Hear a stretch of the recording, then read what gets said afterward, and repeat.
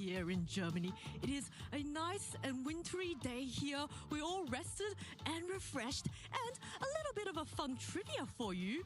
The word Stuttgart technically means garden of horses in German, although I think the German beside me is actually laughing at my pronunciation. Well, I'm not... Good morning, everyone. I'm not just laughing at the pronunciation, but this is a trivia fact that I didn't know. Even I didn't know. But apparently, Stuttgart, it goes back to the German word Stutengarten, which literally just means garden of horses. So yeah, well, didn't see any Calyrex running around, but maybe, I don't know, maybe there are some horses out there. There was a Zeb Striker on the trivia Pokedex entry yesterday, which you didn't get. But that was there. That's okay. Just a raw call out there. Thanks, Zoe. What did we do to deserve that? Mate. I'm just saying that Stuttgart, and there was a Zeb Striker. You should have picked the Zeb That was Striker. unnecessary, Zoe. But we'll remember it. Don't worry. Okay, thank you. Well played, Zoe. Thank you. For those of you who just tuned in, my name is Zoe, and we are joined here by our wintry crew of Festive Marcus, Snowman David, and Carols Costa. Now, we are getting started with phase 2, and the second day of the Stuttgart Regional Championships. Yesterday, when we started the tournament, we had over 600 players. And at the conclusion of round 9, only 61 players are still left in contention. So that's less than, or just a little over 10% of the field that's being left. And oh my goodness, the competition is really heating up now. Yeah, and in every round, there's going to be more and more players dropping to that X and 2 record. And we all know the third loss means you're out. Of course, you can still continue to play for your final standing and your prizes, but only a handful of players still with the chances to make it to Top Cut. And this is, of course, where everyone wants to be. And of course, as of the time of this broadcast, I believe we're just finishing up with round 10. So there's going to be even more players eliminated. And all of our players will be battling for the coveted title of the Stuttgart Regional Championships. Now, at this stage of the season, we are, I would say, fairly well into the season of 2026. You can see we've already had 4 tournaments down, and we are here at Stuttgart. Yeah, it just feels like yesterday when we kicked off the season in Frankfurt, but now already with the first couple of regional championships already concluded, the first couple of champions already being crowned, and then of course also LAIC, our first IC happening just past weekend over in Sao Paulo. But there is still so much more Pokemon action ready for us this season. We'll have Birmingham after Stuttgart, and then there's going to be EUIC in London, and then more regional level events all the way down, of course, to the big pinnacle of the season, Pokemon Worlds, happening at Pokemon XP in San Francisco. So many amazing events and so many amazing cities. Now, as we all know, at all of these regional championships, there is a lot of prizes and championship points on the line. And one of the most important things that players will want to get is to win that title and win all those amazing CP. There's a lot of championship points here this weekend. For the winner, 350 on your left that you can see there. And not only is that going to get you that many points as well, which can help to travel awards, but you'll also get the direct invite to the World Championships. But then those are taken out of the pool of world qualifications that can happen with each region. So for instance, there's 80 players that can make it into the World Championships from the EU region. And so you've got those 80 players on the leaderboard, minus or as well as the players who've earned their auto-invite from, say, the semi-finals at an international or a winner of the regional. Yeah, so it's very likely that we could get more than 80 players qualified in the EU region.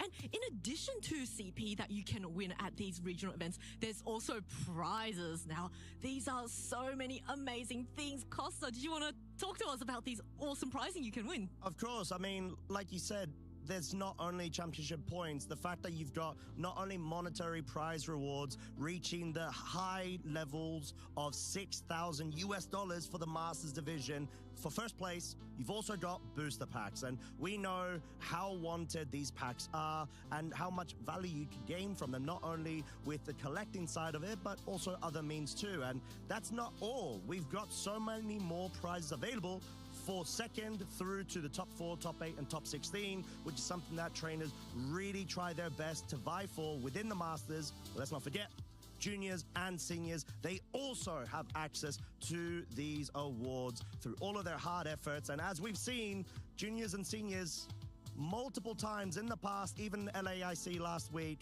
they are a force to be reckoned with and are probably teeing up, waiting for the opportunity to get into the Masters division, as we've seen so many successful trainers do to an astonishingly well performance way.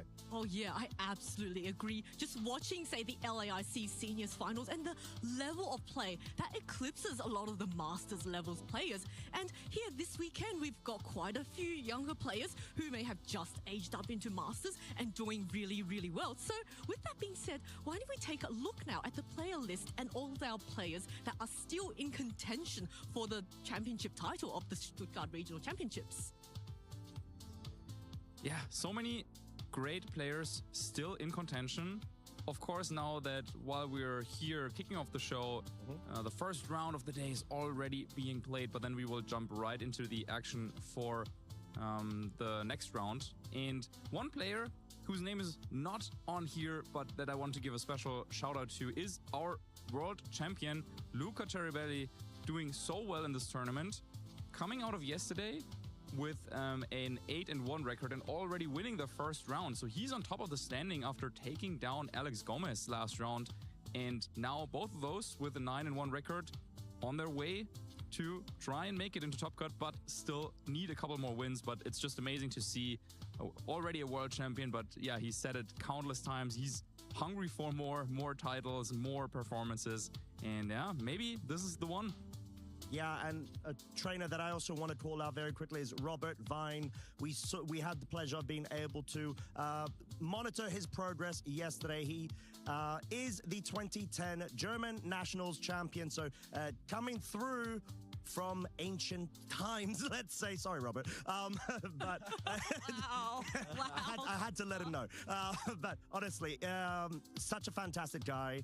An accomplished trainer that has been rising back up to form in the past couple of seasons, being able to get top 8s and top 16s. If I remember correctly, Liverpool Regionals 24, but also having some good showcases on being featured on stream as well in the 2023 season in Bochum. I remember that was the first time I met him. Lovely guy, but also such a fierce competitor. So happy to see him bring it all the way through. With the 7-1, he was able to accomplish during phase 1 of this tournament and pushing through now to try to get himself into Top Cup. And of course, on your screen is not all of our phase 2 Swiss players, but one I did want to shout out is indeed on here. Théotime Massot, who we featured yesterday. A French player who was able to get to the semi-finals of LAIC last week, getting their Worlds invite at the same time and coming off of the back of a second place at the Gdansk Regional Champions as well, just losing out to Simone Sanvito, who's on the right there as well, also in phase 2. So I believe they're also both running the same team that they both ran at Gdansk, and that Teo team ran at LAIC, so we may even see a rematch of the two of them, and it could be that it's in the finals again. That's really cool. And the one player that I want to shout out is Niels Dunlop. Now, Niels Dunlop is a player that many of us are very familiar with. He is the EUIC champion, and I believe he's a 2-time regional champion. He's definitely won at least 2, and he's just an incredible player. We didn't get to feature him on stream yesterday, but he is, as of, I believe, the end of round 9, X1. So he should still be safe going into round 10, regardless of his results. So I'm really excited and really looking forward to see how far he'll go. And just want to kind of have a zooming out into a broad recap of yesterday. Did you all want to have a little key moment that really stood out to you? Yeah, so I think I might have mentioned this yesterday as well, but it really stuck with me, and also in my dreams too, which is Espathra in the Psychic terrain, exactly where it loves to be, with that Terra Psychic, going for expanding forces, and just kind of deleting the board. It was just fantastic to see on Davide's team yesterday, and just really refreshing to see this really creative team kind of really come out on top. I've got a remedy for that, and it's called Hydreigon. It should be able to, set peace to your mind in terms of seeing Espathra in your dreams. Unless Espathra has Dazzling Gleam. Oh, okay. Go for that Terror. Terror Ghost. Haha. And then I you- could do that too. Expanding Force. Yeah, Expanding Force. I could have another Incineroar. Haha. I guess a moment for myself would. I mean, there are so many, in all honesty, but I think Jan Philipp being able to make the comeback versus Selahattin really stands out. And hey, coincidentally, was something I experienced in my dreams as well. So funny that. What a little coincidence. But still, I mean, it was just a great show of valor, and there's so many different storylines to it. The fact that Jan Philipp was essentially the underdog in that matchup against a world's caliber player, that being Selahattin Sturm, and had so many things up against him to the point where he was able to make the Game 2 comeback because his Pelipper outsped, got Tailwind set up, but then also the Incineroar, whether in or outside of Tailwind, was faster than Selahattin's team, and that just started bringing it back to a grueling Game 3 where it was down to the timer. Yeah, there were just so many amazing moments that happened during the first day of the stream yesterday. So if you wanted to follow along, see what happened yesterday, just as a bit of a recap, head on over to Pokemon.com/broadcast. This will be the hub for all things related to the broadcast. In addition to just VGC, there's also TCG and Pokemon Go. And of course, you can follow us on all of our channels here on at YouTube and at Twitch. And that will also have all of the past broadcasts as well. So you can keep up to date on all the action and all the exciting news. And here is all of our socials. We are on X, we are on YouTube, we are on Facebook and on Instagram. Please use the hashtag #PlayPokemon to tell us your thoughts as you watch the regionals. We would absolutely love to hear about your thoughts, and we would love to feature you if we get the time during our regionals. I know that many of us are often just scrolling during the downtime to see what kind of exciting things you get up to in your home. But with that being said, I believe we should be wrapping up with round 10 very shortly of phase 2, and we will be getting ready to get started with round 11. And this is such a high stakes level. Players cannot make any more mistakes at this stage. So with that being said, we are now going to slush rush our way to the desk, and we will see you very shortly.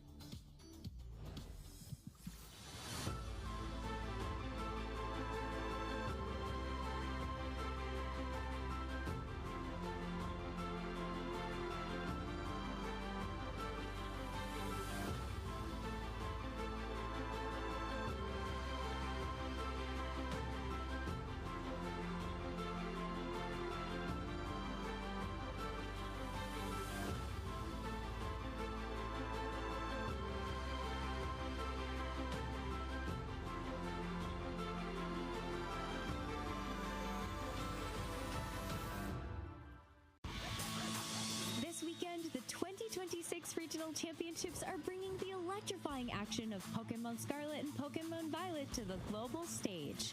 Top trainers from across the world have gathered to compete for a share of over $125,000 in cash prizes, travel awards, and the all-important championship points that could secure their spot at Worlds 2026 in San Francisco, California. The journey to the top is a true test of skill and strategy. This two-day event kicks off with Swiss rounds, where trainers face off in best-of-3 matches using an open teamless format. In this format, each Pokemon's Terra type, ability, held item, and moves are fully visible to the opponent, making every decision crucial. To advance to Phase 2, trainers need to rack up total match points to exceed the threshold for their division. In Phase 2, the pressure intensifies as the remaining trainers face off in more Swiss rounds to determine who advances to the top cut. After all Swiss rounds are completed, the top 8 competitors, plus up to 8 additional competitors with the same number of match points as 8th place, will advance into an asymmetrical top cut single elimination bracket. Win and you move on. Lose and your journey ends. Only one trainer will rise above the rest to claim the title of regional champion. Who will etch their name into the history books this weekend? And who will punch their ticket to Worlds 2026 in San Francisco?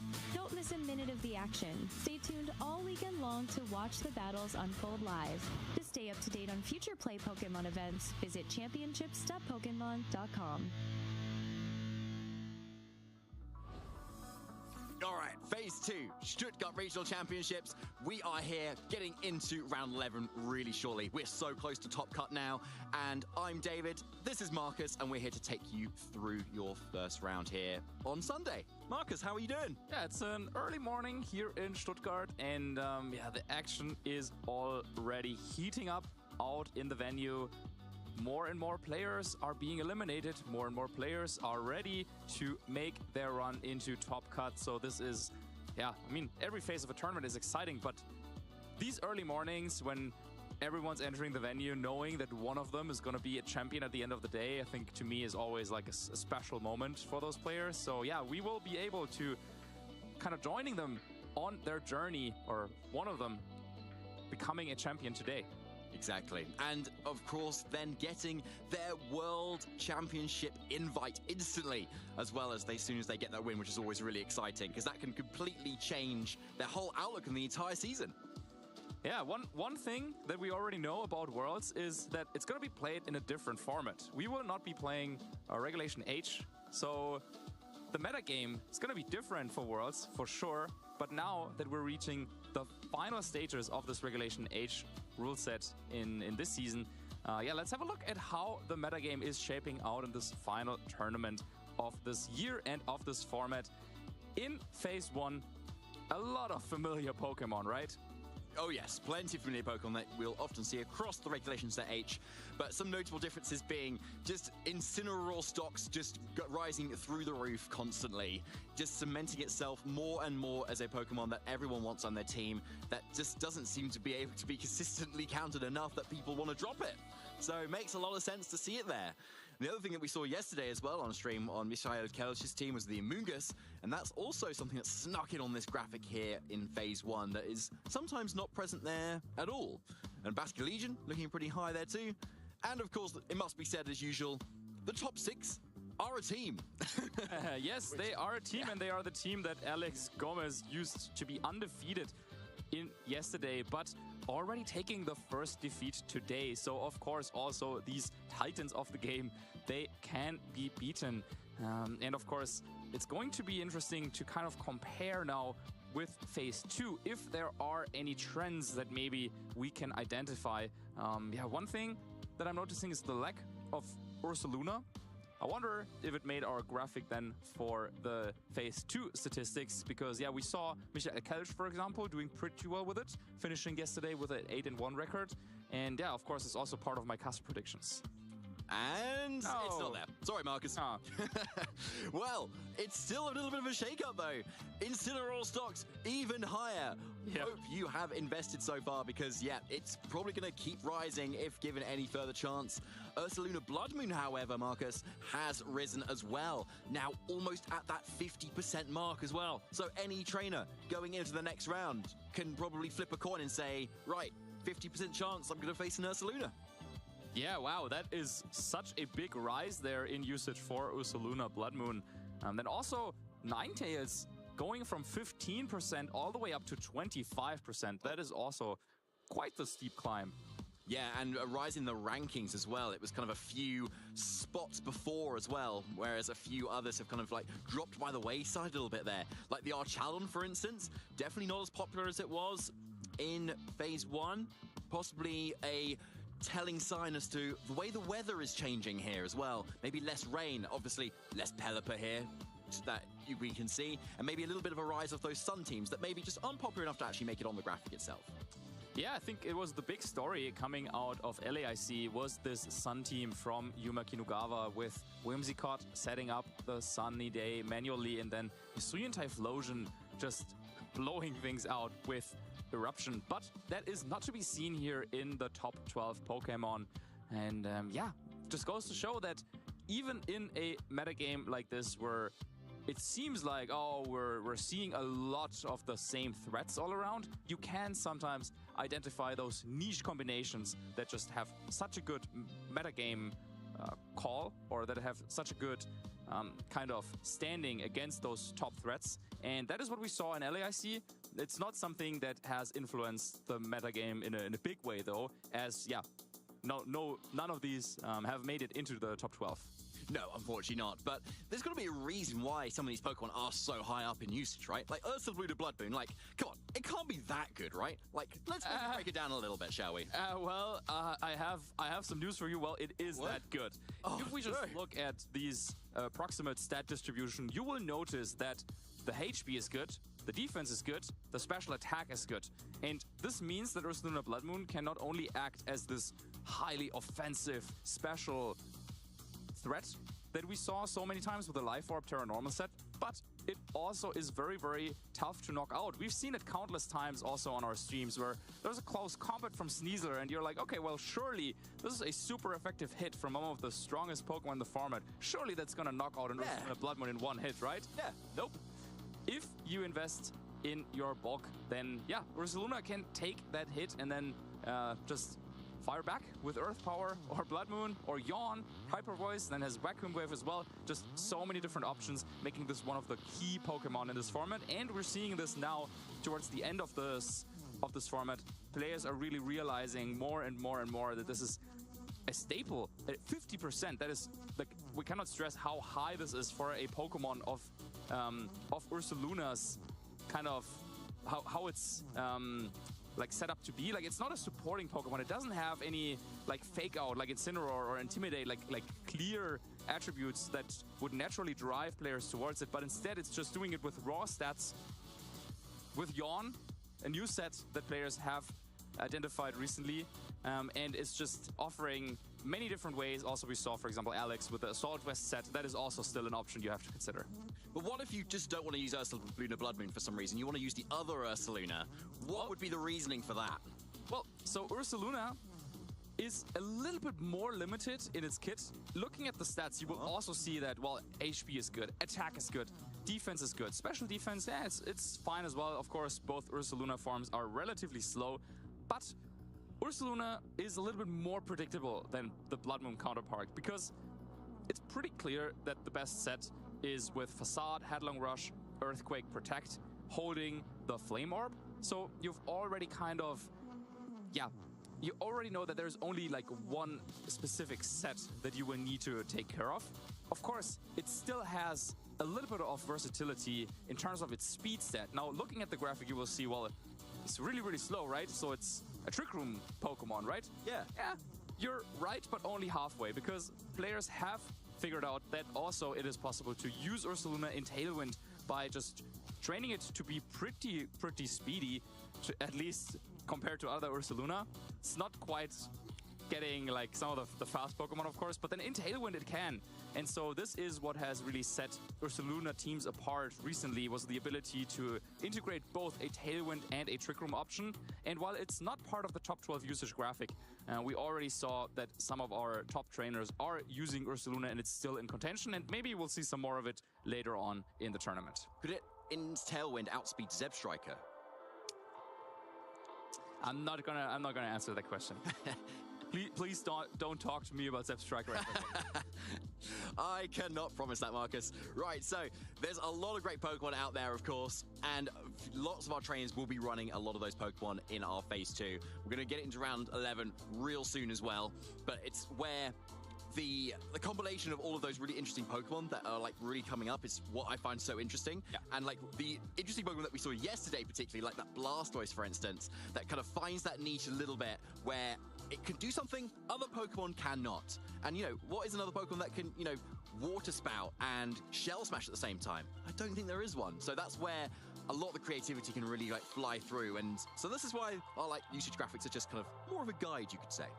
Yeah, it just gives us a little bit of an insight in what is happening at the top of the metagame. But then, of course, as you say, Pokemon is a game that has so much depth and breadth, meaning that there's so many unsung heroes and star Pokemon that we don't get to see, but sometimes, yeah, well, they will be out there.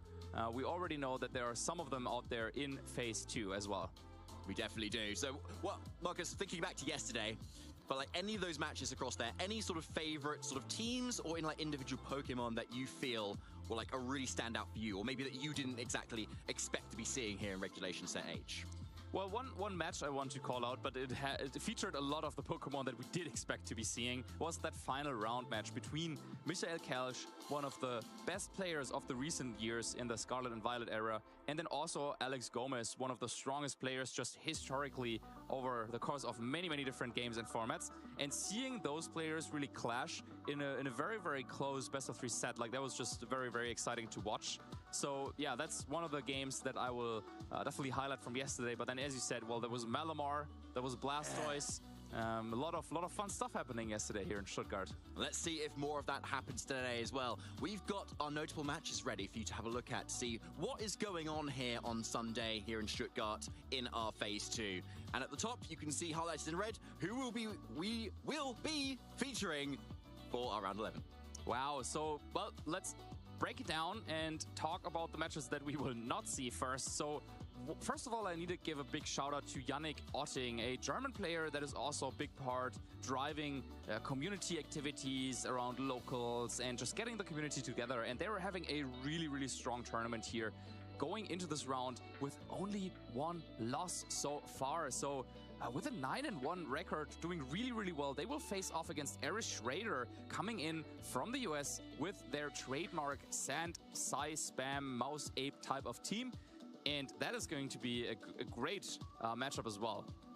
I believe Eric got like top 8 at one of the North American regionals earlier this year. And yeah, has been, as you said, trademark team markers, has been using it literally all season. And now is here really showing its worth too. And to note, the bottom match there, Nemanja versus Emanuele, is X and 2, so they cannot afford to take one more loss, whereas the others are currently X and 1. Maybe they can afford to take that one extra loss, but obviously every extra win counts, and that can get you higher up into the top cut bracket and may mean that you can kind of skip a round of top cut, which is really valuable. Yeah, and the next win for these players, also Giuseppe Musico and Alex Gomez, well, they're looking in the mirror this morning and they're saying like, oh, wait, what's going on here? That looks quite familiar, as both of them are going in with what we pointed out earlier in the usage statistics, the top 6 most used Pokemon going up against each other, but we already know there are some key differences in their teams as well, so this is going to be an exciting matchup to see who of them will come out on top maneuvering in this mirror match. But whoever of them wins pretty much already booked their slot into the top cut, while, as you said, Manuele, our first regional champion of the season, going up against Nemanja, only one of them will have chances after this round, as the other one will be eliminated from contention. They can still play on. They can still win some booster boxes, right? Certainly, Marcus, exactly. And we've got plenty of side events here at some of our events too, which are always really fun to kind of come along and try out. Sometimes they're a little bit of different formats as well. Sometimes you've got like Chaos Cup, for instance, where you're kind of like trying out different teams, a little bit of a Battle Factory sort of thing. Or sometimes you're getting like making it so your own team win sort of a box draft as well. So a lot of the side events are really fun to have here, even if you haven't made it to that Phase 2. All right, but we have made it to the Phase 2, and we will be going in with a bang, because we have some of the most accomplished players of, well, in the history of the game. We got Luca Cherrybelly, a world champion. Also top 8 at EUIC, also a Turin champion in 2018 at the very, very start of his career.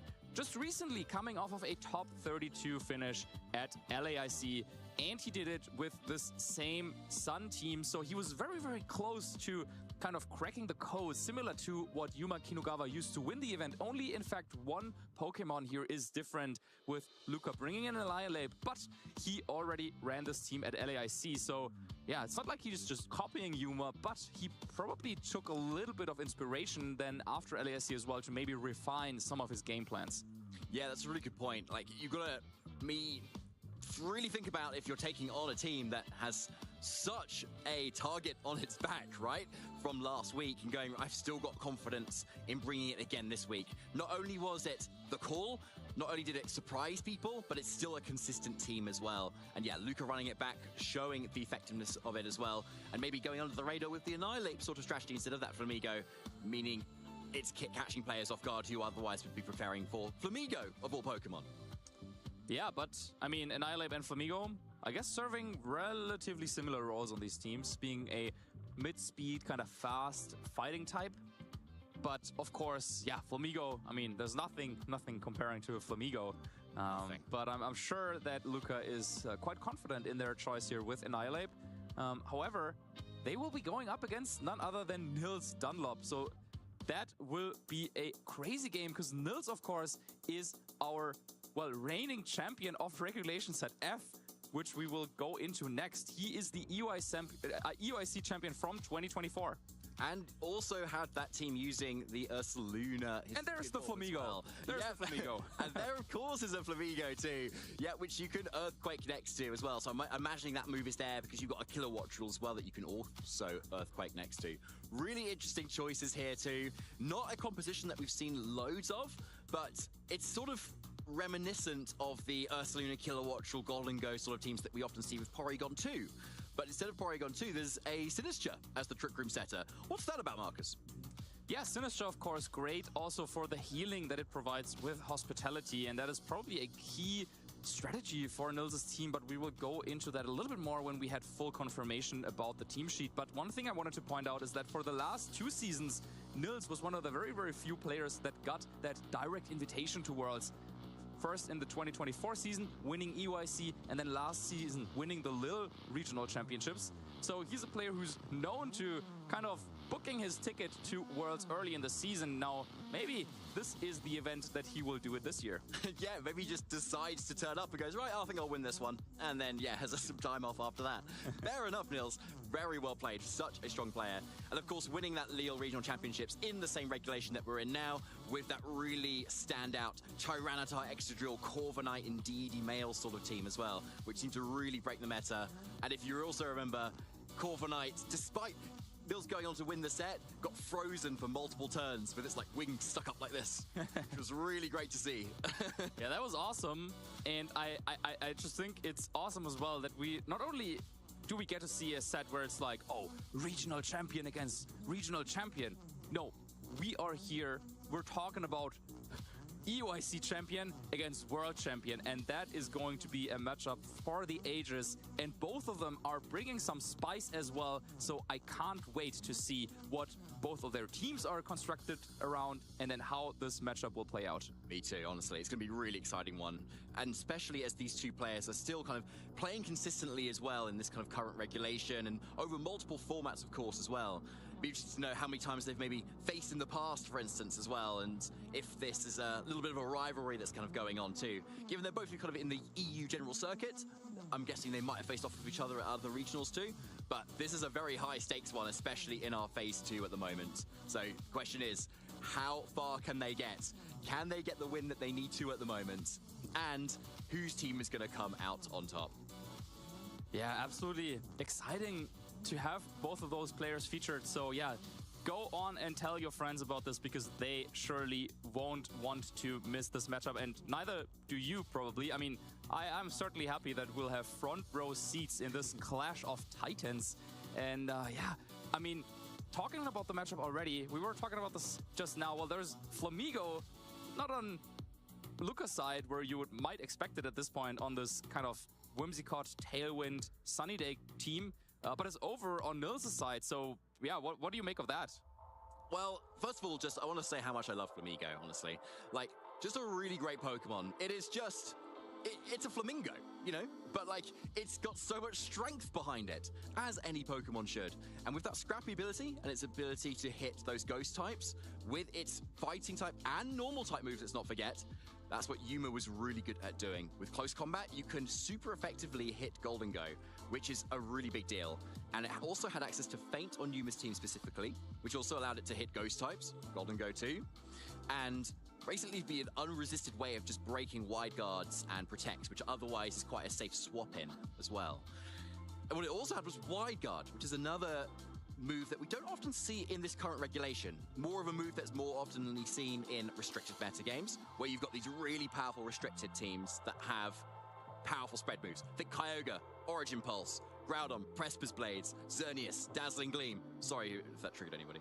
But otherwise, Wide Guard is not really seen a lot. But when you're going into a really specific matchup, right, and you've got Pokemon that you know are going to be bringing those spreads moves, we've got Make It Rain, we've got Hyper Voice, and that's part of your game plan to kind of defend against, then it's a really nice move to have and just lock into to kind of completely shut down other strategies. Oh, very insightful there about Flamigo. Thanks, Marcus. Keep those thoughts and let's have a look if that is also what Nils has in store for us as our players are getting ready to get this started.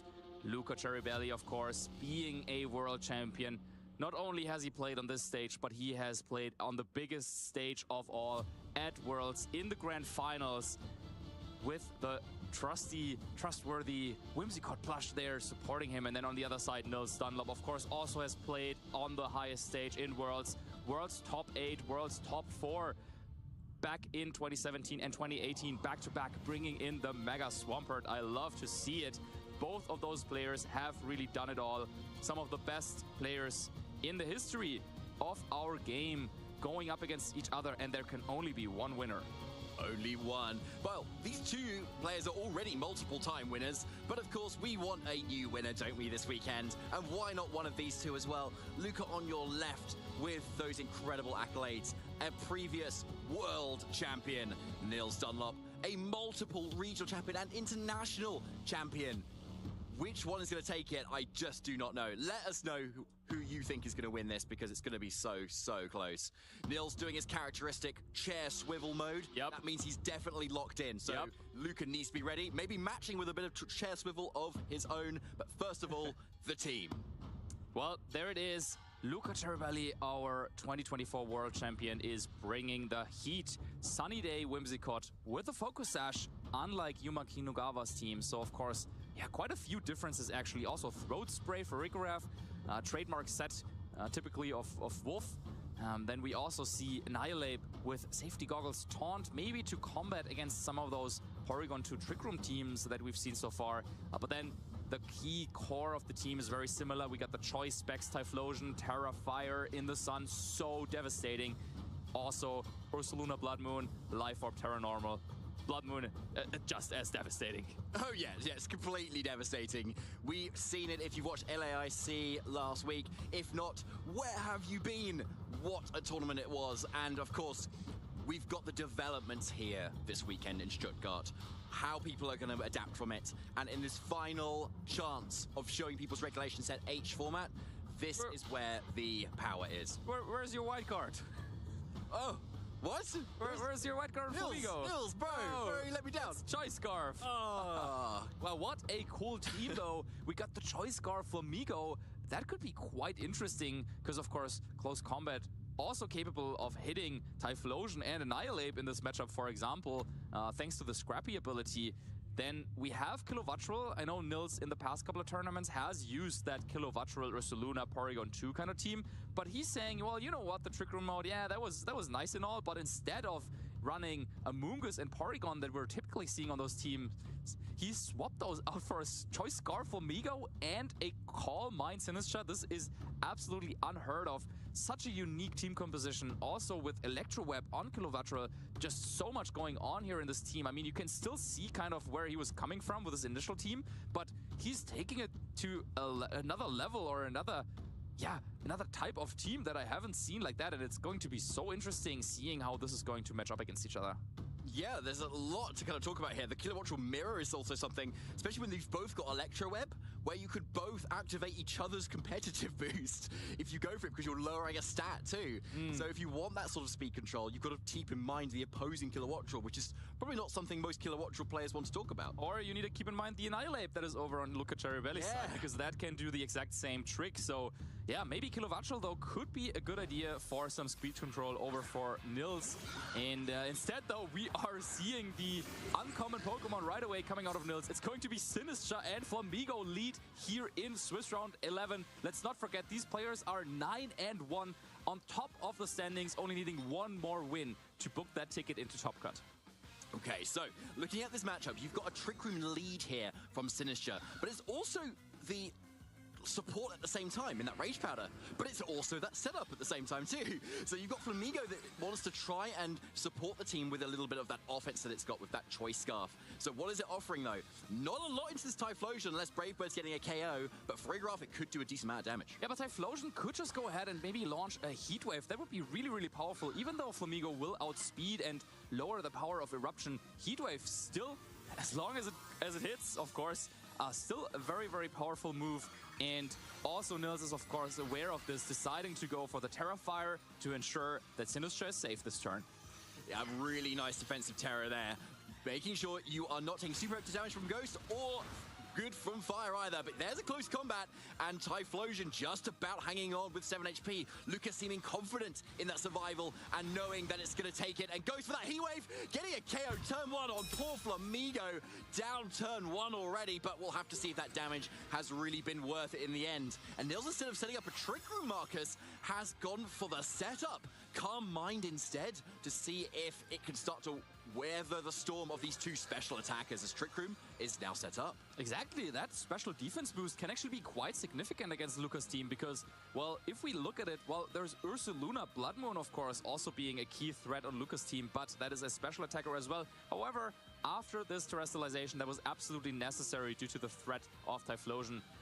Ursaluna Blood Moon would also hit the Sinistcha for super effective damage. So I think, yeah, Nils is probably, though, confident that he can set up maybe a couple more Calm Minds in this positioning because, well, it's not really threatened by either Typhlosion and Farigiraf. And because Farigiraf just set up Trick Room, the Typhlosion is under a lot of pressure, likely has to switch out this turn, giving Nils quite a bit of breathing room now, even though it was Luca who set up the Trick Room.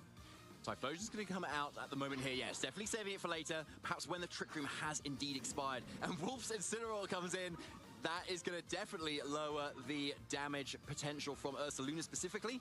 But Hyper Voice first, now going to be activating the Throat Spray on this Farigiraf as well to try and match up with the setup that the Sinistcha on the other side is trying to also do with its own Calm Minds. But not before it actually heals up a little bit with that Citrus Berry. The Sinistcha looking really strong still at the moment, despite the fact that this Incineroar has also come in. And Headlong Rush into the swapped out Typhlosion and still survive on 7 HP, exactly the same as the Typhlosion in the back as well. And the reversal of the Trick Room coming out here too. Amazing play from Nils, particularly if Nils knows the Ursaluna is faster than these two targets on Lucas' side.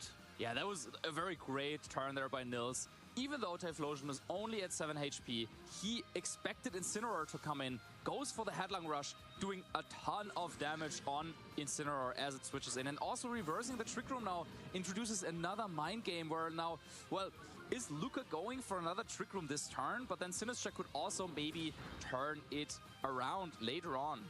So there's the fake out at least first here, seeing that flinch on the Sinistcha. And yeah, as you said, Marcus, Trick Room now being set up once again. So we've seen a lot of back and forward here. But again, we don't know the exact speed interactions between a lot of these similarly slow Pokemon. Yeah, it is quite tricky, but now maybe Luca found a positioning where, depending on the speed between Incineroar, this Sinistcha doesn't have Protect, so if you can get off this double target into Sinistcha, even with that Calm Mind boost, and even though it does not have an item anymore and Incineroar's knockoff will be quite weak, this might be enough for the KO. And if you can get rid of Sinistcha, then all of a sudden Nils already would be down to his final two Pokemon.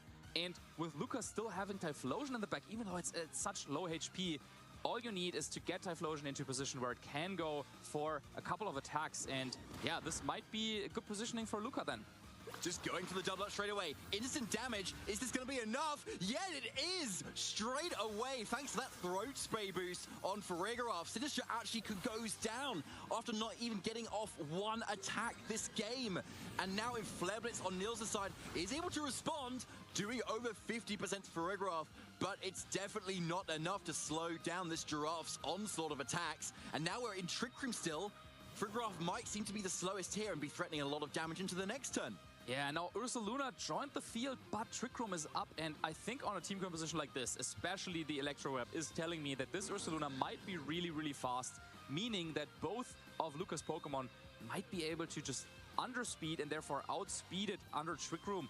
And Farigiraf, with the Throat Spray boost, it is a threat.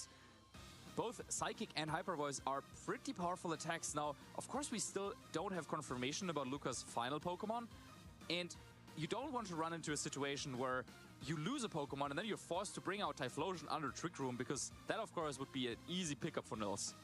Yeah, it would. There's not a lot that can go wrong for Nils at the moment here. He's got to make sure that everything can go right. Protect from the Farigiraf. Flare Blitz from Lucas Incineroar, being faster in the Trick Room here, notably. But into the opposing Incineroar, perhaps bringing it a little bit lower. Protect predicting a protect on the Ursaluna's end, which is now free to go for an attack, but obviously only into the protect on the Frogolf's end. So maybe Luca doing a little bit of repositioning here to make sure he's in that spot he wants.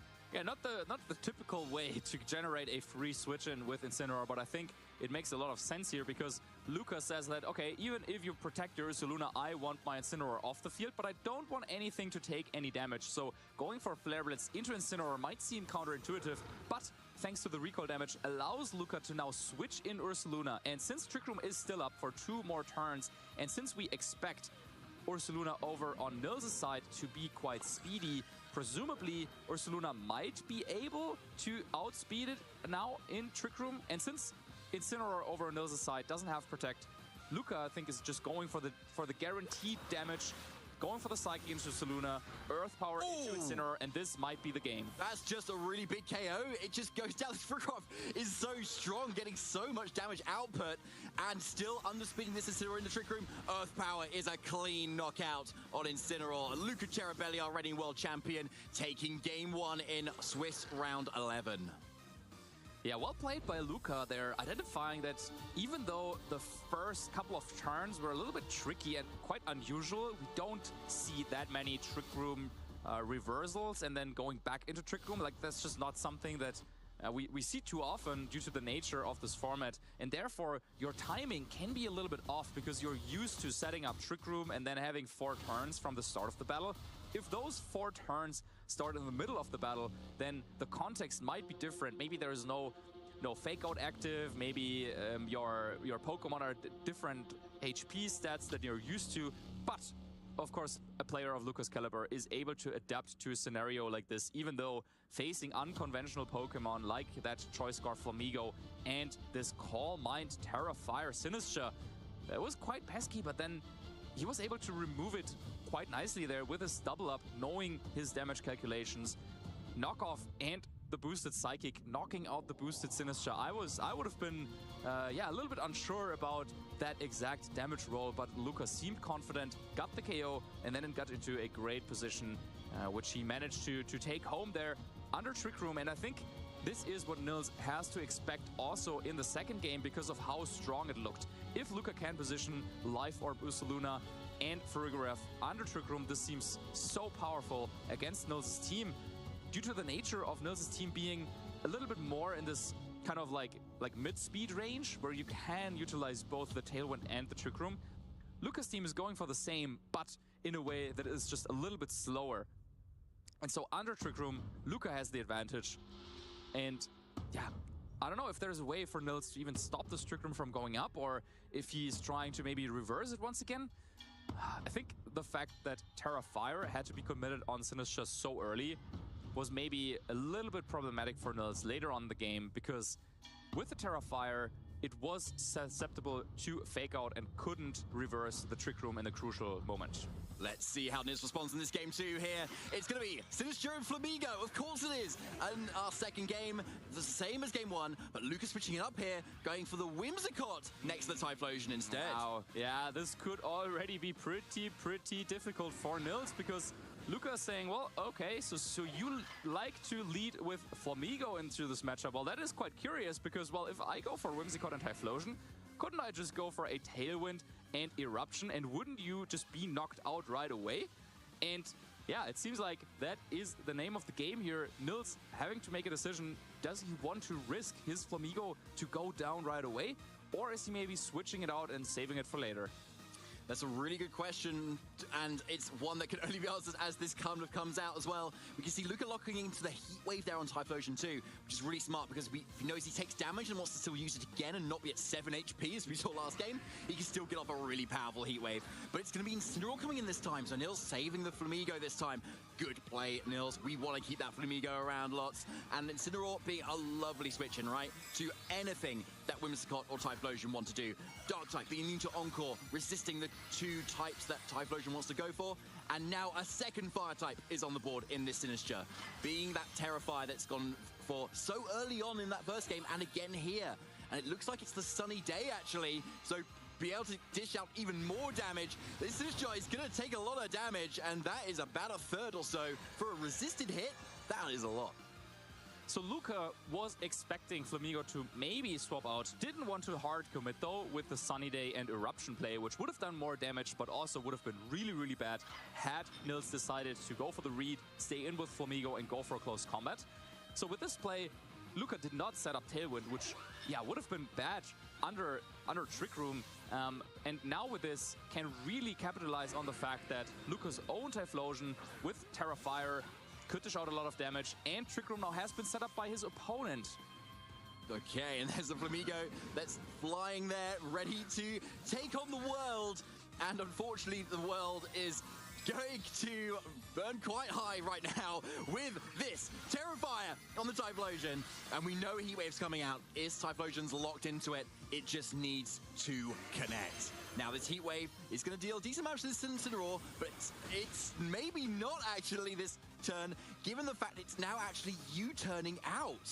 Is that Incineroar faster than this Whimsicott here, Marcus? That is, like, really interesting, because that is very speedy. So Sinistra is actually coming in and is going to be able to take the Heat Wave and not the Incineroar, which might have actually taken this better. Let's see how much damage it does. That is a huge amount. Flamigo actually getting the one-hit KO, as it was in game one, but achieving even less this game as well. Nils struggling to find a way to get past the massive damage that Luca is putting out. Yeah, so while Whimsicott isn't the greatest when it's on the field, like, it's great for setting supporting moves like Sunny Day and Tailwind, but Luca didn't fall into the trap of setting Tailwind against this Choice Scarf Flamigo, instead finding a way to deal with it in another way. Yeah, no Trick Room is set up, or sorry, no Tailwind is set up, therefore Luca's Farigiraf now in a great position, can go for some damage. Typhlosion, now might be the time to maybe swap out into Incineroar, get some Intimidate onto this Ursaluna. But if there is Ursaluna Blood Moon waiting in the back for Luca, then this would be a prime Pokemon to bring out under Trick Room once something has been knocked out. And so, yeah, I like the way that Luca has kind of adapted to this plan here and to how the first game went, because he forced Nils to set up the Trick Room for him. Now Wolf's Incineroar comes back in for us, lowering the Intimidate down onto that Ursaluna as it did in game one. Now, where's the damage going to come from? It's that Farigiraf again, into the Sinistcha once again, but this time without that Throw Spray, not quite enough damage. But Headlong Rush into the switching in Incineroar, just like in game one as well. Incineroar taking it a little bit better this time on 15 HP, but that is still enough to be sticking around. But is Magic Gotcha going to be enough? Assault Vest resisted? Is Incineroar going to go down? Yes! That's still a powerful Sinistcha here, and it's able to heal up a tiny little bit of damage for its troubles as well. But going to the next turn, oh my goodness, Luca still has so much offense. Yeah, this is so big because though Nils predicting this Incineroar switch in and covering it with a Headlong Rush with no guts. Yeah, that's why Incineroar could take that hit, but now Trick Room might work against Luca because, well, he did not bring Ursaluna Blood Moon. Instead, it was Incineroar, but that was knocked out. And now he has to go into this very, very awkward position of Farigiraf and Whimsicott. This is also on the team that Luca won Worlds with the Miraidon back in the day. This was the position that you really wanted to avoid because of how passive it is. Now on this team, Farigiraf a little bit more offensive, but because it failed to get the knockout on Sinistcha, that made such a big difference, because it was the difference between Luca taking a lead here and being down in the Pokemon count, because Sinistcha getting off Machagacha, knocking out Incineroar. Now how do you reposition from here? Luca would love to reverse Trick Room, but there's just no time because of how powerful Ursaluna is. And then, yeah, Whimsicott, depending on what Nils chooses, might just be knocked out in just one hit. So Farigiraf is going first with that Hyper Voice, this time nailing that Sinistcha down.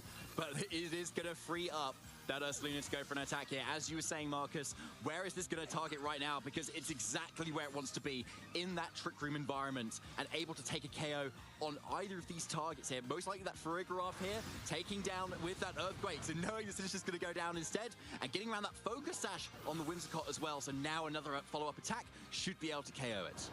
Yeah, nice play there by Nils, going for Earthquake, but oh wow, the Moonblast doing so much damage, and Ursaluna will go down at the end of the turn. I did not expect that amount of damage there, but from the defense drops from the Headlong Rush earlier, and most likely having a lot of training in its special attack, given that this is a Focus Sash Whimsicott, that's actually going to be enough for the KO now. And so, with only the offense of an Incineroar in the back, Nils has to ask, is this going to be enough? Yeah, that is huge. Had Ursaluna made it through the turn, since there's one more turn of Trick Room, and since this Typhlosion cannot protect, the game would have been Nils's, but now Ursaluna goes down. All of a sudden, it's Incineroar versus 2, and while this is still, it could be a little bit tricky. I mean, Luca can just lock into Eruption, because if there's a knockoff coming out, then he can swap moves anyway. So Flare Blitz into the Whimsicott to guarantee that KO onto the Pokemon that is actually not going to do resisted damage into you. But this is still Sun boosted, Terra Fire boosted, Choice Specs, Typhlosion, Eruption in the Sun. Is it going to do enough into this Incineroar? It needs to 2-hit KO, but it does it in one. Luca Cherubelli takes game 2 versus Nils and advances into round 12, your winner. And you can see the excitement there, even on the face of a world champion, knowing that he has just secured himself a spot into the top cut. Taking down a player of Nils' caliber must always feel great, but doing it in such a fashion, such a dominant fashion on stream, in a kind of win-and-in situation, that must feel extra great. Yeah, it must do, and really coming down to the wire there as well. I believe that was like the final Trick Room turn as well, so actually, if the Typhlosion hadn't got the KO, it actually still would have been able to go off for that second attack still, and going for that nice 100% accurate move as well, which would have put a big rest on Luca's heart, I think, knowing that that still would have been able to hit the following go. Yeah, what a back and forth game we saw. Luca Cherubelli is starting off strong after Typhlosion took that initial close combat, firing back, and then there was a little bit of back and forth with Trick Room being set up and then reversed, but finally Luca found positioning in game 1 to position Ursaluna Blood Moon under Trick Room conditions, getting the clean knockouts that he needed. Then the second game starting off a little bit differently, but once again it was Typhlosion getting off some big hits. And then when it seemed tough, Luca found this positioning with Whimsicott and Flamigo, and then the key move was Moonblast coming off, getting enough damage done onto Ursaluna, knocking it out so that in the end Typhlosion could take care of Incineroar, and a 2-0 victory for Luca. Yeah, it seemed really convincing in some ways, didn't it? But giving that Ursaluna Hisuian form any sort of breathing room might have spelt doom for Luca in that matchup as well. But it was just the mastery of using that Farigiraf as its way of setting Trick Room or denying Trick Room, whichever it was preferring. With the combination of actually having that offense was really powerful. Throat Spray, being able to lift up that special attack, and so you aren't just stuck with this kind of Pokemon on the field that's just setting Trick Room, not doing much else, as you were mentioning, Marcus. It's that Pokemon that you want to be able to do something in and out of Trick Room, and just offer a lot of bit more damage as well, which it wasn't doing on Luca's World's winning team with the Miraidon as well. So, MVP, I'm going to say Farigiraf. I mean, it was Luca's Farigiraf after all, so yeah, it is one that has conquered the world already, and now it's doing it with a little bit of a different set with this Throat Spray, dealing so much damage, as you were pointing out, and also the Whimsicott as well, a Pokemon that it was played more defensively and more bulkily. And actually, this is something that I called out yesterday as well, about why Whimsicott maybe is not on the same level in terms of usage compared to Incineroar and Rillaboom, because both Incineroar and Rillaboom also have the ability to go for some just raw damage if needed. Whimsicott, at least on Luca's team, could do the same, because it is the Focus Sash variant, and because Moonblast is just so naturally powerful, it was able to get in all the damage onto Ursaluna, and yeah, that was the key KO this turn. Well, it came from the burn then afterwards, but knowing your damage calculations and knowing how to adapt to weird situations that maybe you have not kind of been in before, that is what really, really kind of separates the absolute best from the great players. It really does. But just imagine though, that Moonblast did any little amount of damage, you suddenly, that burn chip doesn't get rid of that Ursaluna. Ursaluna gets another attack off into Pokemon that can't protect as well. That could have just been the end of that game. But Whimsicott, just with enough love and enough damage, was able to secure that KO with the Flame Orb chip too. Yeah, and besides that though, there was also one more turn that I just wanted to analyze a little bit more. Please. If we can have a look at that. This was the very first turn of the second game, where it looked like, well, Luca, even though Luca won the first game, he was switching things up here, bringing the Whimsicott instead of Farigiraf. And in this particular position, with Whimsicott and Typhlosion up against Flamigo and Sinistcha, there would be one obvious play that Luca could go for, which would be Whimsicott goes for the Tailwind, and then Typhlosion goes for the Eruption, doing a lot of damage on everything, knocking out Flamigo easily and also doing a ton of damage to Sinistcha. But the problem with this play would have been, even though it would have knocked out Flamigo, Sinistcha with the Terra Fire Terrestrialization could then go for Trick Room, and with Trick Room being set up, then this might be much more difficult than the first game. So instead of just going for the raw damage, that was guaranteed, like there was nothing that Nils could have done to stop this Tailwind and Terra Fire Eruption play from just doing a lot of damage to something. Instead, Luca comes up with something even better. He's thinking about the Tailwind. We can see it here while he's up against the Choice Scarf Flamigo. But then instead of going for Tailwind, he's thinking things through a little bit more. Because, yeah, again, Trick Room could have been devastating here. And instead of just setting up the Tailwind, he comes up with a better play, which is going for Sunny Day. Sunny Day boosts the power of Typhlosion, and then also means that later on in the game, it would be easier for Luca to play under Trick Room. And we've also seen in the first game that even if Flamigo stays in here, goes for close combat, Typhlosion can take the hit. So this play, going for Sunny Day and Heatwave, is pretty risk-free. You will get something good out of it at the end of the day, one way or the other. Worst case would have been, of course, Heatwave missing, but that's not what happened. Nils decided to not go for this gamble, decides to bring in Incineroar, which, of course, with Assault Vest can take the hit, but Luca was one step ahead, going for Sunny Day and going for the Heatwave, which, yeah, did so much damage, and this chip damage was crucial to taking out Sinistcha later on and winning the game for Luca. So, yeah, I think sometimes there might be an obvious play at hand, but it's always good to just second guess yourself sometimes, think about it a little bit more, and then maybe there is a turn that is even better than what you're thinking about. And had Luca set up Tailwind here, could have been quite difficult, because, yeah, Sinistcha went for the Trick Room setup, and that would have been, yeah, much more difficult to manage had Luca set up the Tailwind. Certainly would have been, yeah. I mean, you've got such a punish if you've got that Ursaluna coming in instead there. And yeah, Whimsicott sure has Encore as well that can kind of reverse Trick Room if it goes into the Sinistcha. But if you've already got an Ursaluna sat there, it's still got the opportunity to go for those attacks. And given the lack of protects that Luca seems to have on the team as well, it can be really punishing if you're suddenly caught out of position. Absolutely. And someone that is in position is now Luca, hopefully comfy on our couch. And let's hear it from our world champion, what he thought about this game. Very much, guys, as well as for the analysis. Yes, I have got a world champion, Luca Cherubelli, here joining us in what is a triumph of being able to go ahead and lock your place into Top Cut. My friend Luca, how are you feeling? Well, I definitely feel amazing because I actually haven't been able to top cut a regional since Stuttgart from last year. So Hey. At least like this city is a good luck charm of some sort, I guess. But also I haven't really been able to even play like a win and in so far after like since last year. So being able to get back on the stage and like finally like win in stream once, it actually feels kind of good. So yeah. As it must be, I'm sure of it. And this isn't the first time you've gone up against Niels, right? We're just talking a bit about it. This is the third, if I'm not mistaken. Correct. Yeah, it's the third time that we play, and it's actually the first time that I win, not a set, but a game at all. Oh wow! I played Niels both in UAC 24.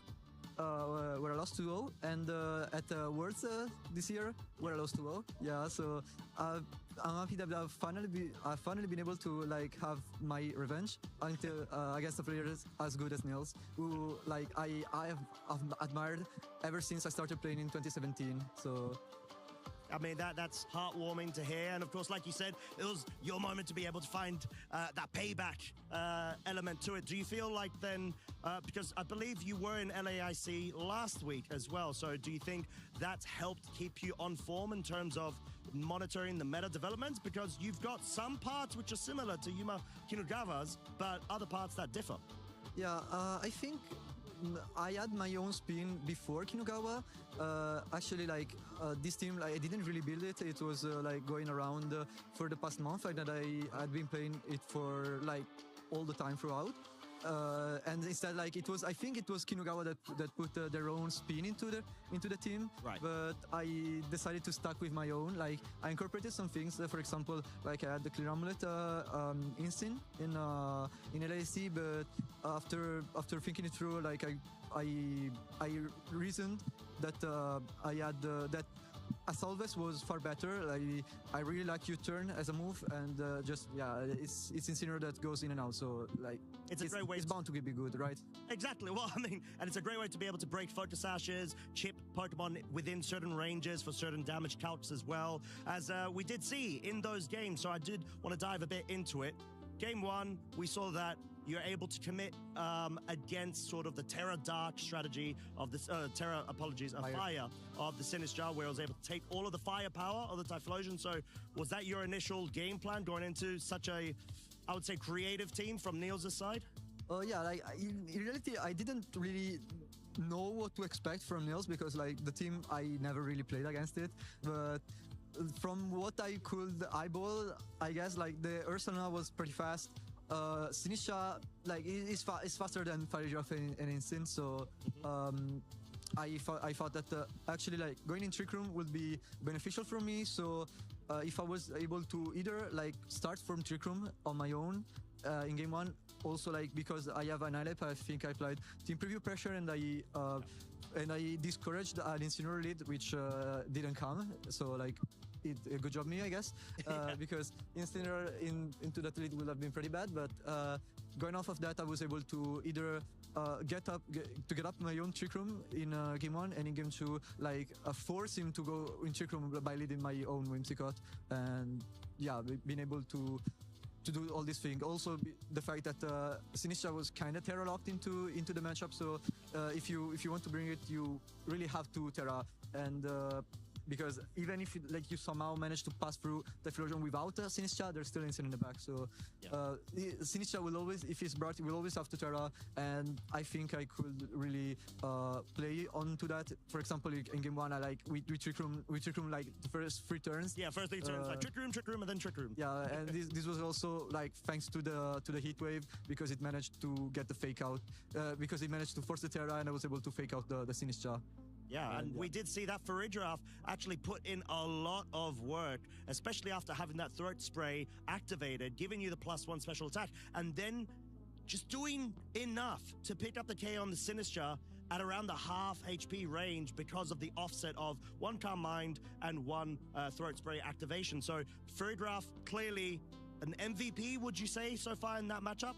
I will definitely say so, yeah. Like Instinct was pretty instrumental, but like What? most of the times, like he just entered on the headlong rush.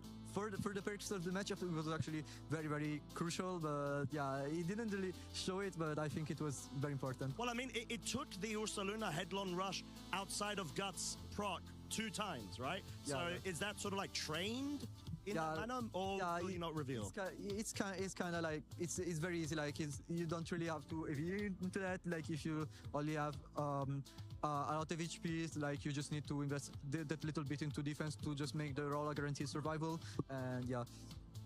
And that's fair. And I mean, it showed as well, as we saw that game 2, you were able to handle that really nicely and extend, or should I say expire, the remaining turns of Trick Room and really focus down on the board position whilst keeping that Typhlosion in the back. So it's a very tricky matchup, but you did such an amazing job with it. You showed your mastery of even going up against something which sometimes can catch you out with these sort of surprise compositions where you're like, oh, it's adding more processing time to me. I need to actually think about this, and oh no, time's running out in T-Preview. So I guess moving forwards, you have been able to clinch your spot into Top Cut. 10 wins, 1 loss. Going into this tournament, how confident were you feeling? Were you feeling on form, or were you... Actually, I didn't really know how to feel. Like, I thought that at LAC I got less than I could have had, but I was not sure, like, for the matchups. I was sure that, like, I didn't really want to play into anything else. Like, I tried for a bit just to be sure, and it confirmed my gut feeling. Like, this team was probably, like, the thing that was clicking better. And so, yeah, I decided to stick with that. I wasn't that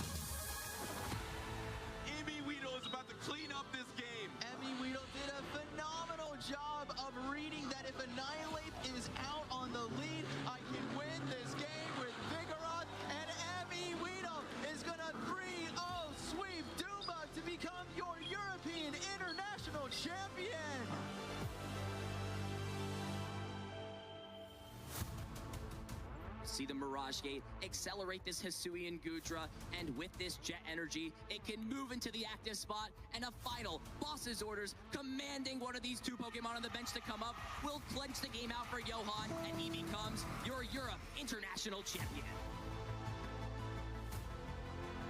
Gabriel can find himself an energy card and one of those counter catcher. He can bring up one of these bench 2 prize Pokemon. Let's see if it's there. It finds both the counter catcher and the dark energy. The back-to-back international champion, Gabriel Fernandez, wins it all in Europe.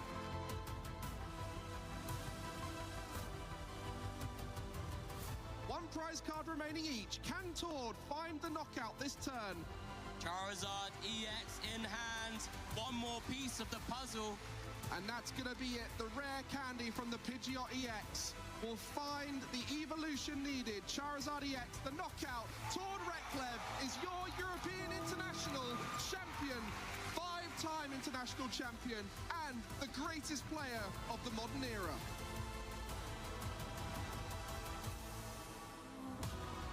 Saltfest variant. Ivy Kutcher coming out again from the Ogerpon, picking up a huge knockout here, leaving the Incineroar. If it does outspeed this Ferrograph, if it's trying to go for the Trick Room, is going to be able to get the knockoff off, and it is going to pick up a huge knockout. Huge knockout indeed. But the battle is cancelled. We have our first juniors final in the EU 2024 Championships. Kevin Han. In with this play, Drag the Pulse, Tadu in the Chien Pao, it is enough, it picks up the KO, and this Ting Lu has a lot of pulling weight it has to do, it will not, and we see it's been locked in. Benjamin Polster is your champion of the European International Championships.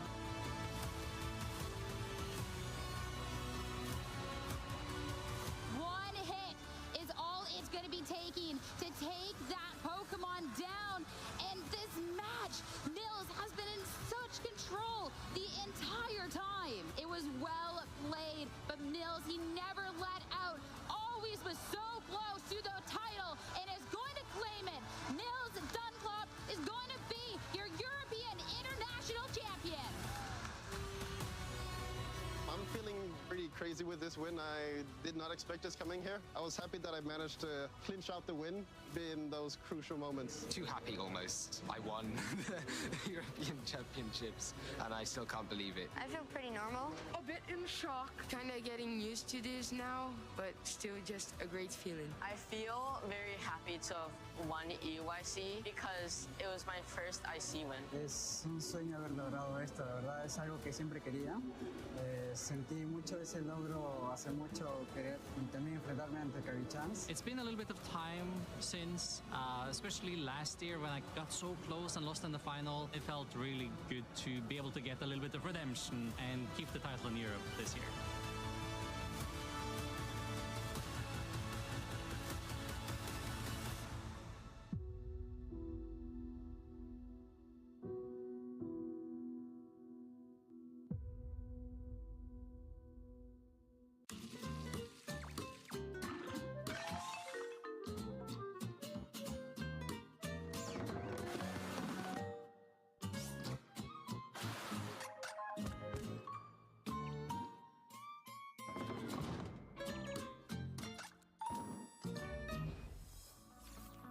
We are back here at the 2026 Pokemon Stuttgart Regional Championships. I am Costa, this is Zoe, and we are feeling very festive, as you can see from our lovely setup here, full of amazing plushies as well. Exactly. And yeah, I think we're trying to dress for the occasion, aren't we, Zoe? Yeah, I'm definitely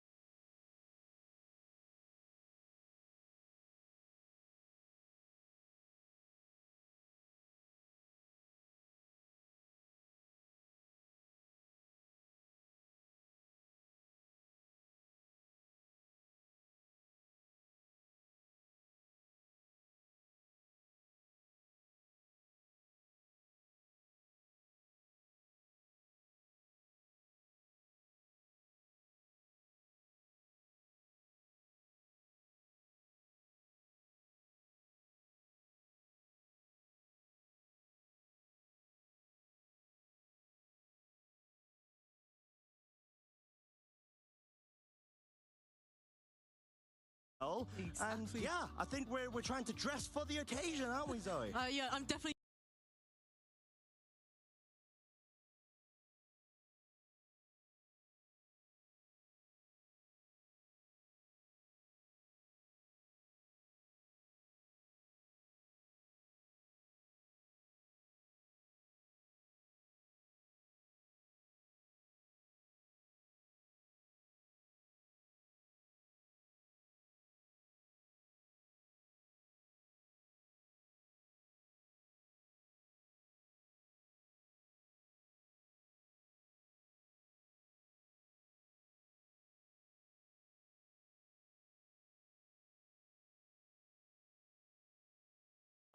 And yeah, I think we're trying to dress for the occasion, aren't we, Zoe? Yeah, I'm definitely.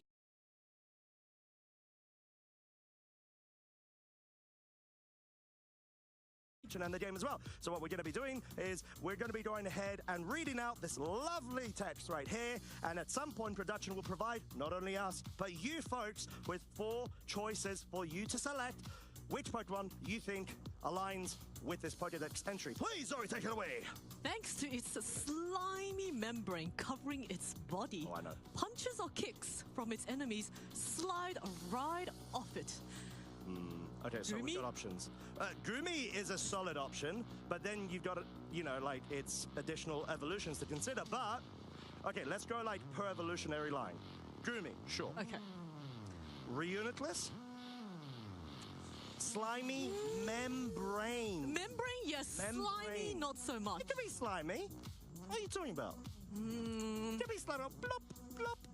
Okay, but I just don't think it's... Membrane. That was my point. Okay, all right. Cool. What other slimy Pokemon is out there? What Pokemon evolve in the rain besides Sliggoo?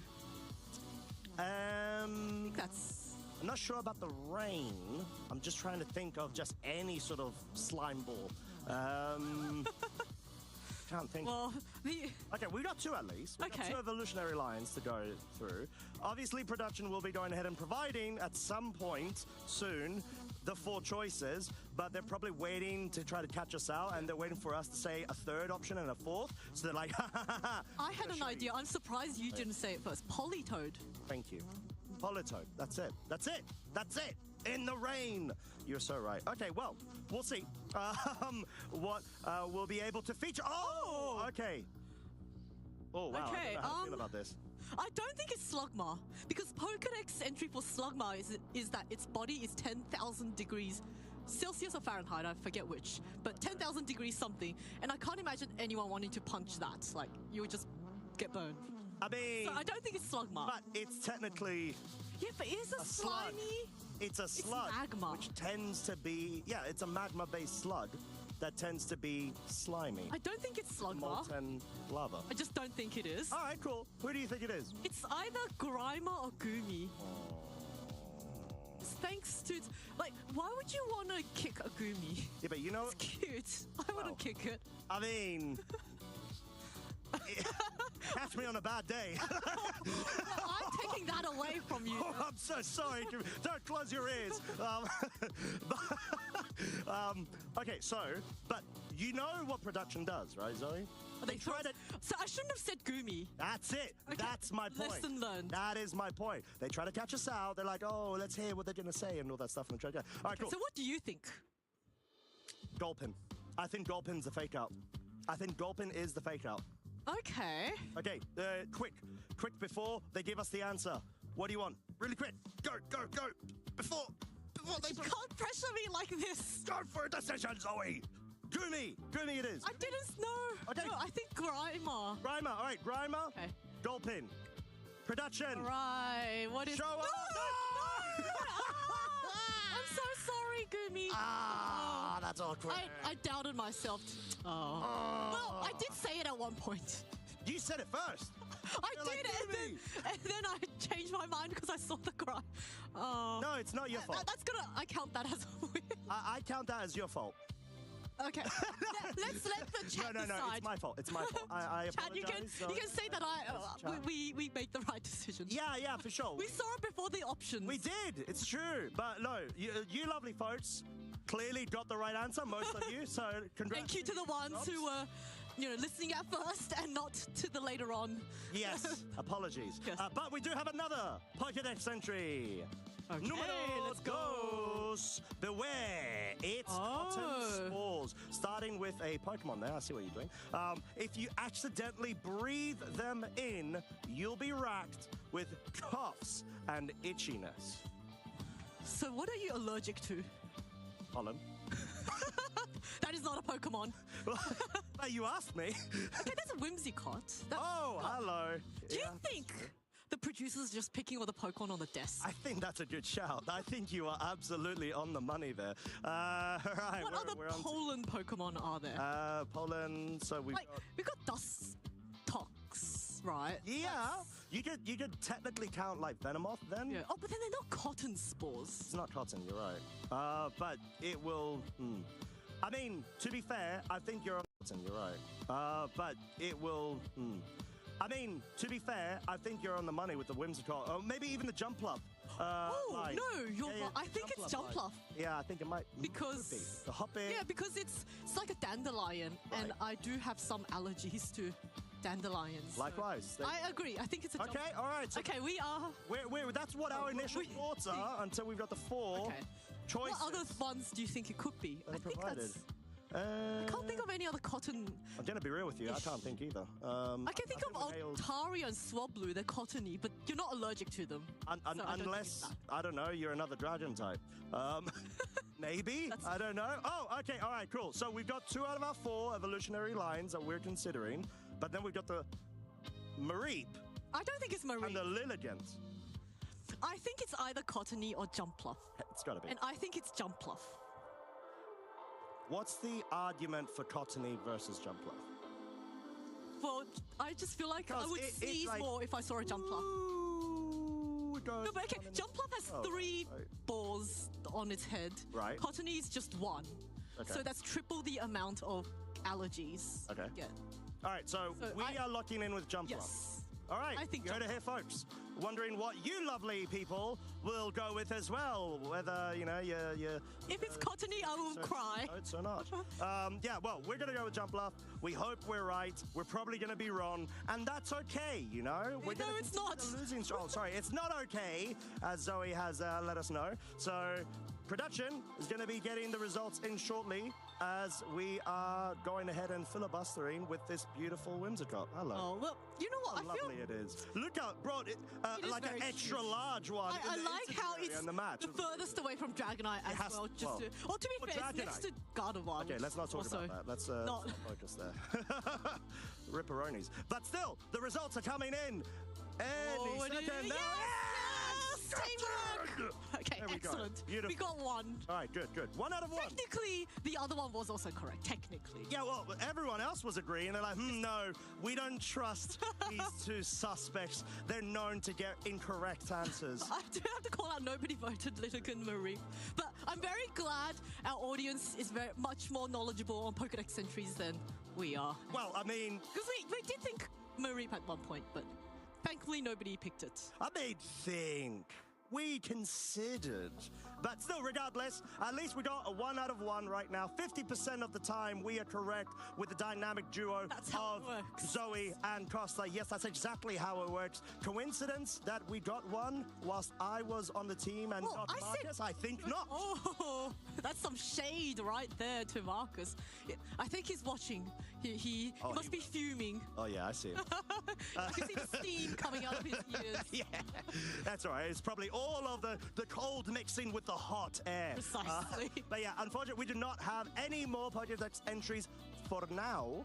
However, we do have a community choice match that we are gearing up towards. So if you thought the chat interaction was over, think not, because there's another opportunity for you lovely folks to be able to interact with the stream that's going on and be able to choose one of the matches that we have 4 options for, which I believe, are going to be win and ins into Top Gun. Yes, All this four. is the final round of Swiss. So all the 4 matches that we're going to be showing up on the screen next will be players battling for that win and in. They cannot lose if they wish to continue. So this is going to be so tight, and we are leaving the power in your hands at home. So you get to vote on who you wish to see on stream. So let's take a look at the trainers that we could be featuring. It is, oh my goodness, Here we look go. at that. Yeah, we've got Victor Jimenez versus Emanuele Briganti, our Frankfurt regional champion, and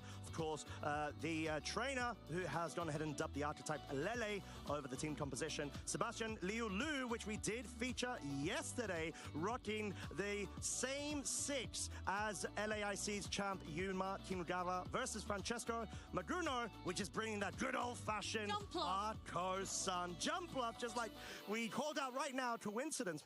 But yeah, they're already 2 very exciting sets, but there's more. There's Giuseppe Ilario with a little bit more unconventional of a Garchomp Sand team. Garchomp was quite popular at the start of the format, but it fell off a little bit, maybe because of all the fairies and all the Ninetales that's been running around. But up against Vincent Allard versus, which is a Sun team, so Sand versus Sun, some classic weather wars there. And last but not least, we have Eric Schrader versus Paul Hinter. So, oh my goodness, look at Eric's team. That's a 2-2-2, you know, that kind of hyper-offensive team archetype. 100%. And Eric, one of our NA players, making their way through to one of the EU, the final major event for Regulation Set H. And I believe, if I'm not mistaken, was also at LAIC versus Paul Hinter, who last season was able to get top 4 at Lille Regionals, if I'm not mistaken. And back then was running that Terra Fairy Volcarona that was starting to rise in prominence in terms of meta development earlier on. Yeah, Paul's got a little bit more of a standard team this time, but it's a really well-rounded, balanced team, and it's because of how powerful this core is that it's risen to so much popularity. And Alola Ninetales, of course, one of my favorite Pokemon. I see actually quite a lot of weather going on there. We've got sand versus snow, sand versus sun, and Sebastian is... Okay, so there's no sun there. Well, there's sun on Francesco's side, but that Typhlosion could take advantage of it, and Emanuele is running snow versus Victor without weather, but with terrain. And Victor's also running a Dondozo Tatsugiri team. I believe that's the only one that's still left on the field. It may well be. Not too sure, but it's a very... Dondozo Tatsugiri is like one of those team archetypes which kind of forces you, it's like a team building check. Do you have an answer? You have Dozo Giri. You have to, if not, right? Like, I think you need to respect it. It is a mandatory one, although there are trainers that I've spoken with that have opted out because they're like, yeah, you know what? Like, Dozo? Sure. I just won't run into it. That is my matchup. That is my game plan. Just dodge them or just crit them. Yeah, oh yeah, basically. So yeah, it's a tough way, but you need to have some sort of plan against it because it could be so devastating to go up against if you don't have a way to be able to slow it down or at least chip away at it. But yeah, those were our 4 choices. Once again, all excellent choices. So there is no wrong answer here. Indeed. You get to decide what is most exciting to you. For me, all of them are, so I'm going to be happy with whatever choice that we go with. Do you have a signature Pokemon that you really want to see out of those 4 sets? Well, there's a couple of Ninetales. Okay. Happy. Naturally. But I always love weather, and every single one of those pairings has weather. Or something. So, yeah, so actually, I'm happy with whatever the choice is because we will see weather. There's a very political answer. Well executed and said, my friend. I, on the other hand, am going to go completely sideways, and I want to see the Hard Trick Room, baby. Oh, okay. I'm a big enjoyer of it, so we shall see if that will come out as the results are ready. Oh, let's find out. Who is the winner of the community choice? It will be Victor Jimenez up against Emanuele Briganti. Oh my goodness, that is such a good matchup. Look at how offensive Victor's team is. That's also another 2-2-2 team archetype with the Talonflame Ursaluna setting up the instant tailwind. And then you got Indeedee and the Sneasler setting up the inverted and the Dozo Giri. Oh wow, Emanuele. Yeah, and a lot of work on it. It's true. And interestingly enough as well, the Blood Moon Ursaluna is in a slot that you would normally find a ground type in order to be able to synergize with the Talonflame in the form, which is usually the case, of the Garchomp. So you could sort of spam Earthquake alongside the Talonflame, which is completely immune to it due to the flying type, and you also have that fast speed control mode via the Gale Wings where you get the Tailwind set up straight away. So actually fascinating to see that Blood Moon there, clearly saying from Victor's side, right, what's better than a Garchomp and has been doing amazing and, you know, has been absolutely popping off usage stats? Blood Moon Ursaluna, go on, son, why not? Pop a Life Orb on it, Terra Normal, get rid of all your problems. Yeah, Blood Moon Ursaluna doesn't mind Incineroar quite as much because it hits on its special side, and you get the added bonus of not being able to hit your teammates if you go for the Earthquake. But of course, Manuel is also running mostly a standard team, but he's also got that Paldean Tauros, which is not a Pokemon we see in Regulation H. We saw it right at the start of the format, running Mirror Herb up against something like a King Gambit or Annihilate. But in this instance, I'm really curious just to see how it performs on the team. Yeah, and even running a Magmar too, which seems very similar to previous team compositions that we've observed sort of rise in population, and Michael Kelsch also rise in prominence. But yeah, talking about all these fantastic trainers and whatnot, we do have a bracket of the standings, or should I say just purely the standings themselves. I tried to time it perfectly, but unfortunately production and I need to work on that a tiny bit. But yeah, like we've got 10-1 trainers. We no longer have undefeated ones. Yannick Otting rocking that representation for the German local scene. And followed up with Luca Cherrybelly, who was just on stream. Also, Eduardo Cunha, who was also on stream yesterday, and 2 world champions. Eduardo running that sneaky Smeargle team. That's very tricky, got a lot of really supportive movesets, and helping all of its teammates, like that Golden Go boost up with the Nasty Plot, the Sneeze Up, the Sword Stance, and Ursaluna, if my memory recalls correctly, was the Calm Mindset. So a lot of setup and a very, very powerful team. And of course, the other X and 1 player that we've had is Giuseppe Musical, also from Italy.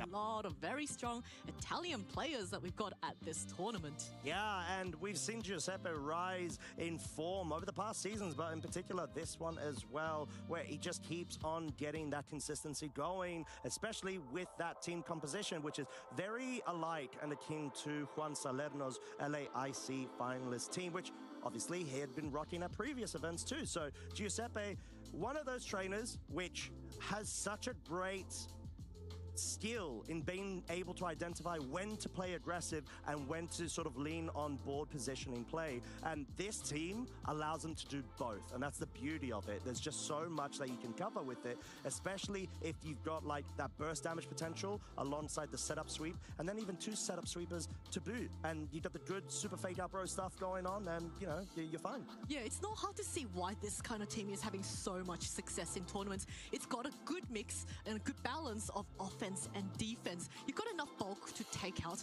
or to survive oncoming attacks and then dish them right back. And then there's the Dragonite on those team slots typically carries Tailwind, which means that you don't need to invest quite as much training into your speed and allow the Tailwind to double your speed, and then you can invest everything else into defenses or offenses. So not hard to see why that's such a strong team.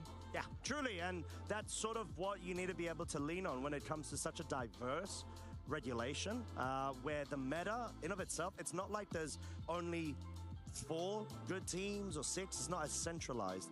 There's just so many great options and different modes that you can attach to different other modes in order to be able to build up maybe even a completely new team composition. But one of those trainers that we have been seeing rocking that Dondozo, Victor Jimenez, which we will be going and featuring soon, just being able to rely on the good old-fashioned 2-2-2 composition and have a variety of different modes at his whim.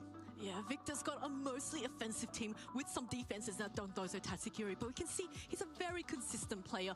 Frankfurt Regionals top 16, that was just last month. And then Seville Special Championships top 4, EUIC top 32, Bochum Regionals top 4. So a lot of really strong finishes, proving that this is a player who can go the distance. And, you know, the best finish he's gone so far is a top 4, and I am sure he's aiming for that championship title and getting that automatic invite into the Pokemon World Championships. Yeah, exactly that. And clearly rocking that Tatsugiri stretchy form as well. Maybe even could be alluding to the form in-game as a plushie. But regardless, Victor, like we said, has been able to hit a lot of great benchmarks in terms of the achievements over the past couple of seasons, and clearly just rising up slowly to the point where now he is one step away from locking himself into yet another top cut at a major event. Yeah, the Frankfurt Regional was so recent as well. I wonder if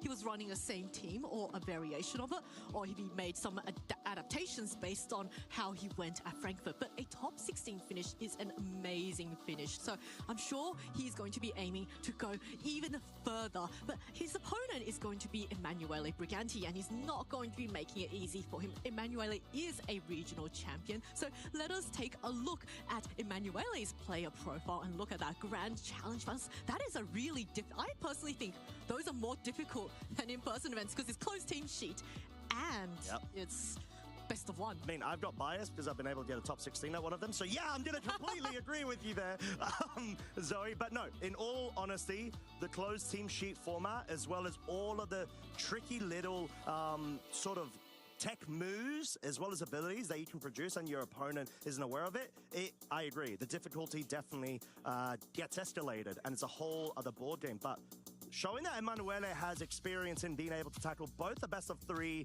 open team sheet at the best of 1 closed team sheet format is the true showing of a champion, of which we already know he is. He's been absolutely rising to prominence in the past couple of seasons as well. EUIC top 32, going on to getting the top 128 at Worlds. And then, of course, several months ago, Frankfurt regional champion. It was such a pleasure to be able to crown him as a champ. He was absolutely going through every single trainer in front of him to such great form that, you know, he was the deserved winner in my eyes. Yeah, and Emanuele, of course, already has his Worlds invite. So at this point, he is just practicing for Worlds, you know, polishing up his skill set. And really interesting is that Emanuele is the Frankfurt regional champion, whereas his opponent, Victor, got to a Frankfurt top 16, but they did not play at Frankfurt.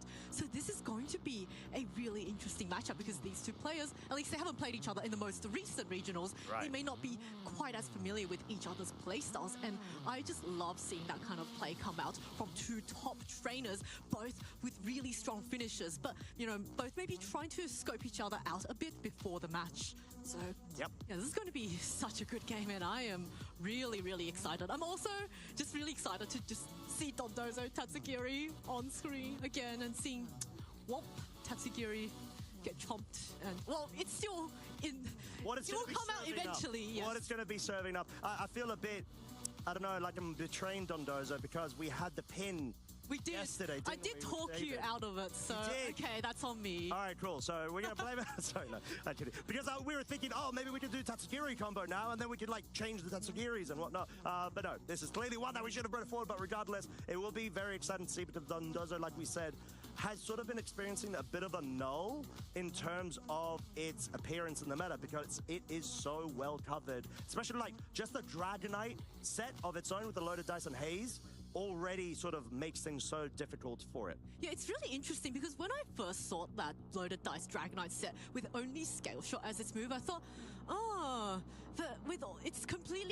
fairies are completely immune to it. If you're left with your Dragonite up against a fairy, then it's game over. Yep. But the utility of the Dragonite is not just to deal damage, it's also to support its teammates with Tailwind and with Haze. So in that respect, you can allow your teammates to deal that damage to the fairy types. Now, there have been times where, say, a Dragonite was left against a Whimsicott and then the player, unfortunately, didn't really have any options. But with good management, a lot of players can play around that. But we've also seen sometimes Dragonite running extreme speed and dropping Haze. Now, we don't know just yet what the sets will be. I think that the team sheets will be coming through to us very shortly. But this is going to be really interesting to see how our players have maybe adapted the more common Pokemon and allowed their own kind of streak and their own playstyles to shine through.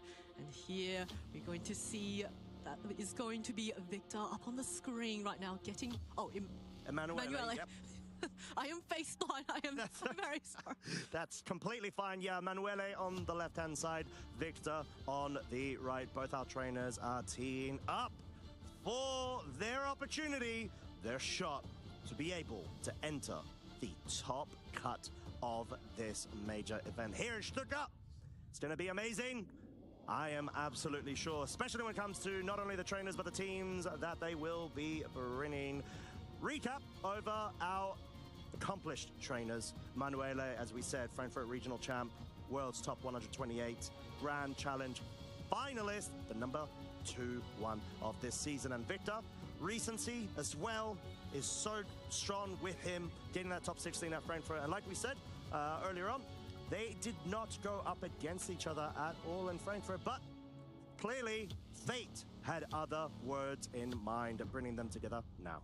Wow, this is such a good matchup. And we see now Emanuele with that very unique Paldean Tauros clear amulet set. So this set just really wants to be immune to Incineroar. So close combat, wave crash, Aqua Jet. So a lot of really powerful offensive options. Paired also with Golden Go. And this is a grassy seed Golden Go. So a little bit more defensive with the Magma and the Ninetales, Blood Moon, Ursaluna, and the Rillaboom. So a lot of great synergy there. The Rillaboom and Golden Go on the field at the same time. Rillaboom just go for the fake out, and then Golden Go, not only does it get that plus 2 defense boost, can also nasty plot. Yeah, and the Blood Moon Ursaluna actually rocking a covert cloak as well. Yeah, so completely immune to opposing fake outs, or maybe a cheeky, icy wind, speed drop, or maybe a special defense drop. So a lot of really unconventional options on a fairly conventional looking team. Magma also has Flame Body, so opposing Pokemon have to be very careful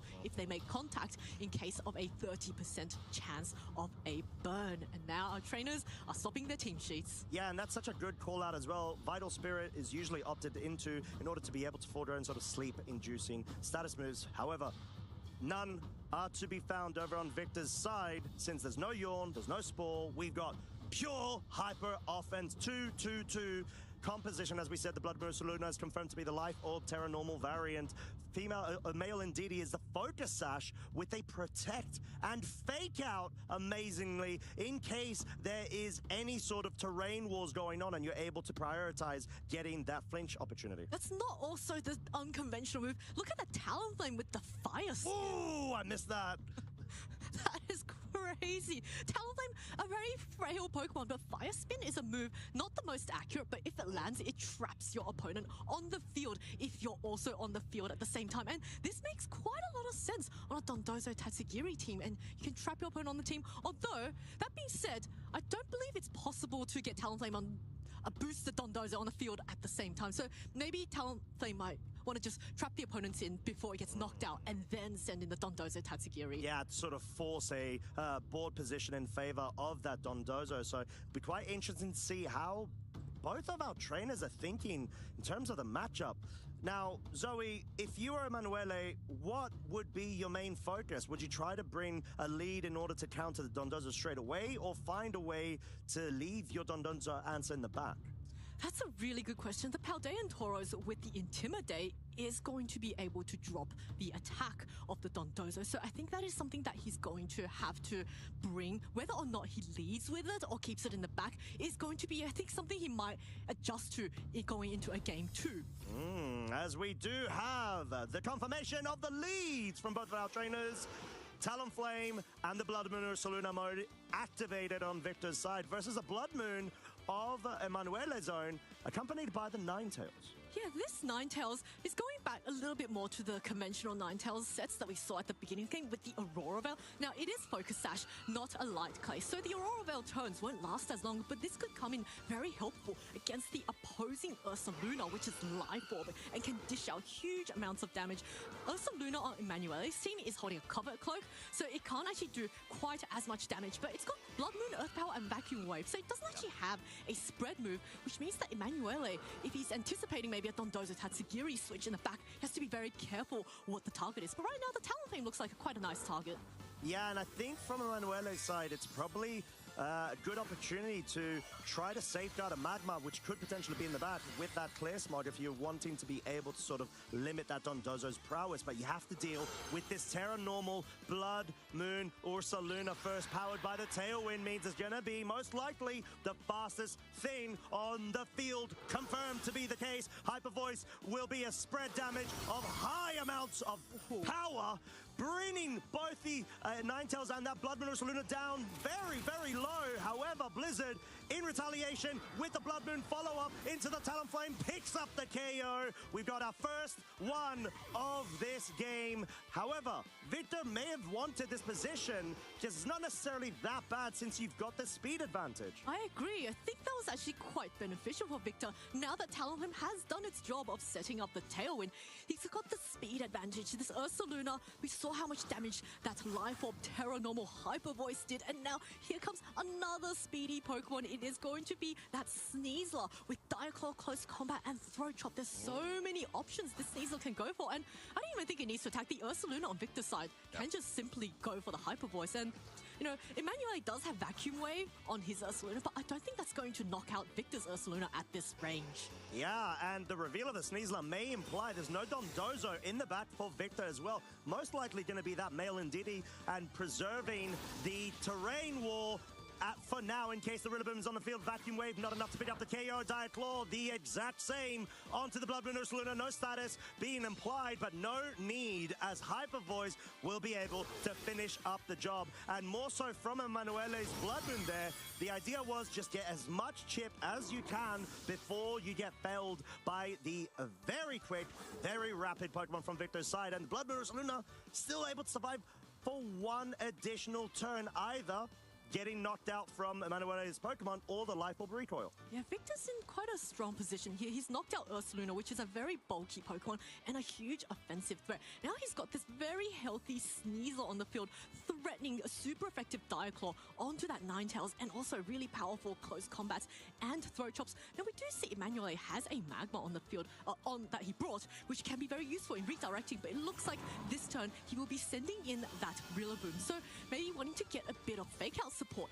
But Victor could potentially have his Ndidi in the back to block that fake out and override the terrain. So there's a lot of options for Victor here. And Ursa Luna only has one more attack left. So he should be very careful in picking what it is. But if he goes for the Blood Moon onto the Rillaboom and swaps in his Ndidi, I don't think that Rillaboom is going to be able to survive. Yeah, it's going to have to just come down to the wire whether we're going to see a direct switch in or not from Victor's side. And at this point, Emanuele clearly respecting that potential, wants to try to lock into maybe a handy tech move knockoff from the Rillaboom from what we've seen. But the switch out is here and imminent. Yeah, the switch out into the Ndidi, as he called out Costa earlier. That is the Ndidi hiding in the back, overriding the grassy terrain and blocking a potential fake out that comes out. And also activating the Psychic Seed on this Sneasler. So Sneasler now gets a +1 to its special defense. But Ninetales is also going to be recalled for Emanuele's final Pokemon, which is going to be that Magma. Yeah, revealed, and maybe trying to fish out a burn via the Flame Body. It's a poison on the Magma via the Diaclaw, but will we have a retaliatory Flame Body? We do! Sneasler absolutely caught out there and now burned for its troubles, and the knockoff from Emanuele saying, hey, you know what?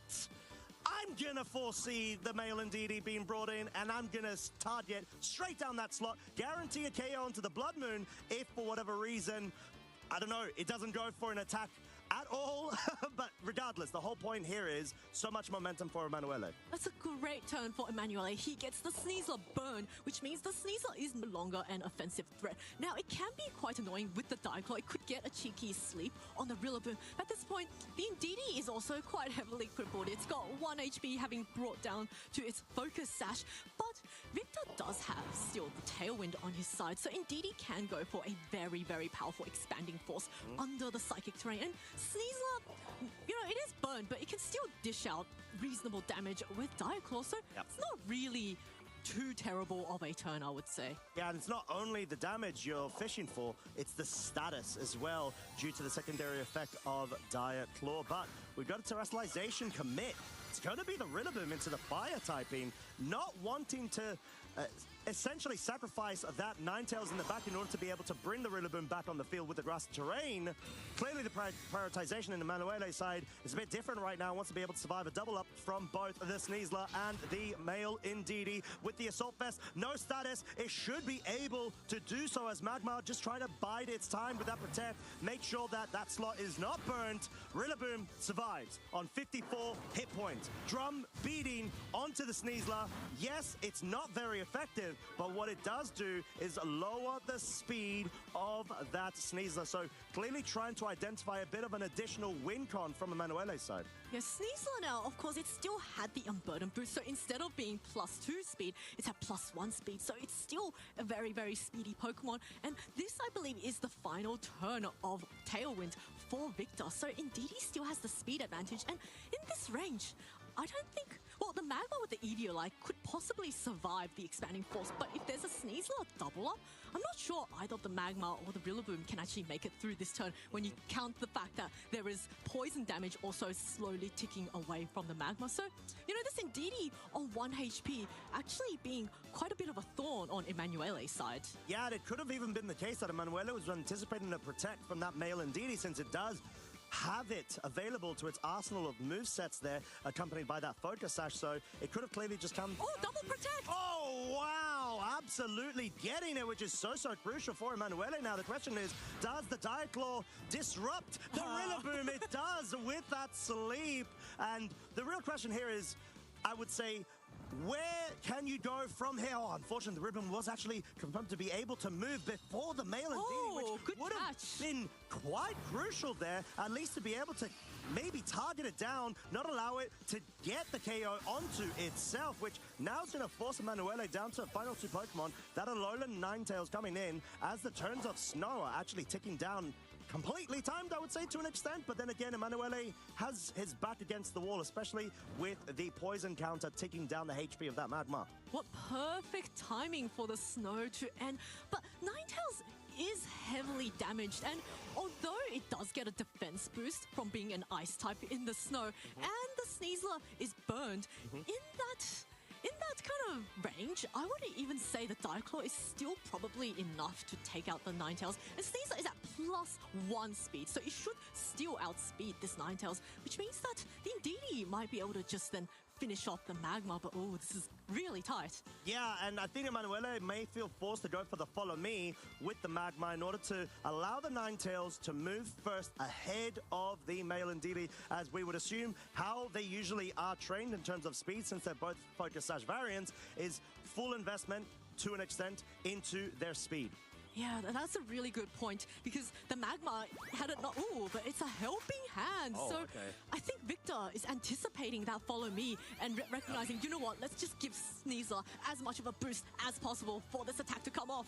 Yeah, it's a full respect to the outs of Emanuele at this point. Sure, getting a critical hit, but yeah, to be completely honest, I feel like the helping hand, because of how powerful even a burnt Sneasler is with the same type attack bonus, should be enough. But this will allow the Ninetales to go for the Blizzard, hoping to be able to get a critical hit on the Sneasler, which is not the case.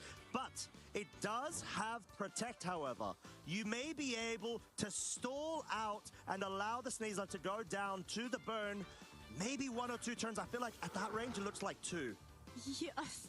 Just barely, I'm not even sure. I think Sneasler is either going to survive the turn with 1 HP here we go. or no HP. So let's take a look now. Is this Sneasler going to make it through this turn? The turn is almost finished playing itself through. Oh my goodness, this is so tight. Yeah, it really is, and this may force Emanuele to have to rely on a double Protect in order to get it through. Let's see, Sneasler. Yes! It does survive on what may even be 1 or 2 hit points remaining, and this will force Emanuele to most likely go for the double Protect. This is your win con. You need to be able to ensure the Sneasler goes down for you to then be able to take out the Ursaluna in the following turn. This is Emanuele's only move. It does not get the Protect off, which means Victor Sneasler is going to be able to get a super effective Diaclaw off, knock out the Ninetales, and Victor takes game 1. Yeah, and what was a back and forth between both of these well-accomplished trainers. And what a matchup as well. Victor, not opting to bring the Dondozo Tatsugiri mode, started with the Talonflame, Blood Moon Ursaluna, you got speed control, you got burst damage, and then you got additional speed and burst damage in the back, so it's just full hyper offense. And Emanuele initially looked like was handling it well, but then started towards the mid-game scenario to peter off in terms of the immediate pressure he was able to exude onto Victor. I think also both players got some quite good information on each other's teams because we saw the Rillaboom attempt to move before the Indeedee, but unfortunately, because they got put to sleep by the Diaclaw, it wasn't able to get an attack off. But now both players know that the Rillaboom is potentially, most likely, faster than the Indeedee, unless it was a speed tie. Yeah, that could be the case, and we're going to have to find out. But for now, going into Game 2, what adaptations would you like to see from Emanuele? Well, he had, I think, quite good point. He did get a little bit unlucky with the sleep tones, but the Magma, I think, was a very good pick in neutralizing the Sneasler. I almost wonder if Emanuele is going to read Victor maybe switching things up a little, leading with Dondozo Tatsugiri, and maybe he might want to bring his Tauros out to counter the Dondozo Tatsugiri. So there's a lot of options for both players, and that game was quite close. It could have gone either way. So I don't think there's a clear, decisive strategy for either player.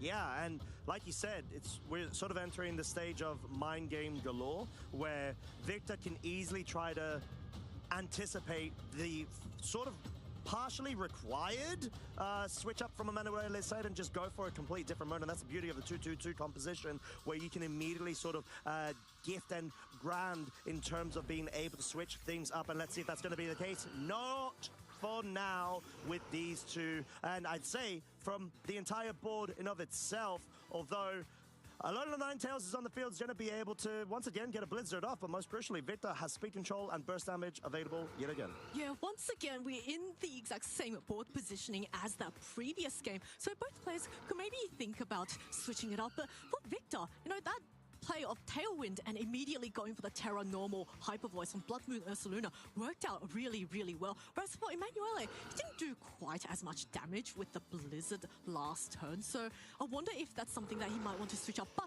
he did manage to knock down Victor's Ursaluna to such low health that it was in danger of knocking itself out from the life orb. But we're getting a turn 1 terrestrialization once again. Yeah, I think you just want to be able to commit to getting rid of so much resource from the HP on Emanuele's side as possible, where you're forcing it to a point where the male Indeedee, in theory, or even the Sneasler could start sweeping up the tools and force Emanuele to lose their crucial Pokemon and retain terrain war prevalence in the game. But actually, Vacuum Wave being opted in from Emanuele's side, maybe trying to go for a sort of read there of anticipating the Blood Moon going into the covert-cloaked Blood Moon in of itself. But the Blizzard not quite enough to pick up the KO, but actually chipped that Blood Moon over on Victor's side into Vacuum Wave range. Yeah, now that Victor's Ursaluna is in range of the Vacuum Wave, if it decides to stay on the field and it gets targeted, it is going to be knocked out. That being said, there is a Talonflame on the other side, and you know, those Brave Birds are really going to hurt. And Emanuele's Ursaluna, I'm not sure if it is in range of getting knocked out from... actually, no. Talonflame does not have Brave Bird. It has Overheat, Fire Spin, and Will-O-Wisp. So, you know, the Ursaluna might actually be in range of... It's actually quite hard to say because Ursalunas are quite bulky. But I think Victor might want to think about protecting the Ursaluna this turn. Yeah, I think it may be forced or try to go for a defensive play because it is definitely going to go down from this range. Because Vacuum Wave, the fact that it hits super effectively really changes up those calcs. And Rillaboom now actually being revealed. So Emanuele willing to risk the terrain sort of prominence and allow Victor to get their own sort of Indeedee onto the field in order to be able to forego this interaction, clearly identifying an opportunity. And Fire Spin will be revealed, and what a good catch from Victor's side. This means that the Rillaboom is locked in right now as long as the Talonflame remains on the field. And this is such an overwhelming board state for Victor right now. This is a really good turn for Victor. The Rillaboom is trapped on the field, which gives Victor the space to swap in the Indeedee. Now, if the Talonflame does swap out for the Indeedee, Victor will lose the trapping effect, but at least for this turn, the Rillaboom can't do anything, and Victor can capitalize on that by going for the Blood Moon on that Rillaboom and eliminating it, and then he'll have this very healthy Indeedee that switches in, provided it does not get targeted. But, you know, there's just so many options for Victor right now, and this Rillaboom it has to be very, very careful about clicking that fake out, and same with the Ursaluna about clicking Vacuum Wave in case the Indeedee comes in.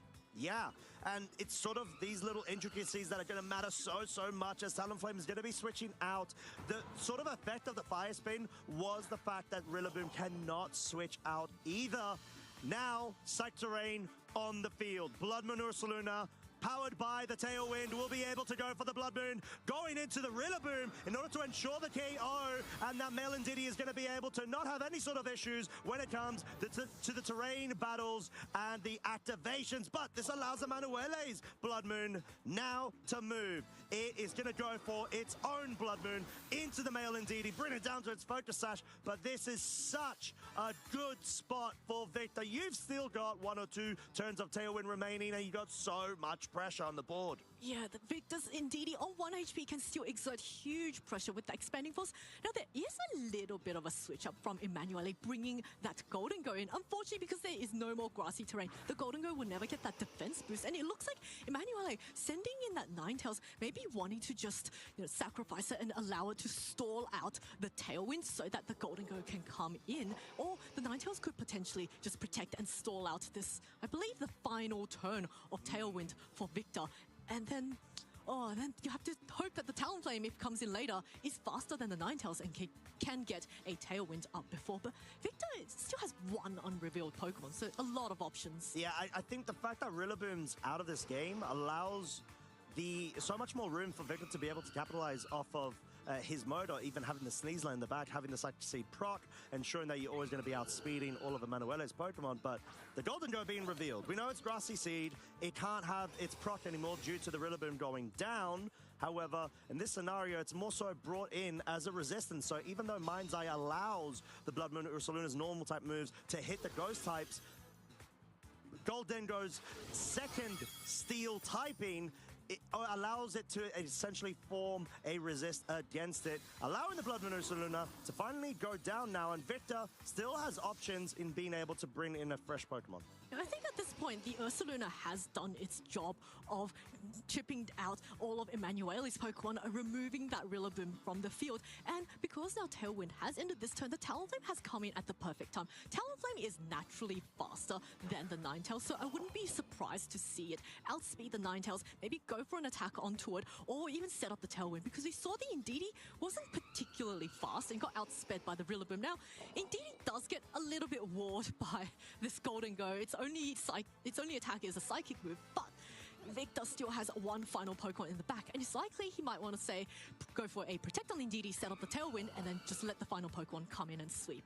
Yeah, and at this point, I don't see a real reason why you don't just go for Tailwind and Expanding Force, allow the Indeedee to go down and just try to sweep with the, I'd say, most likely Sneasler in the back, and you've got a lot more room. You've got Psych Terrain for 3 more turns, and yeah, that might just be what we're seeing.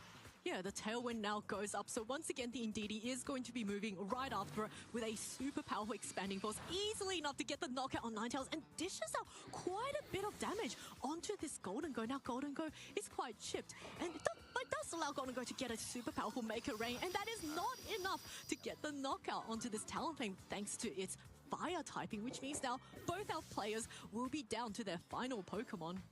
Yeah, and this is so tough for Emanuele. He's got below half HP Blood Moon Ursaluna coming in. Sneasler confirmed to be the 4th from Victor's side. And you've got so much, not only speed, but direct offensive pressure onto both of Emanuele's Pokemon. Sneasler does have Throat Chop if you want to target down the Golden Go, but at this point, you've got Overheat from the Talonflame. Packs a punch, not gonna lie, as long as it connects.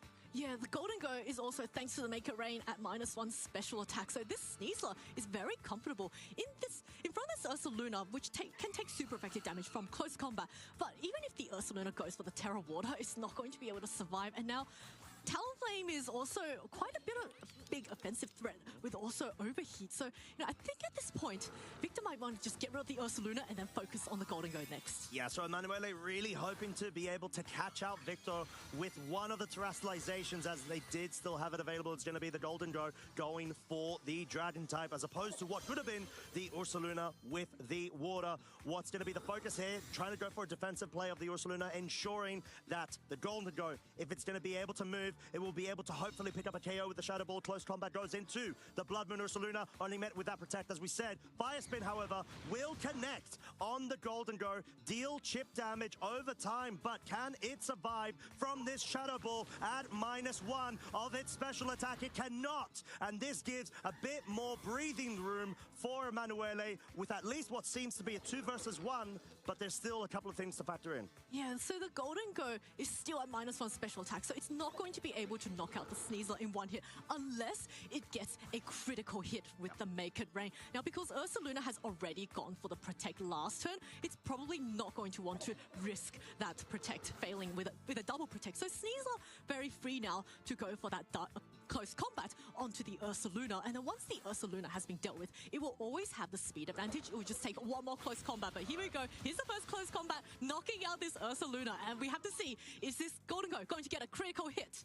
Yeah, it's going to really have to hope right now.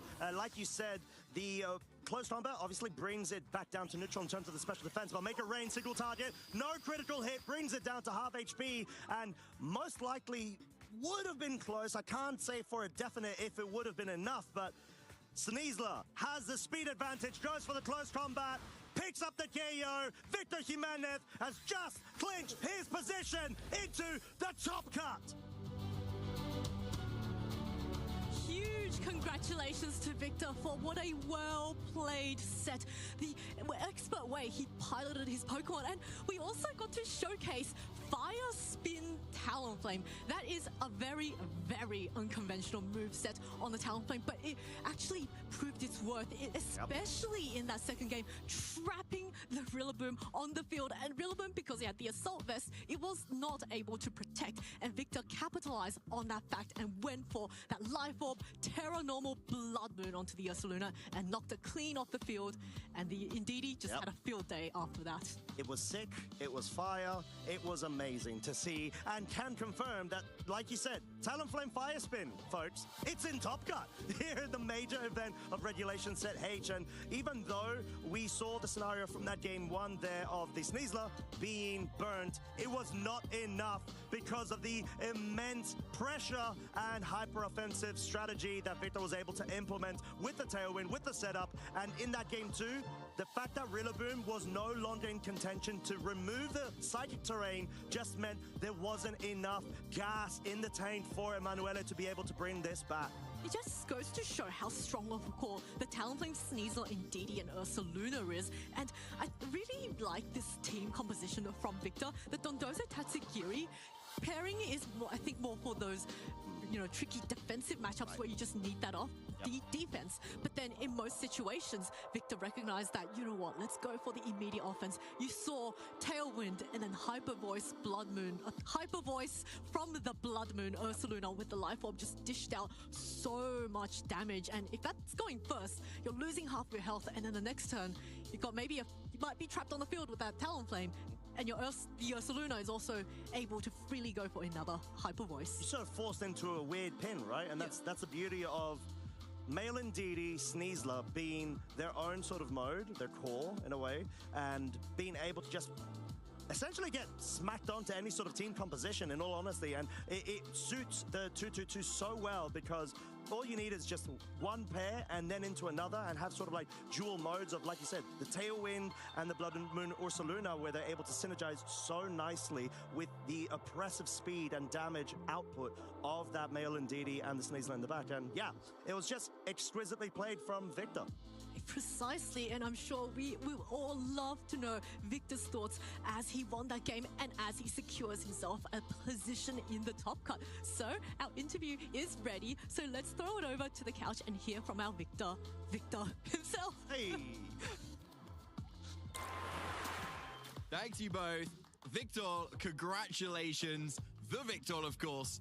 Now, how are you feeling having just made it into Top Cut here at Stuttgart? I don't want to lie, I'm extremely excited. I had very, very, very negative feelings before coming here to Stuttgart. I was testing a lot of different things, and until like 11 p.m. before the registration, I didn't choose the team. So I was like, I'm just going to register my comfort and hope it goes well. And luckily it went way, way better than I expected. So honestly, David, I'm very, very happy. Yeah, there's definitely something in playing with comfort, isn't there? That you know how to play it. It seems like you've ran the same team at Lille, is that right? Yes, and also in Frankfurt. I have been running basically this for all the regulation. In Frankfurt, we had another 2 different months. We had Dragonite and Annihilate, but the concept is this for all the reg. Yeah, you've switched it up now and you've got like some really interesting Pokemon. And we're going to talk about that team, right? Because there's a few little interesting things about it. Yes. That Firespin Talonflame, which we saw multiple times in that match, actually. Can you talk us a bit about why you've got that move? When we tested we had for sure from Lille experience that we wanted a special Talon over physical Talon for the way this team plays. But we realized that Aeroslat was not very clicked. And we identified that Talon, from the way this team pivots for Psychic Terrain, especially when you play the Dothless mode, this Fire Spin trapping key opponent pieces, especially now Relabon that is not having U-turn, can be really interesting. So we just said, okay, just put it. We didn't really test that more. Of course, I'm talking about we because I know the shoutouts are then, but I have to say thank you so much and so many times to my colleague of testing, Marcus Co, who is, I'm sure he's now watching this, and that he was, yesterday was his birthday, but he said, okay, I'm not gonna go out, I'm just gonna stay, I'm gonna help you to get through the tour because I want to see Dotho do a good last tour because we put a lot of effort on this team, so this is why I say we, because this victory is not only mine, it's his too. So yeah, we decided to put Fire Spin and it worked very, very good for all the tournament. Wow, I'm very happy, yes. That's great to hear. Yeah, you've actually got a really nice network of teammates around you as well. Any other shout-outs that you'd like to give? For sure. I want to shout out first my girlfriend because I'm very, very negative always before the tournaments, and having to just listen to me is very tiring. I don't know how can she support. And also I want to shout out to my friend of group here, Joan Perello, Marc Seguí and Jay Ballester.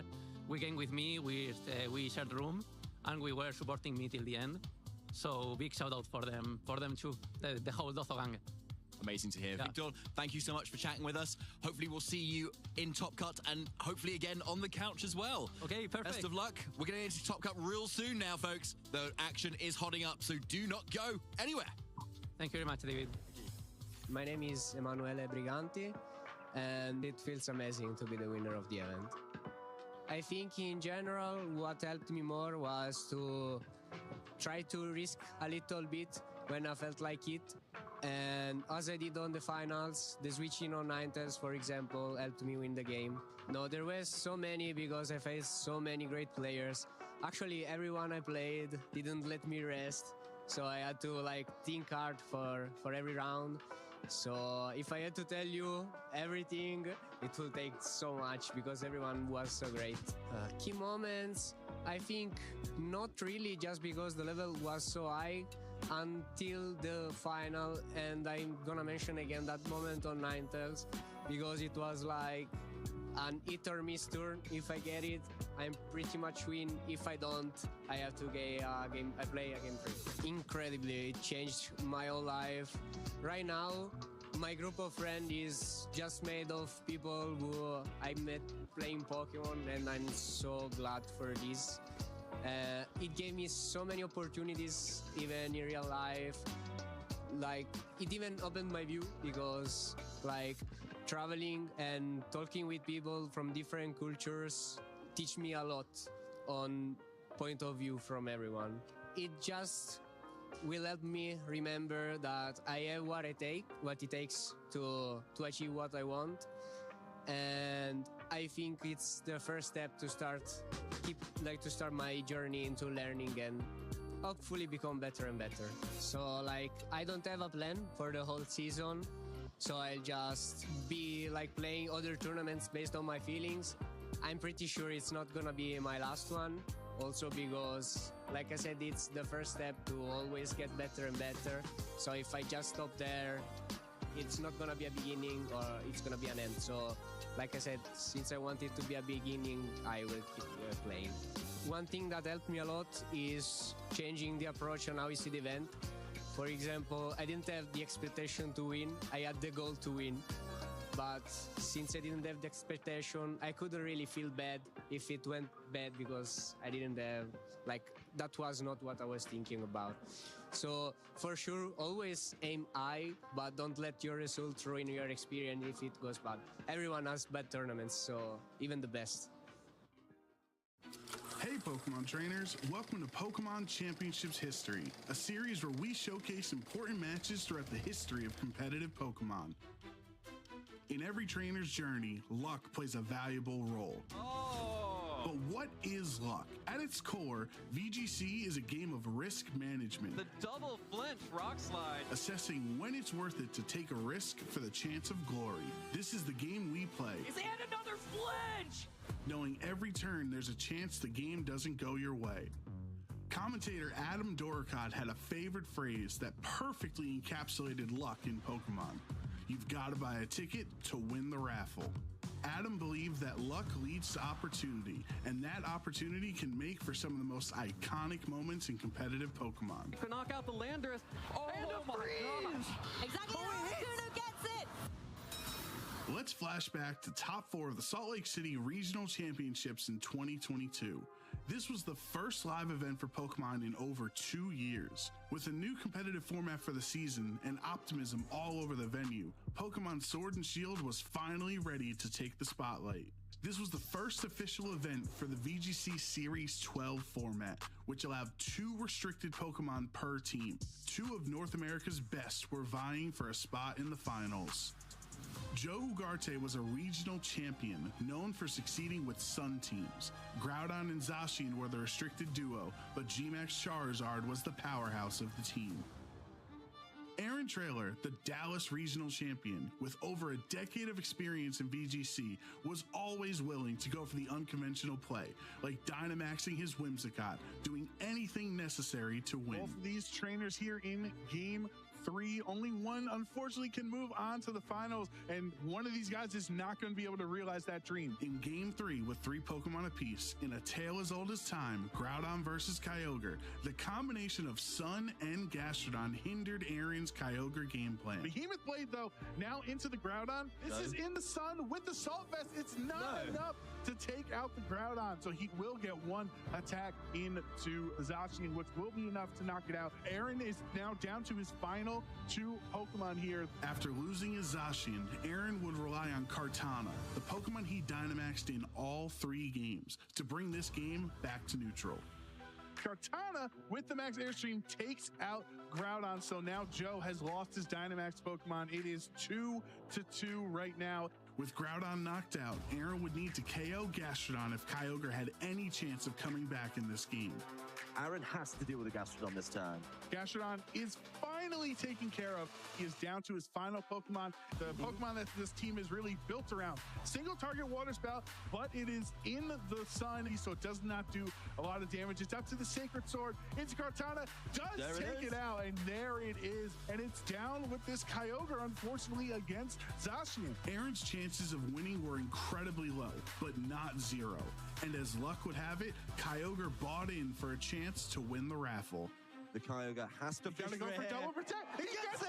He gets the double protect! Aaron with a 30% chance protects his Kyogre, and the Sun is gone. And if you want to keep using Play Rough, there's a 10% chance you won't even hit. And the single target Origin Pulse does connect. Finally, something going right for the Kyogre. Does bring Zacian down to under half. You know another one will knock it out. Oh my goodness! The 10% chance comes true. Kyogre nimbly dodging the Play Rough from the Zacian. Aaron played to his outs, no matter how unlikely. The odds of getting a double protect, Origin Pulse hit, and a play rough miss were less than 3%. But now it was time for Kyogre to cash in. But Joe, you've got to buy a ticket to win the raffle. You sure do, Adam, and I think Aaron agrees with us. Water Spout, with all that HP, Zacian is dead! And Aaron Trailer is moving on to the finals here in Salt Lake City. Kyogre wins the raffle, and Aaron Trailer proves that luck is a skill in VGC, so never give up as long as you have a chance. Thank you for watching, and let us know some of your favorite competitive Pokemon moments by using the hashtag #PlayPokemon.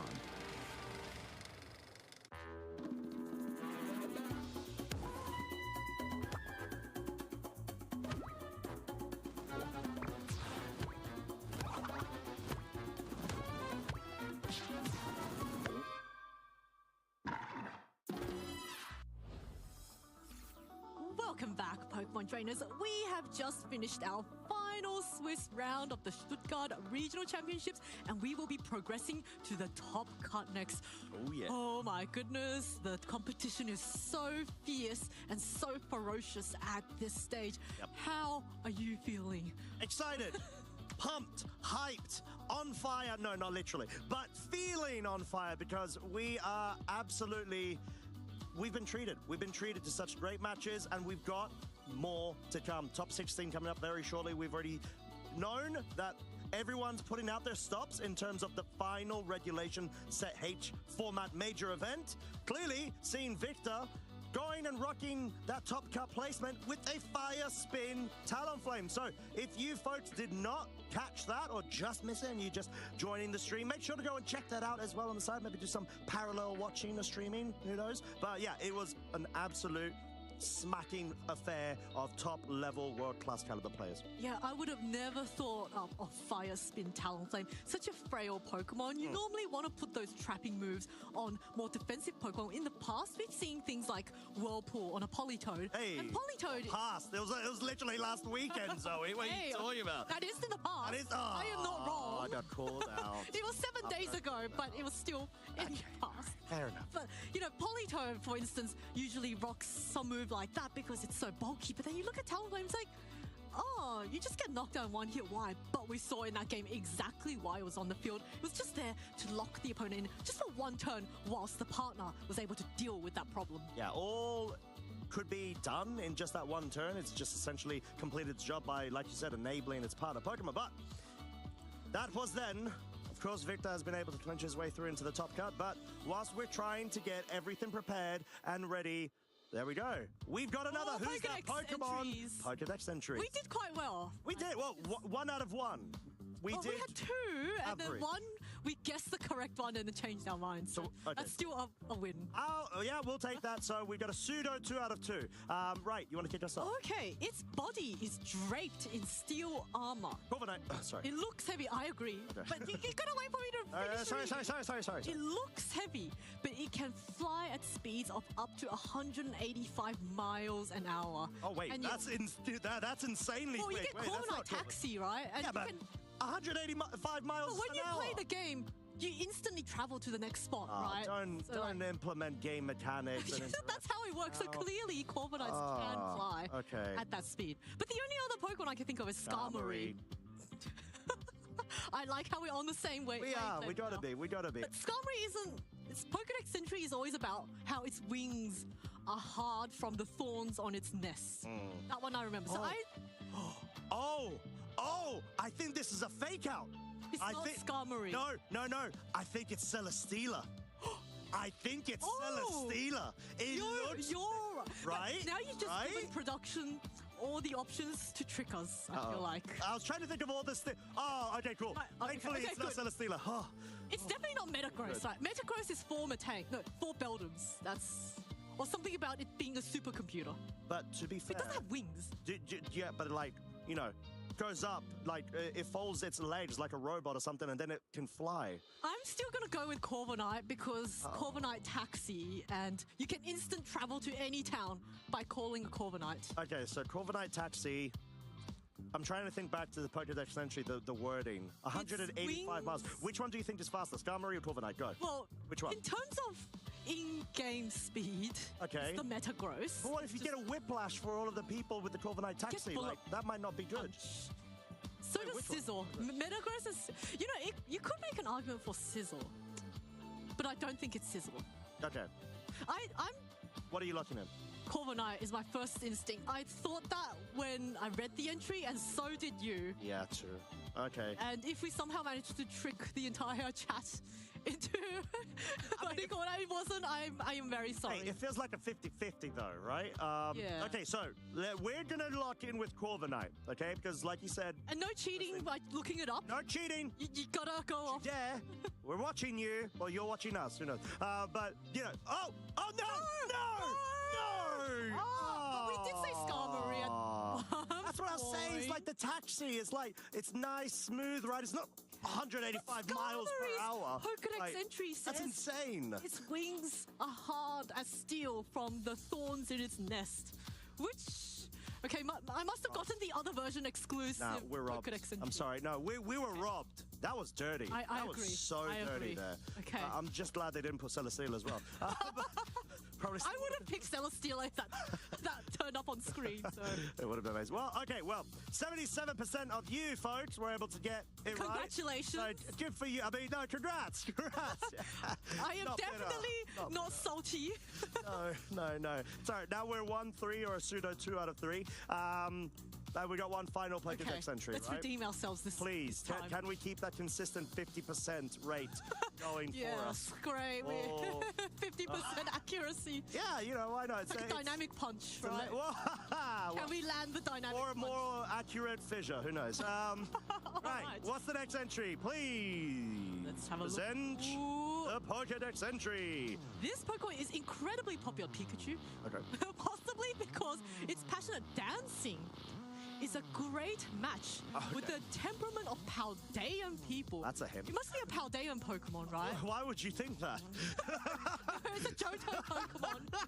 You never know. What if it's like a cross-regional thing and they're trying to catch us what out? Paldean... Quackerville. Yeah, Quackerville. Quackerville dances, passionate dancing, great match with the temperament of the Paldean. Yeah, because it's passionate dancing. Is there any other dancing Pokemon in Paldean? So there's Flamigo, but I don't think That's a garden ornament. No, hey, don't be rude to my bird, okay? Or to David's bird. I'm saying, no, I agree, but I almost got whited out by No, but it's like the flamenco as well. No, it's a garden ornament. No, but the play on the name is both. Okay, but I don't think it's Flamigo. Okay. But we can say Flamigo to...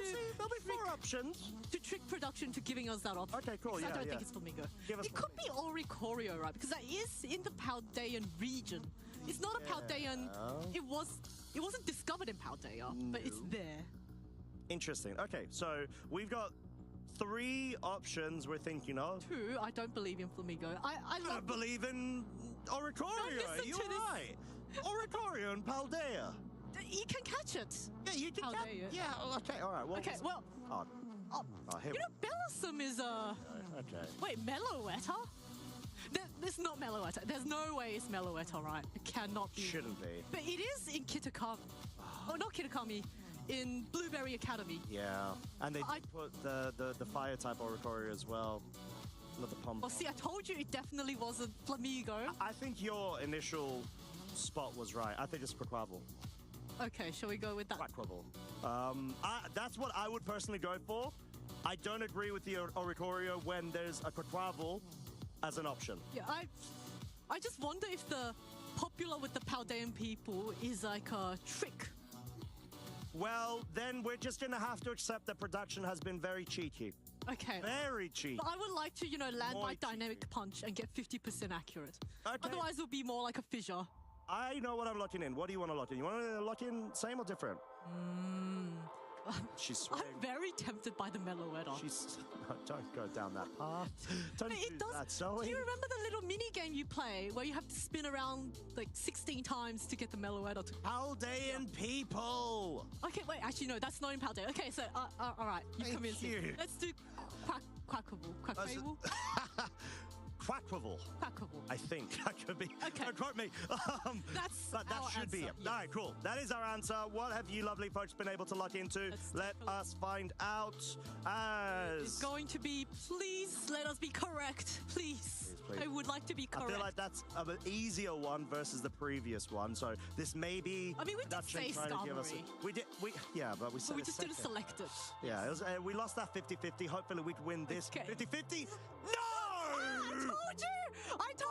It was Oricorio. No, I disagree. Wouldn't believe. I disagree. Well, I agree. I profoundly disagree. I agreed with that. To be Unbelievable. fair, it was pretty 50. I want to walk off now, but I can't. I'm full of Well, stuff. I can just gloat over the fact that I said Oricorio, and then you tricked me into not voting for Oricorio. No, mate, that's incorrect. I take that victory. No. I agree with the 51% of the people that went for Quackwivel as well. Good for you, lovely folks. Thank you to the 43% who believed in me. It's a lie, and I I did not believe in myself because Costa. They forgot to put the IN in front of the text there.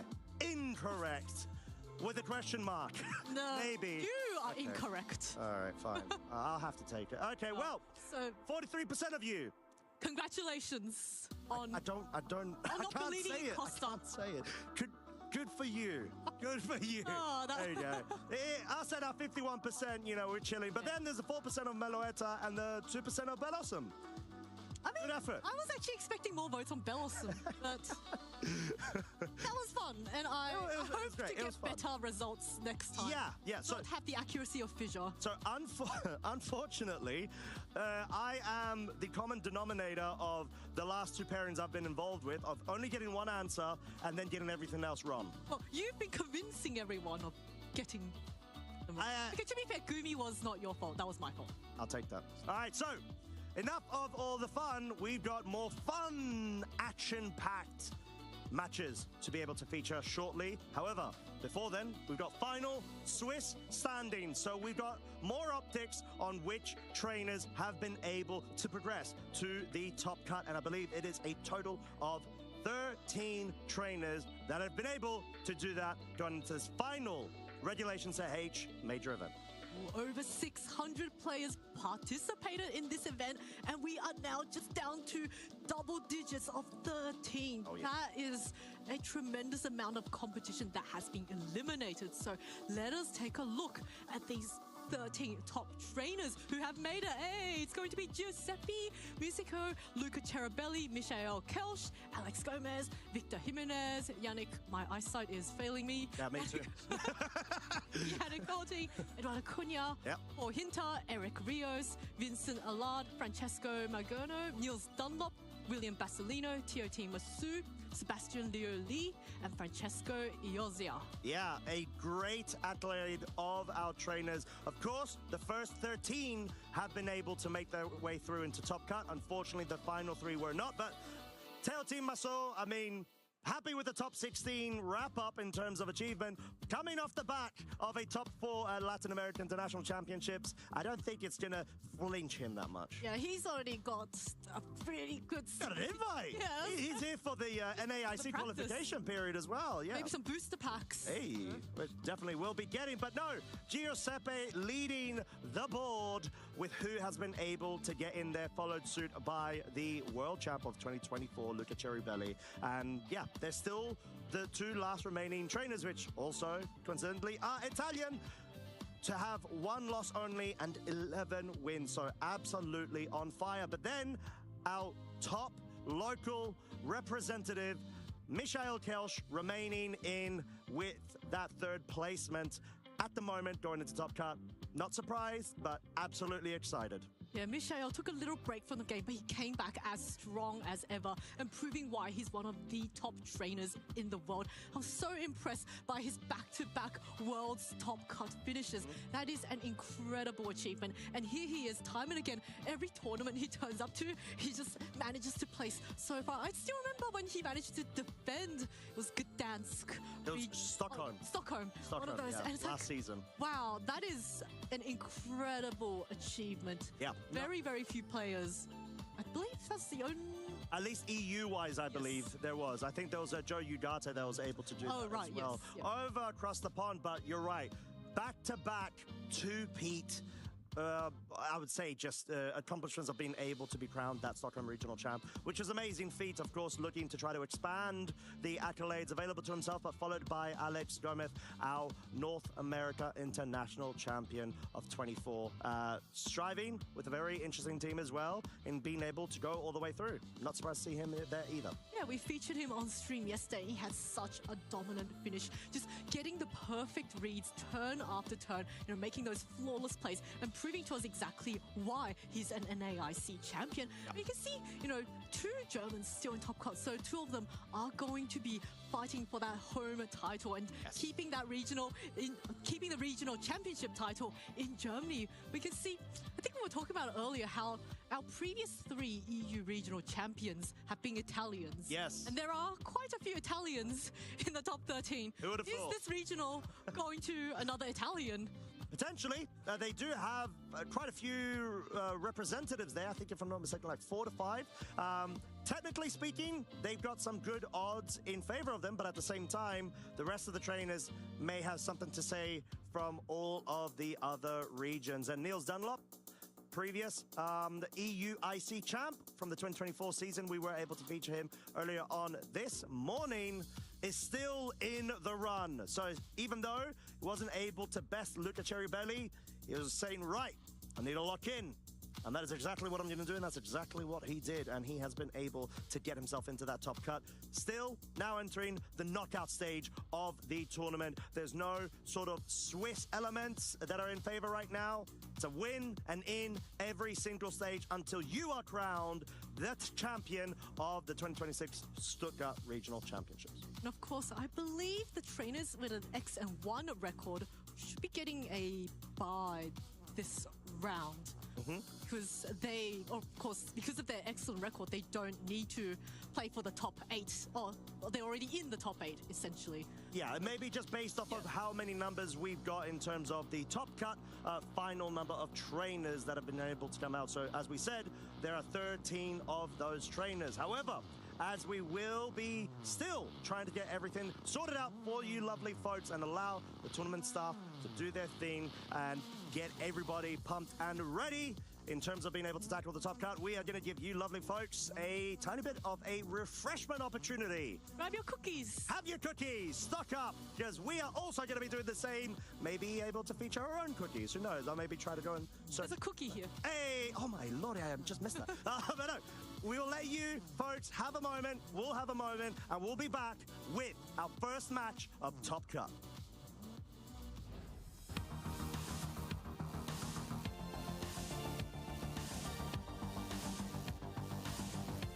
It's a lot of practice and getting a lot of games in with your team, feeling comfortable with it, and it really helps to have people alongside you to help with the team building and also helping you get more games in so you know what to play when.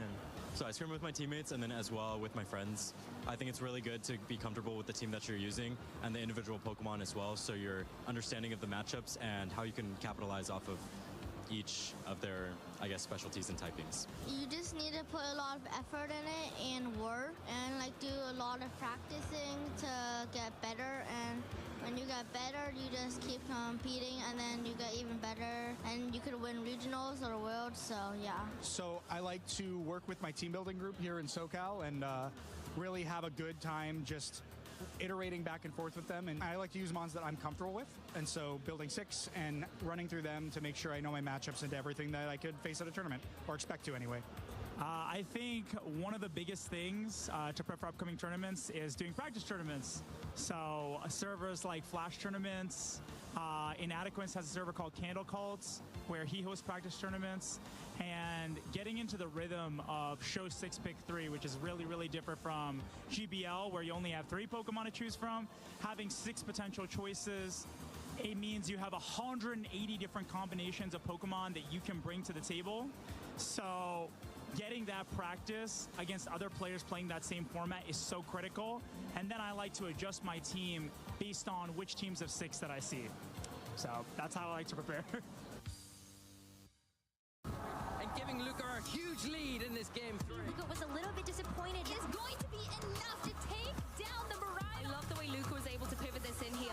And the big focus on what's it going to be? Luca Cherubelli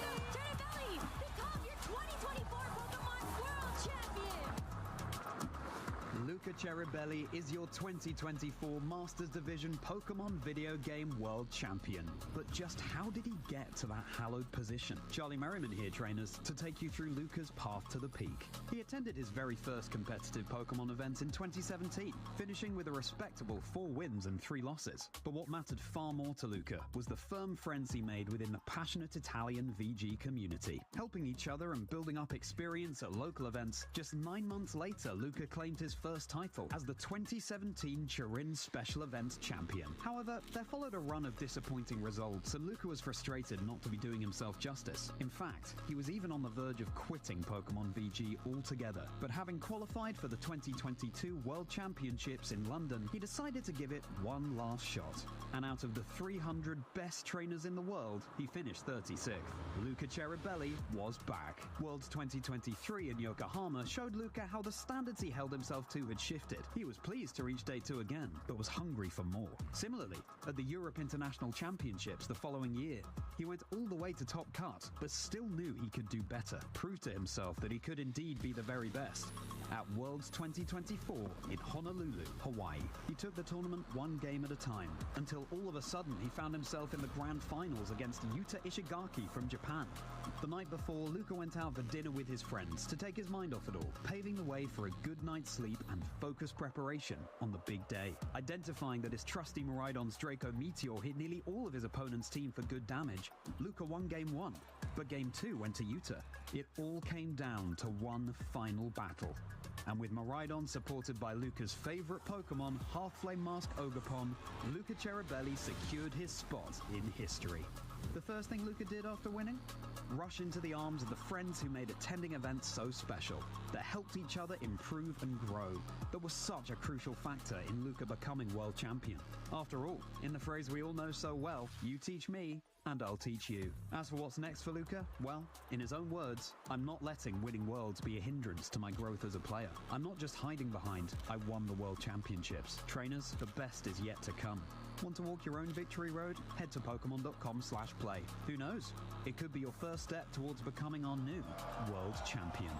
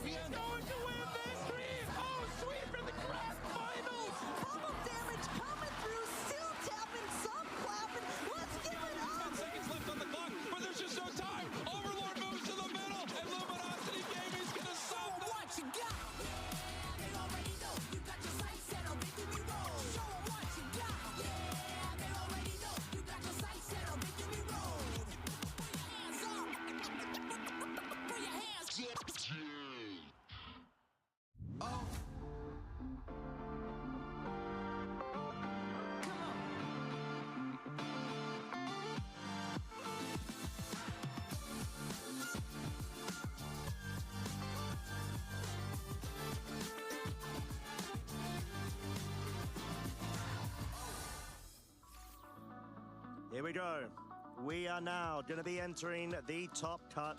Very shortly, I am Costa, this is Zoe, and we have been so proud of being able to feature all of these fantastic matches across the entire weekend here for the 2026 Pokemon Stuttgart Regional Championships. The day always gets more and more exciting as it progresses because we get less and less players, the stakes become even higher, and the level of play just rises. But then, when we look back through earlier in the day, we already had so many top quality trainers, and it can only get better from here. So I am so excited to be seeing our top cut matches coming up very shortly. Yes, that is indeed the case. As we said, these are the final trainers that have been able to come out on top above all others. 13 were the trusty masters that we are looking to try to get so much more passion from going into these final stages of the tournament. They all are vying for the title. We do have a bracket in order to be able to break it down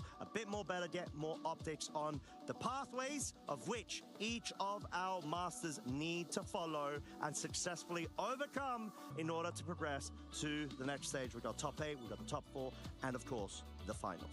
Oh, let's take a look now at the bracket, at our players and their journeys throughout this tournament. We can see now we do have, actually 3 players getting a bye. So Michael Kelsch, Luca Cherubelli and Giuseppe Musical are automatically in the top 8.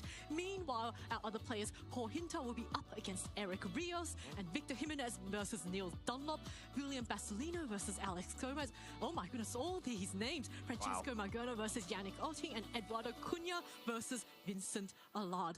Yeah, we've got multi-regional champions. All of these are notable matches. Yeah, truly. We've got multiple international champions, finalists, as well as world champions. So what high caliber play we will be seeing in this top cut. It's sort of the point where sometimes you think, there could be some events that may not have as big of an attendance or whatnot, but genuinely every single EU major event that I have seen throughout this season always has such top quality in terms of the level of experience of all the trainers, whether they're still newcomers that have risen to success very quickly or the old veterans sort of putting their hat back into the ring.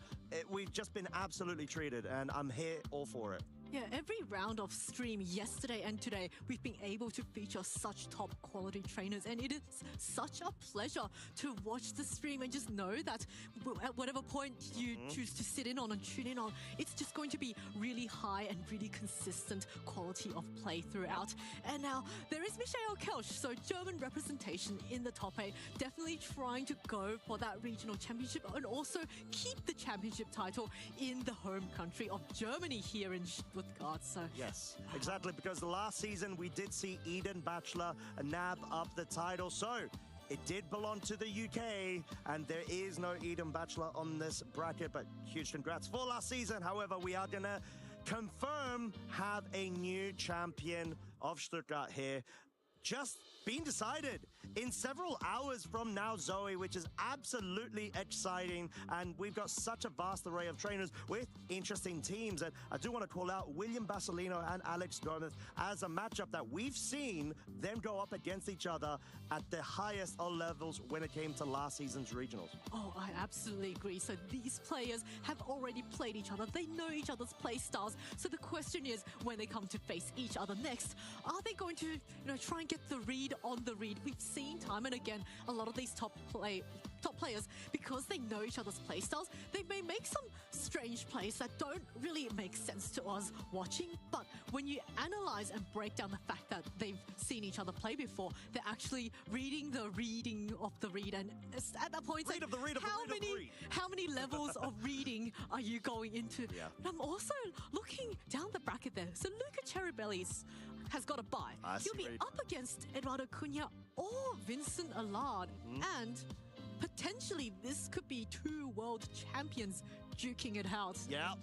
That in just the top 8. A fire match. In just the top 8 potentially. But which is already incredible in of itself. But yeah, we've already covered a bit of the notable matches there. We will be featuring only one of them at this current time in terms of the top 16 stage. So that will be Yannick Oting versus Francesco Maggiorno.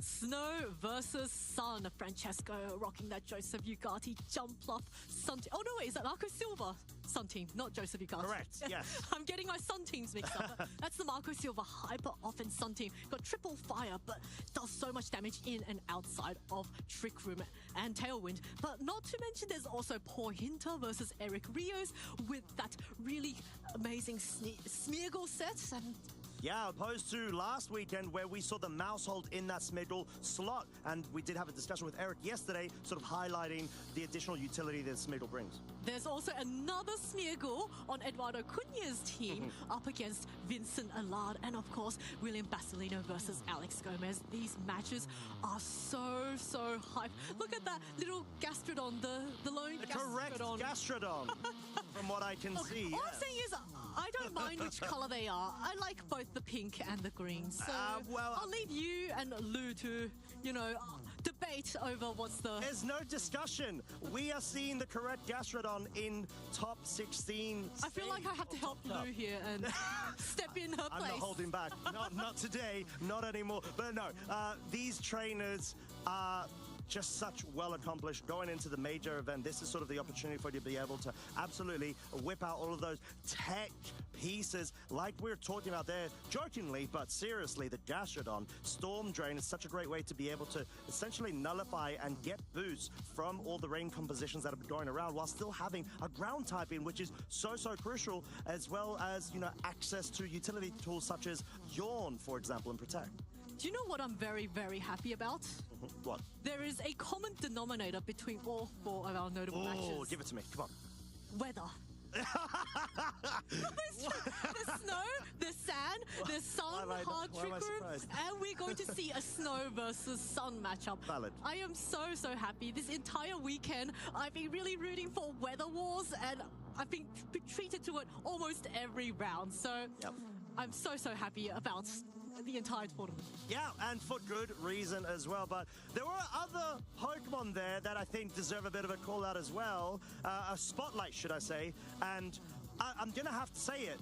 King Gambit is now considered a niche Pokemon, I would say, versus the average meta from what we see. We don't see it pop up in the usage stats anymore. It's such a powerful Pokemon, having access to Defiant, and there is the additional abilities of Supreme Overlord and Pressure, but they're primarily not used. Maybe Supreme Overlord in certain scenarios, but Defiant is just so strong going into this meta where there's so many Incineroars as well as stat drop potential Pokemon on the other side of the field. King Gambit's got a really great stat spread. It's got really high attack and defense, and it's a fairly slow Pokemon. So you might want to think about maybe using it on Trick Room, but because it gets access to one of the strongest priority moves in the game in Sucker Punch, it actually doesn't really need to worry about the speed as much. And because of that useful Defiant ability, you actually want your opponent to switch in their Intimidate Pokemon like the Incineroar, which is the most popular Pokemon in the format. Yeah, exactly, and you're able to profit off of it if there's any sort of like speed control elements of like Icy Wind on the other side of the field, or even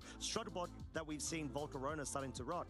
You can like do a force switch in there where your opponent's not anticipating it, and all of a sudden you got a +2 King Gambit, which is just absolutely wanting to wreak havoc with its count-out cleaves, sucker punches. Black glasses tend to be a very popular item when it comes to the set that they run with Swords Dance, but also there's the Assault Vest variant, so there's a lot of ways for you to be able to run a King Gambit, but you need to be able to find a good spot for it in the current meta to make it make sense. But I genuinely feel like King Gambit always has a place. Yeah, I think the reason why it's not as popular in this current meta is because there's a lot of really popular Fire-type Pokemon. Now, the most popular Fire type I think of this weekend that we've seen so far is a Hisuian Typhlosion, but there is another starter Pokemon that's also really powerful and is incredibly powered up by the sun, and that is the Charizard, the lone Charizard we've got in Top Cut, and it deals so much damage with solar power and choice specs in the sun. Heatwave can just one-hit KO Pokemon through resistances. Yeah, it sort of like removes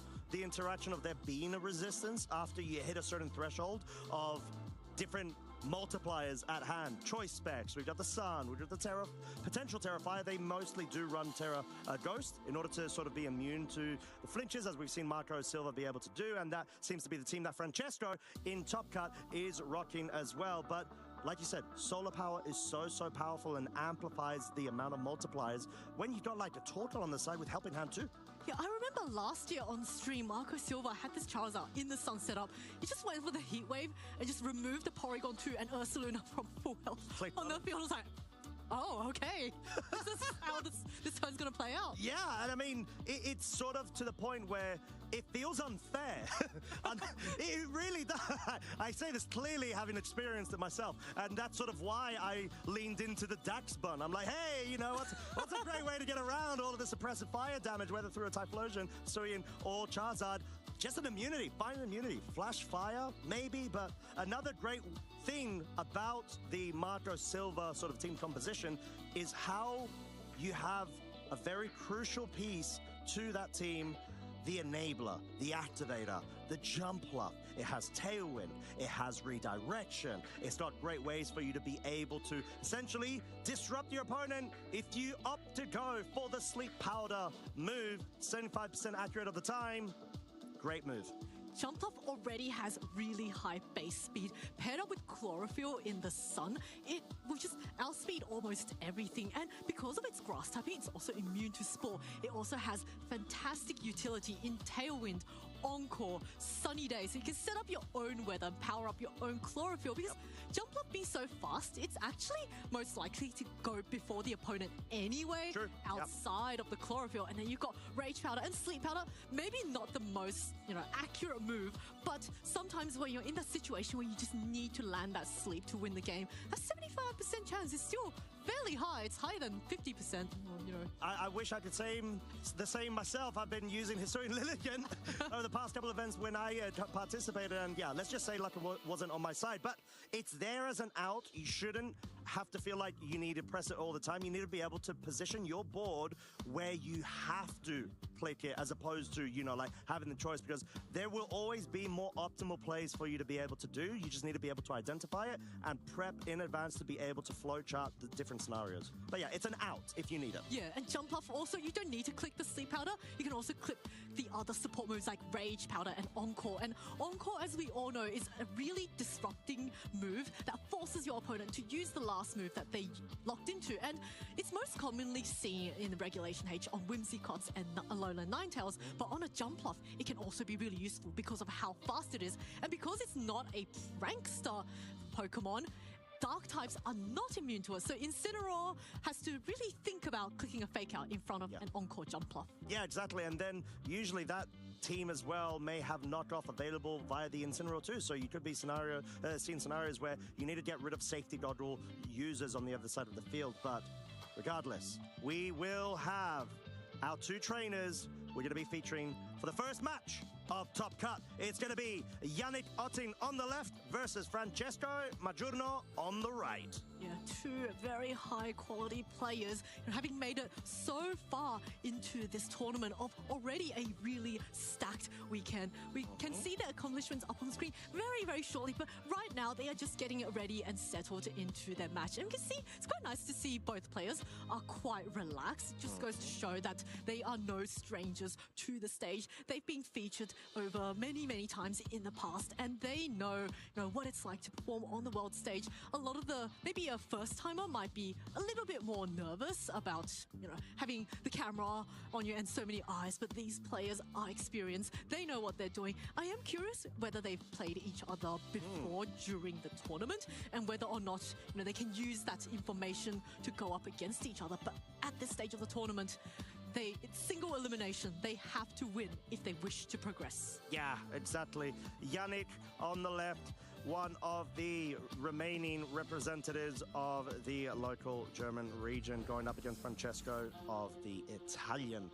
And this is going to be a multi-layered battle. Not only personal, not only individual. It's also going to be region stakes right now. You want to be able to best represent your local side as much as you can. You've already, made them proud for reaching this section of the tournament in what has been such a stacked one at the final major event of Regulation Set H. So both of our trainers trying to get in the zone, trying to compose themselves.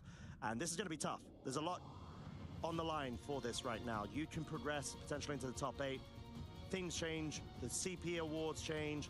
The monetary prize awards do as well. Yeah, Yannick up on the left there. Stuttgart Regional Top 128. This was just last year, and he has already surpassed that just this weekend. And also, Lille Regionals Top 128, Stuttgart Regionals Top 32. So this is an event that he's been to multiple times, and I'm sure he would absolutely love to win the title for the home crowd. And also, Turin Special Championships Top 64. And his opponent, Francesco Magerno, on the other side, Frankfurt Regionals Top 32. That was just last month. So a very recent achievement and a very fantastic one at that. Also, the Bologna top, I think that was 128 before the screen slipped away from me there. But both of our trainers having such amazing teams. We've got Yannick on the left with that Incineroar, Basque Legion, that King Gambit, which is now a little bit more niche, and the Sneasler, Ninetales, and Rillaboom. So quite a bulky team overall. Quite a nice Firewater Grass core. You haven't quite got the Dragon Steel Fairy core, but you do have a Steel type and a Fairy type. Yeah, and that's, I'd say, crucial when it goes up to most of the matchups, but it's going to be quite interesting to see how it plays into the Marco Sun team composition. There could be a case of trying to capitalize off of a Sneasler, but at the same time, you need to be very respectful of Trick Room from the other side of the field. However, great ways to be able to tackle what we've seen has been a really good adaptation with the Basque Legion, no pun intended, of having it as a solo sweeper. And we saw Simona Sanvita do really well in winning Gdansk Regional Championships. Yeah, and Francesco on the other side, rocking that Marco Silva hyper offense Sun team. This is a team that I have tried in the past, and it's very, very difficult to utilize because the Charizard is so frail. But if you can get it into a position where it's able to start firing off those really powerful heat waves, you can literally just melt your opponents away. And you're supported by that Torkoal, that Incineroar, that Jumpluff, and then you've got that Porygon 2 and the regular Ursaluna form, which is no longer quite as popular compared to the Blood Moon Ursaluna that we've seen all weekend. Yeah, definitely not. However, when it comes to this team composition, it is an absolute beast of damage output. You just need to make sure that you position it quite nicely. But the beauty of it is that you've got the tail room dynamics. It's trained to be at a certain speed where you can capitalize off of both Tailwind as well as Trick Room. So there could even be a case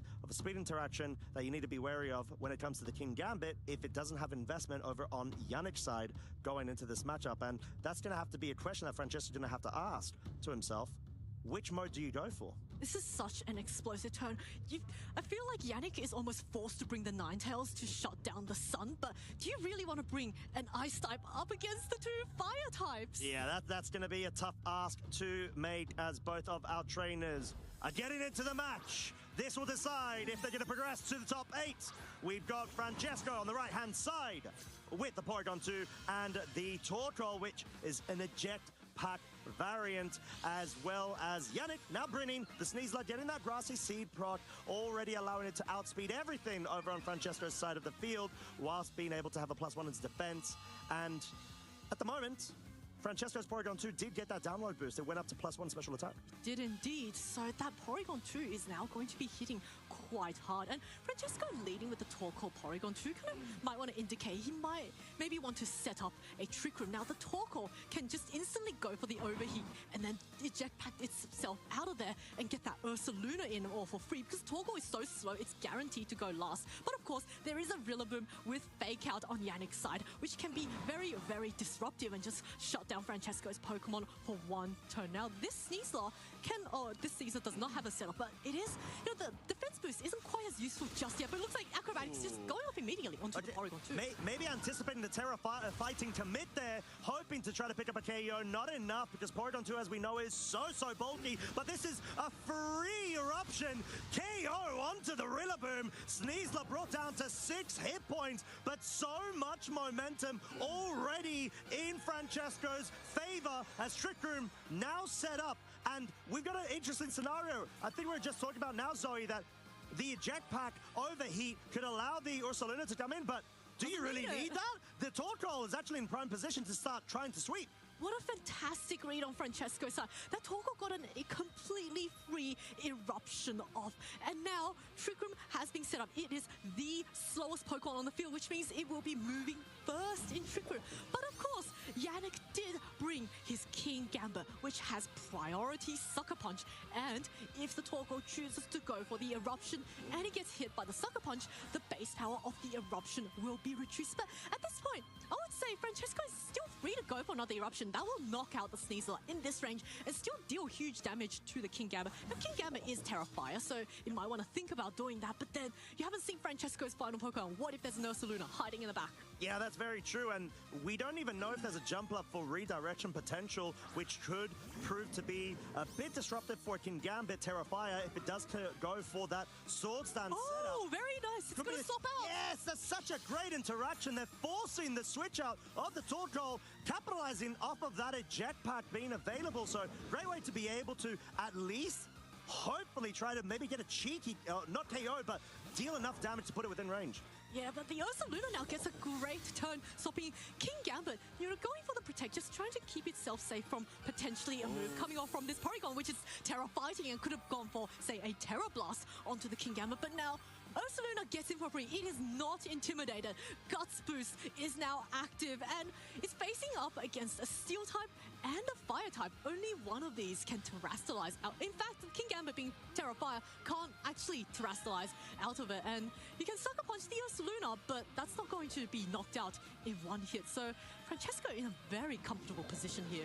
Yeah, I would have liked if Yannick went a bit more on the offensive there, as Francesco had a lot more room to be able to sort of make an adaptation in anticipation of Yannick's defensive play, which we did see. But this is going to be tricky right now. Terra, Fire, King Gambit, sure, you're going to be able to resist any sort of Fire-type moves, but there's an Ursaluna on the other side of the field.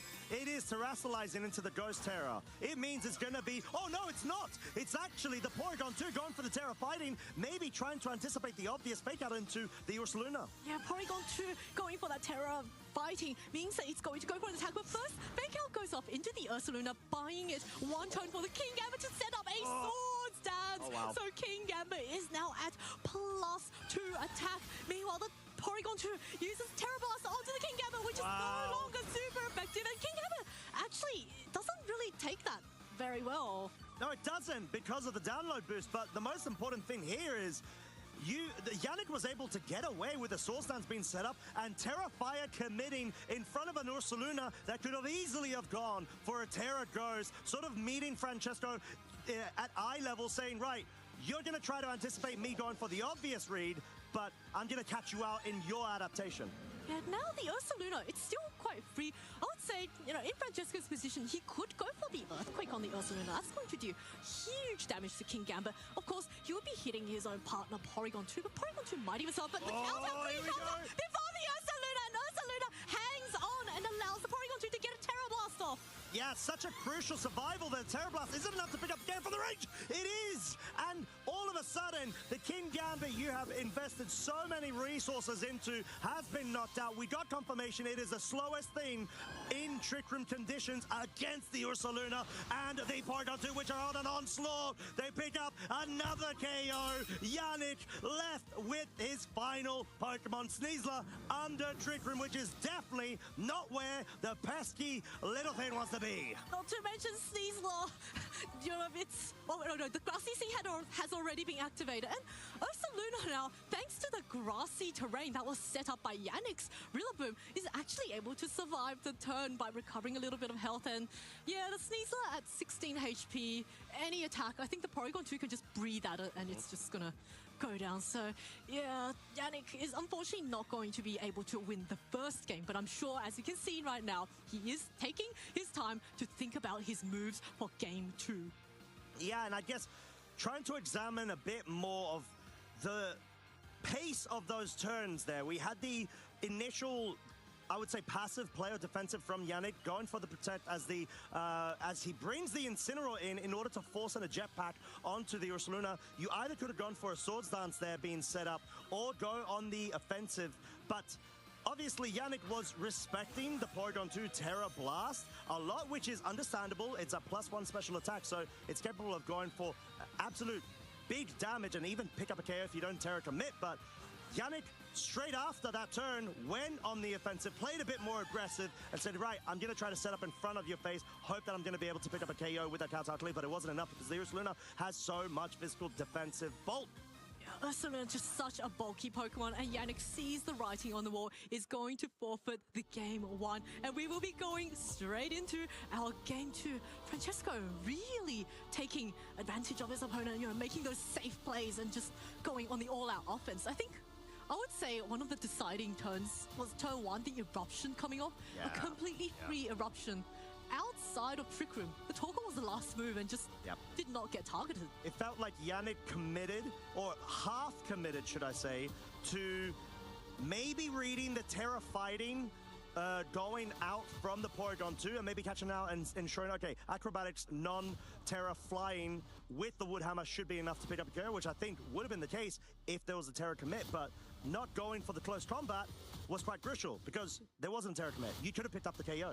Yeah, it was such a risky play, but it paid off tremendously. And then once the Trick Room got set up, there was a Torkoal in the Trick Room and forced Yannick to bring in the Incineroar to try and neutralize the Torkoal, at least for one turn, by forcing a switch out. But then, unfortunately, that meant the Ursaluna was free to come right in and just get itself all boosted without the Intimidate attack drop. And then the Ursaluna was able to just sweep through everything there without the Torkoal ever coming back in. Yeah, which every little sort of interaction under Trick Room has so much value to it and so much weight, and that's why you need to be able to capitalize off of it if you are the Trick Room user, but then at the same time you need to be able to expire the remaining turns of Trick Room as best as you can if you're on the other side of the field. But we've got the same lead, Porygon 2 and the Torkoal versus the same over on Yannick's side. So clearly Yannick identifying there could have been a better play he could have made in that game 1, but now we're entering the phase of this set where there's going to be mind games on top of mind games. Do you go for the same play anticipating no Terra commit from the Porygon 2, or do you go for it? Yeah, this is a really interesting position here. Although it's the same leads from both our trainers know exactly how turn 1 went. So would Yannick maybe want to play it a little bit safe, say go for the fake out, buy a turn, and maybe try and reduce the damage on the Torkoal? Looks like we're going to get a turn 1 terrestrialization immediately. Oh, it's going to be the Rillaboom, okay, going for the Terra Fire. So wanting to ensure that it's going to be able to definitely take an eruption so much better than what we saw in game 1, but the Porygon 2 does not commit to the Terra. Close combat, nearly picking up the KO. Outrageous amount of damage, but the follow-up from the Rillaboom will ensure it is gone from game 2. There is no Trick Room, even though we did see the interaction, Kingambit actually benefiting of being slower than the Ursaluna and the Porygon 2. There's still the Torkoal to contend with. It goes for the eruption at -1. The Sneasler goes down because of the close combat drop, but the Rillaboom is able to survive quite handily, get a bit of recovery at the end of the turn because of the grassy terrain. I think that was an excellent turn for Yannick there, because the Porygon 2 was one of the major thorns on his side. He was able to set up Trick Room, although later on the Kingambit was able to come in and take advantage of it. But we see in this game too, Yannick had an adjustment. He has no Kingambit. There is the Basculegion in the back, and he also brought Ninetales, which means he can now override the weather and make sure those fire-type moves are no longer doing as much damage as it was before. Yeah, and the Basculegion, sure, there's sun on the field, but it will still be able to deal a lot of damage if the Alolan Ninetales does decide to switch in at this point, which could be a very real possibility, even at -1 of its attack. It's still going to be able to get a guaranteed damage off of the Incineroar slot, which has no way to protect and may even have a switch. Now, Rillaboom is going to retreat for the Alolan Ninetales. So Ninetales is going to come in and set the snow across the field, erasing all of that sun. This is a live orb Ninetales as well, so it is ready to do damage. But Flip Turn comes up, deals quite a bit to this Torkoal, and allows the Rillaboom now to get a cheeky rotation back in on the opposite slot. Yeah, and that was a -1 attack Basculegion with Flip Turn. A substantially lower base power than the Wave Crash potential knockoff going into the Rillaboom. We'll finally get rid of that Assault Vest, and now with the combo of the Overheat, if it goes into that slot, maybe enough to pick up the KO, but no, it goes into Ninetales, and it's able to do just that. Snow has been removed in terms of the user out of the count. Yannick now down to his final 2 Pokemon already, as Francesco has the option of not only bringing a potential Ursaluna in, but getting the Guts procs immediately, as now the turn will end and the Flame Orb will activate. We see just how useful that eject pack is. Because Yannick is down to his final 2 Pokemon, he has no more options to change the weather. And the Torkoal, having just switched out for free after getting the eject pack, can just simply switch back in again. But of course, Francesco's got Incineroar and Ursaluna on the field, and these 2 Pokemon are ready to go. But I think Francesco, because the Incineroar has already been on the field, might want to bring that Torkoal back in, override the weather, the snow, and allow that Torkoal later on to have those really powerful sun-boosted fire-type attacks. And just this turn, because there's the threat of a fake-out from the Rillaboom, it's quite free for the Ursaluna to just protect, because, this Basculin Legion is Choice Scarf. You can scout out what it does, and there's no way for Yannick to actually punish a protect from this Ursaluna. Yeah, it could even force Francesco to opt in for a terrestrialization option here, but Yannick running out of time there, 3 seconds remaining. There it is, as you called, Zoe. The Incineroar switches out in favor of the Torkoal, brings the sun. This is what you want, and the terrestrialization from the Ursaluna may not come in respect of the last respects, definitely just for now, opting to go for the protect. You want to scout out which Pokemon, which move the Pokemon will be locking into. The Wave Crash, even with the sun up, picks up the raw KO onto what was an already damaged Torkoal by the previous flip turn at -1. And this brings us into a precarious situation where Francesco does still have terrestrialization available, but also has Incineroar coming back onto the field and applying an Intimidate drop onto both of Yannick's Pokemon. Not to mention, the sun is up. Basculin Legion with adaptability hits very, very hard, and we did see that in action, knocking out the Torkoal. But Ursaluna is incredibly bulky, and it's at full health. And if the Ursaluna goes for the Terra Ghost, it will no longer be taking super effective damage from these adaptability boosted Wave Crashes from the Basculin Legion. So Incineroar can just fake out the Rillaboom, and then the Ursaluna can just go for that Terra Ghost and start dishing out damage. And then the next turn, I think Incineroar, even though it's weak to Wave Crash, it's probably going to be able to pick up a knockout with, say, a knockoff, or the Ursaluna can go for a headlong rush into it in the second turn. So yeah, Francesco has all the options right now.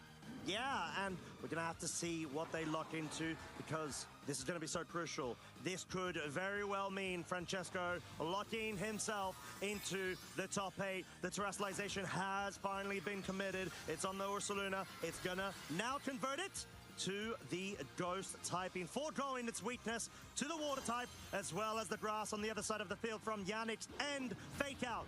Blows into the Rillaboom. It's going to be able to flinch it for this turn. Wave Crash. It's going to hope to try to pick up a KO if it can get a crit, which it does not, into the Incineroar, allowing the Ursaluna to be able to move freely and target the Pokemon of its choice and most likely pick up a KO, which is going to be the Rillaboom with that facade. It is out of this game.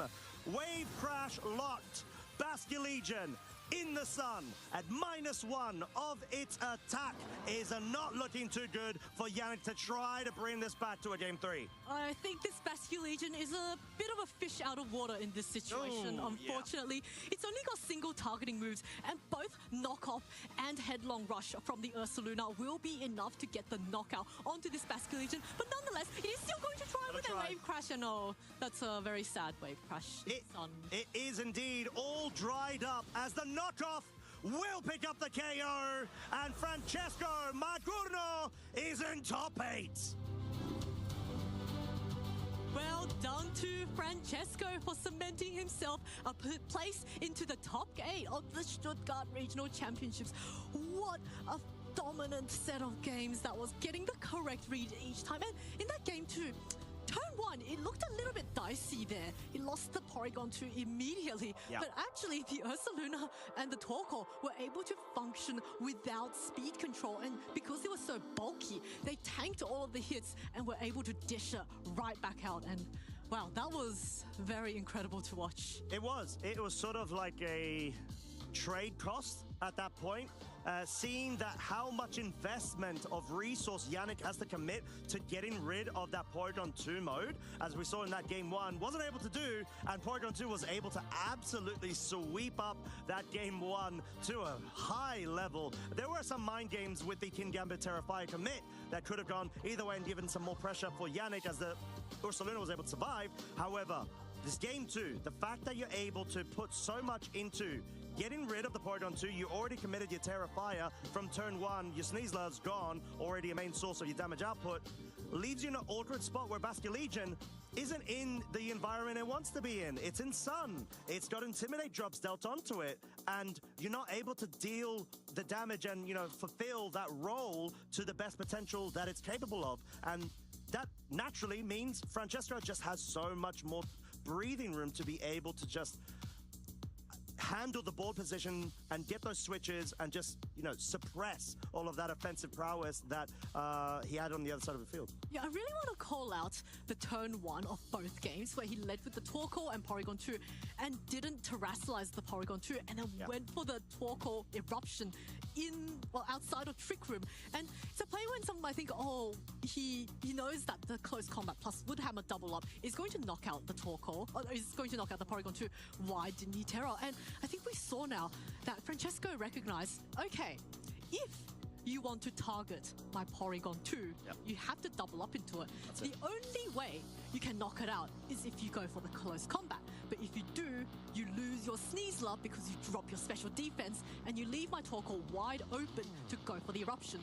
Or if you go for my Torkoal, then I get a free Trick Room setup. So there's Ursaluna. so it's a bit of a pin, and I think, you know, Yannick didn't really have a very great way to answer that. And I do think, you know, looking at the two teams, Snow versus Sand, typically, even though I do love Alola Ninetales, Snow isn't really very fond of going up against a Sun team, so it was quite a rough matchup for Yannick as well. But he played so well, advancing all the way to the top cut of the Stuttgart Regionals. Already a better result than his last year's one, where he only, I think he got to top 128. So, you know, a huge step up, and I think he should be very proud of himself. Yeah, truly. And like you said, the matchup was quite rough because the Marco Silva Sun team is sort of one of those teams that keeps popping in and out of the meta every now and then. We saw that Federico Camporesi was able to actually get top 8 at Gdansk Regional Championships several weeks ago,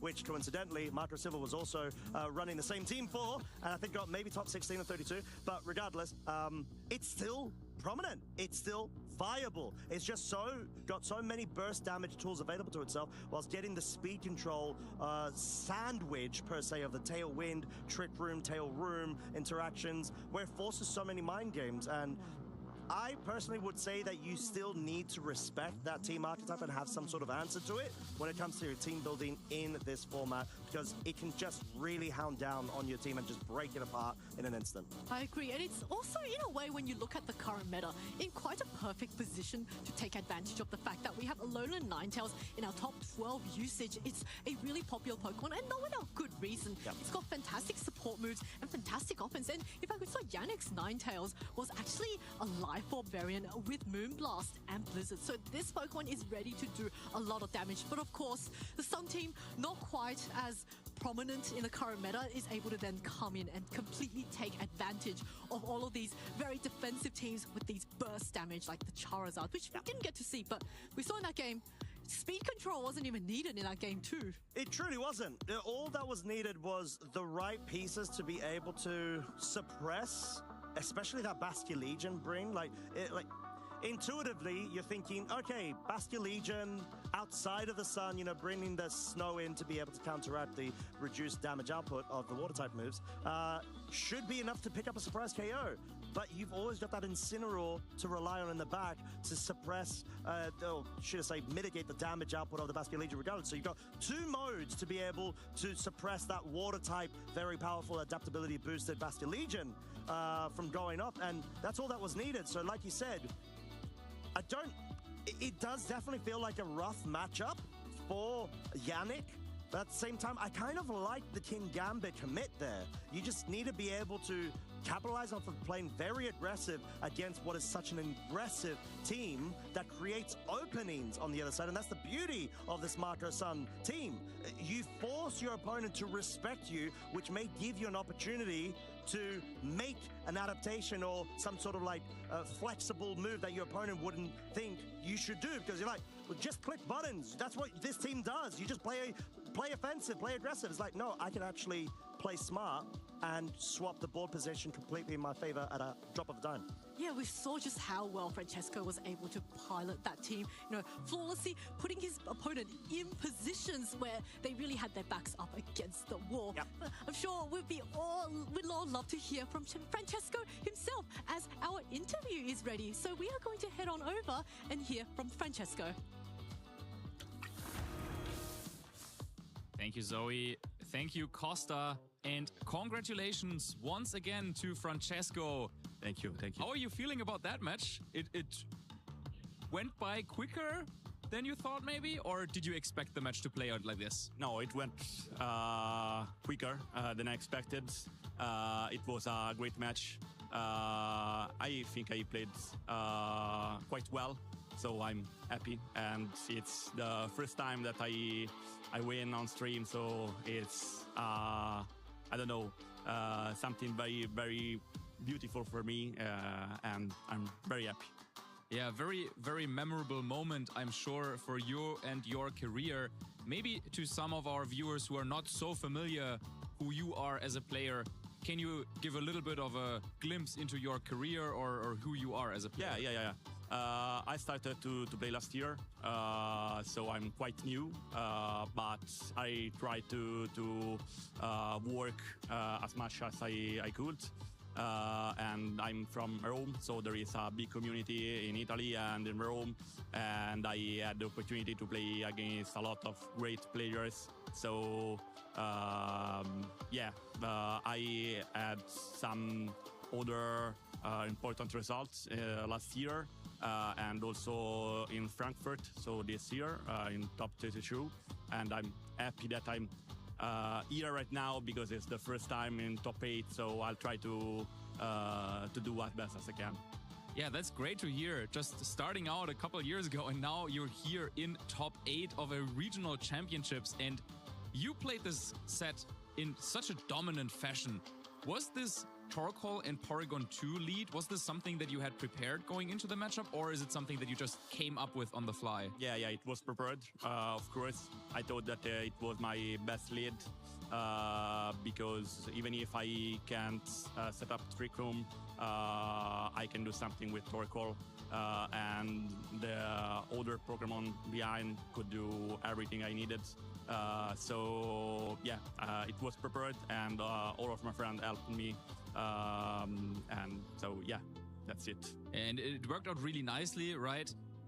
Your opponent had to make a choice. Either they go after the Porygon, but then, well, a great Eruption will come out, or if they go after Torkoal, then maybe Porygon can set up a Trick Room, or maybe Torkoal will protect. So it was really, really hard for your opponent to kind of play around this. And I think in the first game, after the Eruption came out, Rillaboom goes down, like I was thinking, oh, maybe it's over quickly. But then your opponent found a nice way back with the King Gambit.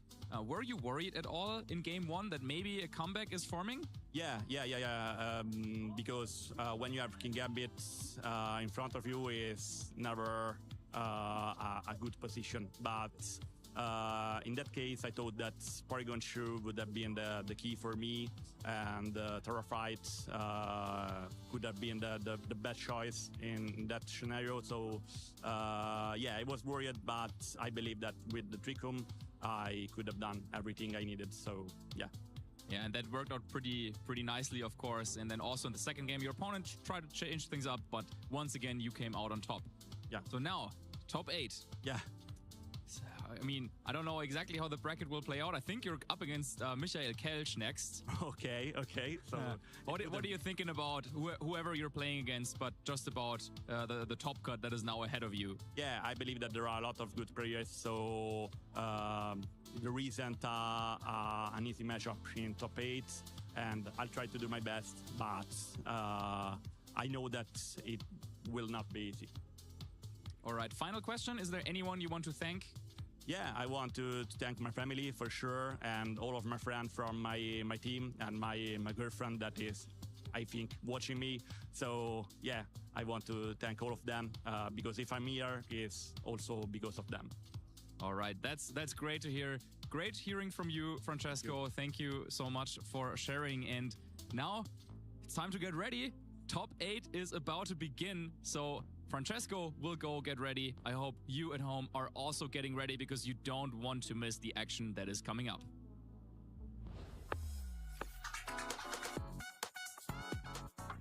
My favorite Pokemon is Xerneas. I just really enjoyed clicking Geomancy back in 2019. I really like its design, and being a setup Pokemon with so much power and pressure, I just really enjoyed using it. My favorite generation of Pokemon, I think it's both Gen 4 and 5. I started playing Gen 4. I love the Sinnoh region, I love the Pokemon of Sinnoh, and Unova also have great games with Pokemon Black and White and Black and White 2. I learned VGC pretty much by watching better players than me on YouTube. Back in the day, we didn't have official tournaments in Brazil, so my role models were pretty much players playing Worlds. There are a lot of people that I look up to in the competitive scene of Pokemon. I think mostly it has to be Wolf and Edu. They are two of the best players, and I really like their approach of the game. And also, there's a lot of videos of them playing on the internet. So when I was younger, I was able to watch a lot of their play style and their team building, and yeah, they're just so good. My favorite city was definitely Yokohama. I had a great time in Japan. Food is great there, people are nice, and the country is just really beautiful. I think the favorite thing I did in Japan was going to Nara when I saw all the deers, and it was really, really cool. They were so cute, and yeah, of course, playing Worlds there was also amazing.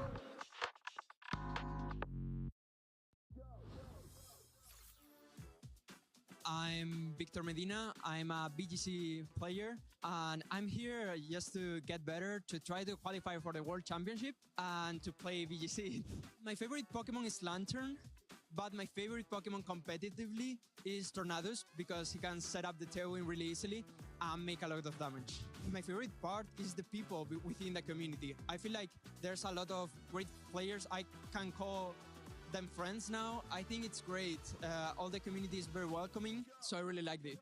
I think my favorite team I use competitively is probably the one I use in NASC 2023 that is called New Balance. It's Chiyu, Fluttermane, Amoonguss, Tinglu, Gyarados, and honestly that team has a very oppressive mode with Fluttermane and Chiyu, and also a very balanced mode with Amoonguss, Gyarados, Hans, and Tinglu.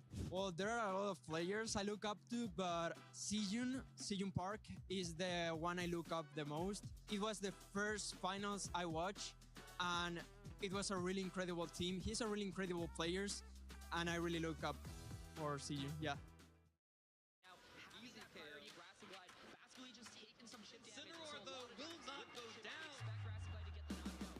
Welcome to Dazzling Duos, where we highlight a particularly potent Pokemon pairing. I'm David Partington, and this time we are turning to the pivot pals, Incineroar and Rillaboom. So why does the metagame seem to always revolve around these two? Incineroar is a fire and dark type, giving it 6 resistances, 1 immunity, with only 4 weaknesses. This enables it to take a myriad of attacks thrown its way, but many can be weakened even further. There's its ability Intimidate, removes Parting Shot, Will-O-Wisp, and Knockoff.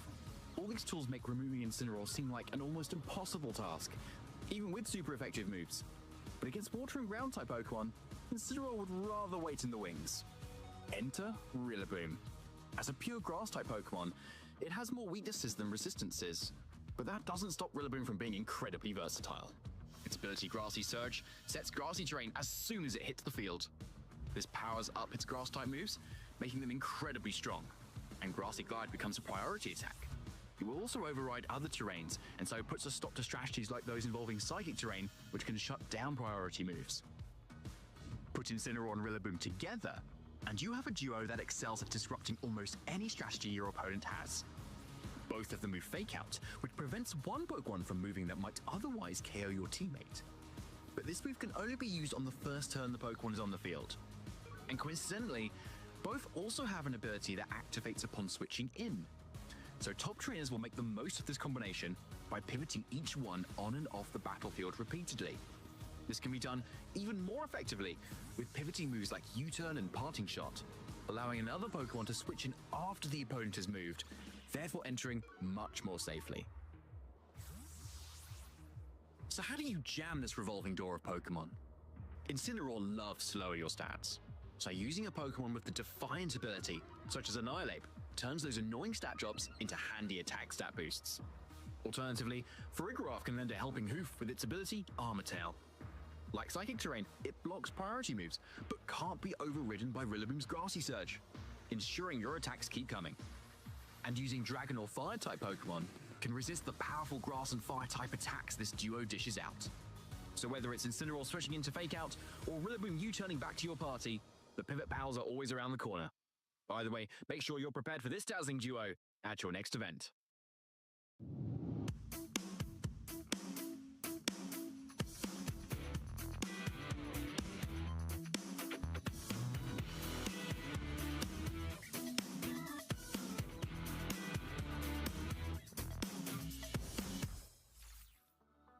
And from the couch, back behind the desk, welcome back, trainers, to the Stuttgart Regional Championships. I'm Marcus Hamann, joined by David Partington, and I am so energetic because we are getting into top 8. How are you feeling about that? Super good, thank you, Marcus.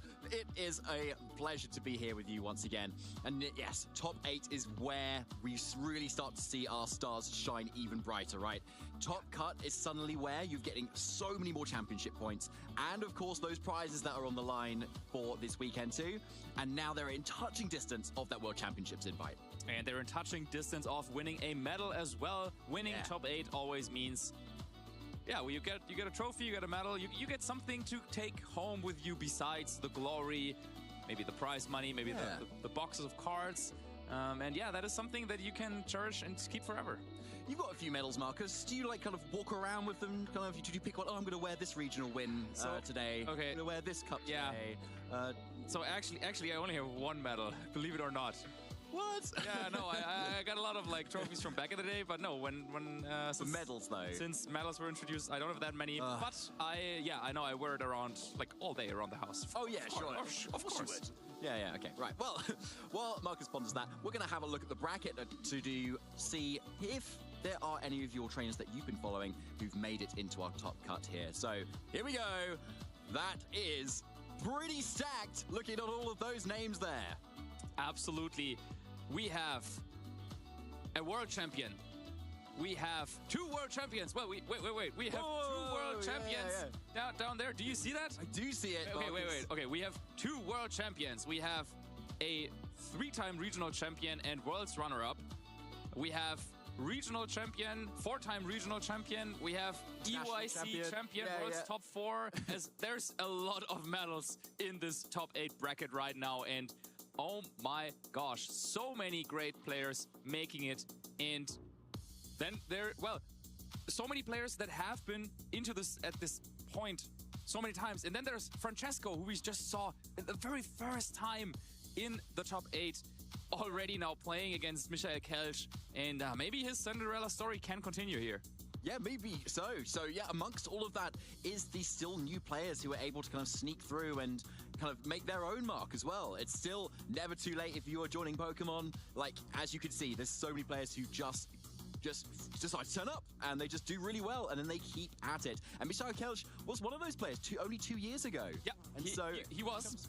Yeah, and now he's a household name. Yeah, exactly. Same with maybe William Basolino as well, someone who has been around for a while, but after, of course, the regional win in Birmingham, players know his name now. So he's no stranger to being in this top 8 cut. And yeah, as always, it's going to be a tough choice to select which matches we should show. And so we will give that choice to you.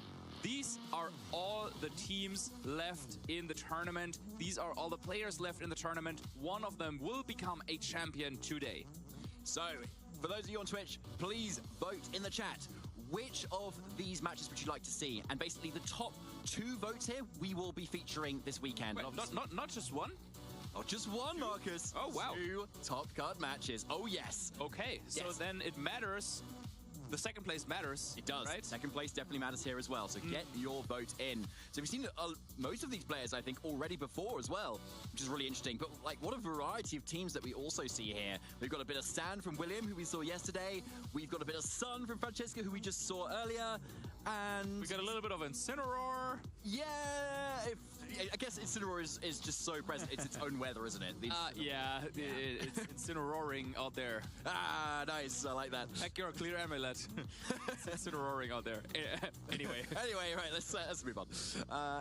Yeah, so I hope you are in chat over on Twitch and you are casting your votes. And yeah, a lot of great games. I mean, a lot of these players and their teams we have featured over the course of the weekend. I believe the only one we haven't seen might have been Giuseppe. Yes, I think that's the case. Yeah, he's one of the players also who went X and won in this tournament as well, and so skipped the top 16 match. First seed, exactly. So an incredibly strong player, so it'd be great to see how he's getting on and is just going to out-enforce at a lot of regionals. A very consistent player, often getting into those CP ranges at multiple regionals, often running a lot of the more standard compositions, as you can see here. But again, one of those players who's just so consistent with that sort of archetype. Knowing how to pilot it, yes, people are preparing against them, but if you feel confident enough in your play and your game plans, it doesn't matter who you're facing. It certainly does not, but, well, it's going to be a big obstacle that our players are facing here in this top 8 as we are finalizing the vote. Only a couple of seconds left, and, well, I can see that there is one clear fan favorite, maybe in terms of which match we should broadcast. But yeah, let's maybe take a quick second just to have a look at the variety that we're seeing here in the top 8. I mean, just to call out a couple of those Pokemon that we're seeing here. We have a Choice Scarf Flamigo with a Calm Mind Sinistcha on Nils Dunlop's team. We have Eric Rios with that Kommo-o Primarina. We have William with Volcarona Gastrodon, Dragapult. Of course, these are Pokemon that we have seen around, but in this particular format, not really at that high level. At least in the current metagame. And then also Eduardo, well, he is known, I guess, at this point with the trademark Smeargle and the trademark Smeargle hat that he was wearing for the second place at Lille, going up against Luca, who is bringing a little bit of a kind of throwback to LAIC last weekend with a very similar team composition. Yeah, and I think, like you mentioned earlier, Marcus, actually, that Luca wasn't kind of copying what Yuma had done. He actually already used that composition at LAIC as well, so kind of coming up with similar ideas too, which was a really interesting kind of pivot there. And so having that Annihilate instead of that Flamigo there, I'm kind of sad to say, because I love Flamigo, but still makes a lot of sense when you've got a Pokemon that can hit with those really strong fighting type attacks and then take on those Intimidates quite handily. Yeah, and it seems like the results are in. Let's have a look at which matches we will get to feature. As a reminder, it's going to be 2 of them. Oh, yeah. And it's going to be awesome. We have Giuseppe Musico against Eric Rios. And then we have the clash of the world champions, Eduardo Cunha against Luca Ceribelli. Oh my goodness, that's going to be so hype. Yeah, really psyched to see that first match on the top. We will be featuring first. So yeah, we've got a player we haven't actually seen this weekend yet, and Eric Rios back again. We saw him yesterday and do really well too, and that's the Clangorous Soul Kommo-o set that he's been running. Not a lot of other people doing anything similar at the moment, and it's also how Eric did very well at LAIC with it too, getting into phase 2, I believe, with the Primarina on top of that, which was just kind of soloing games sometimes. Yeah, it's a quite unique choice at this point. I mean, we have seen teams with Primarina in the past quite a bit, but recently it's a Pokemon that has kind of fallen out of favor a little bit. In terms of water types, I mean, players really started to just terrestrialize to have a water type on their team. I think that's the story. Yeah. And then, of course, there's a lot of the Rain Core as well with Pelipper and the Basculegion, of course, which is absent from this top 8. Wow. Yeah, you're right, actually. Oh. No Basculegion. And yet I think it was maybe 6th or 7th in our phase 2 usage. Yep, it was very high in usage, but did not convert. In fact, also Archaladon, Alolan Ninetales, also absent. So very, very, yeah, some similar structures that are being repeated, but then all of them, I think, have a little bit of their own kind of twist and spin on them. They definitely do, but I think what's also quite interesting is that is there more Hisuian Ursaluna here than Blood Moon Ursaluna? No, it's 3 apiece. Yeah. It's 3 apiece. Okay, so equal usage despite, again, Ursaluna not even being on our usage charts either.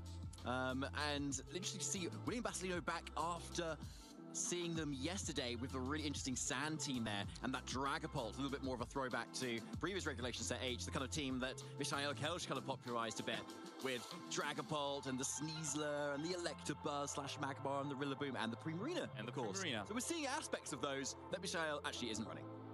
Yeah, spread out over different teams, and even though I think it did not go so well for William yesterday, he was able to keep winning games and is now in the top 8. But Giuseppe Musico against Eric Rios, that's going to be the game that we will focus on for now.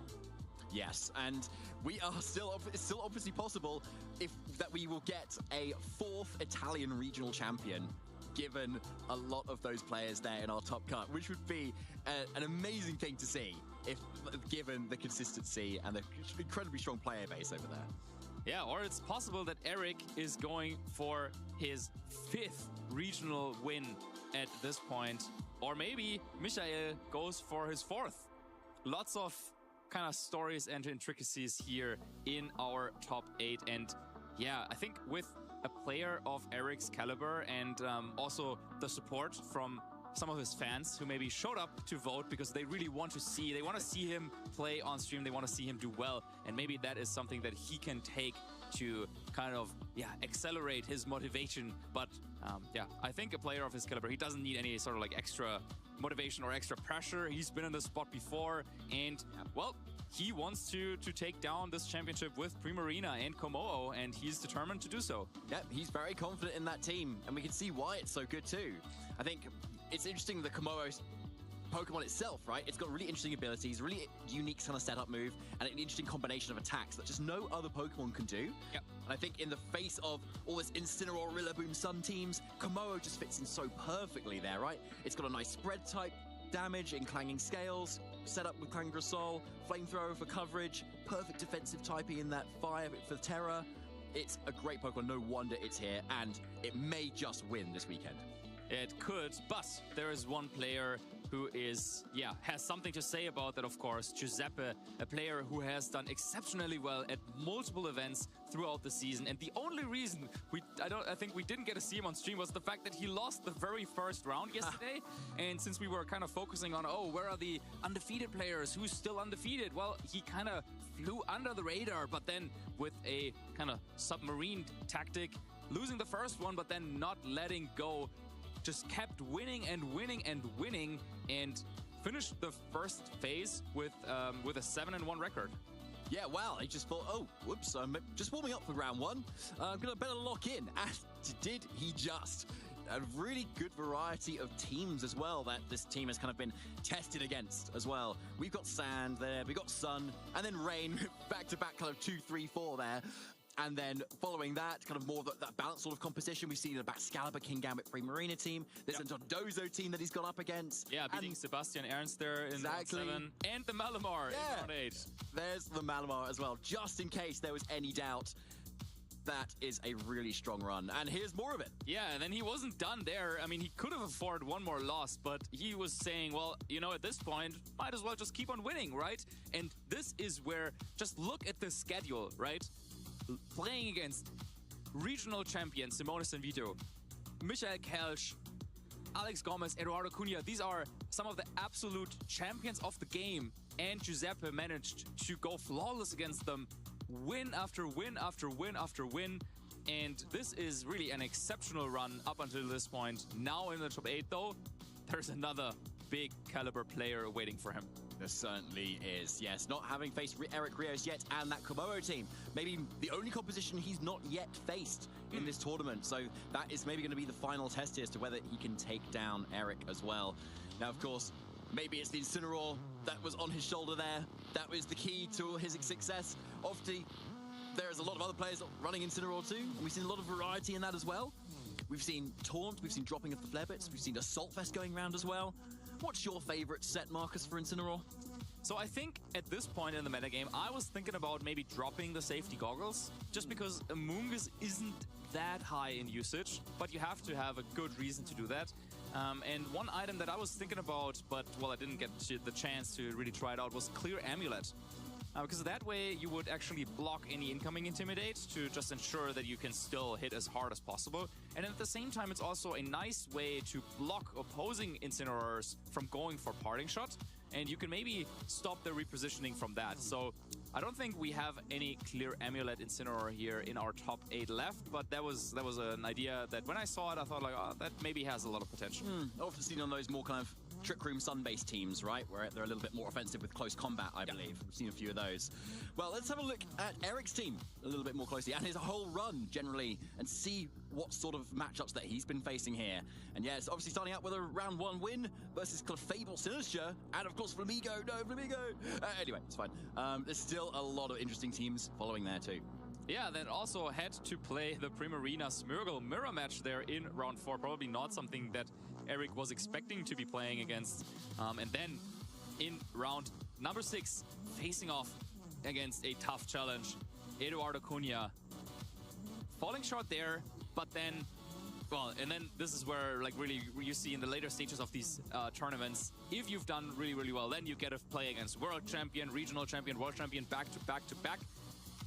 Against the world champions, it didn't go so well for Eric, but I think there is no issue in losing against a world champion, right? And beating William Basolino, of course, also a regional champion, who is also still in top 8, and so are Eduardo and Luca. So, yeah, pretty tough run as well, because this was just the first phase, and then moving into the second phase, Eric also beating Sebastian Ernst there with this Dondozo team.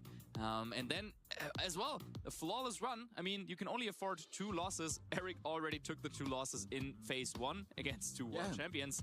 But he didn't play any world champion in phase 2, so, well, naturally, he won all of the games.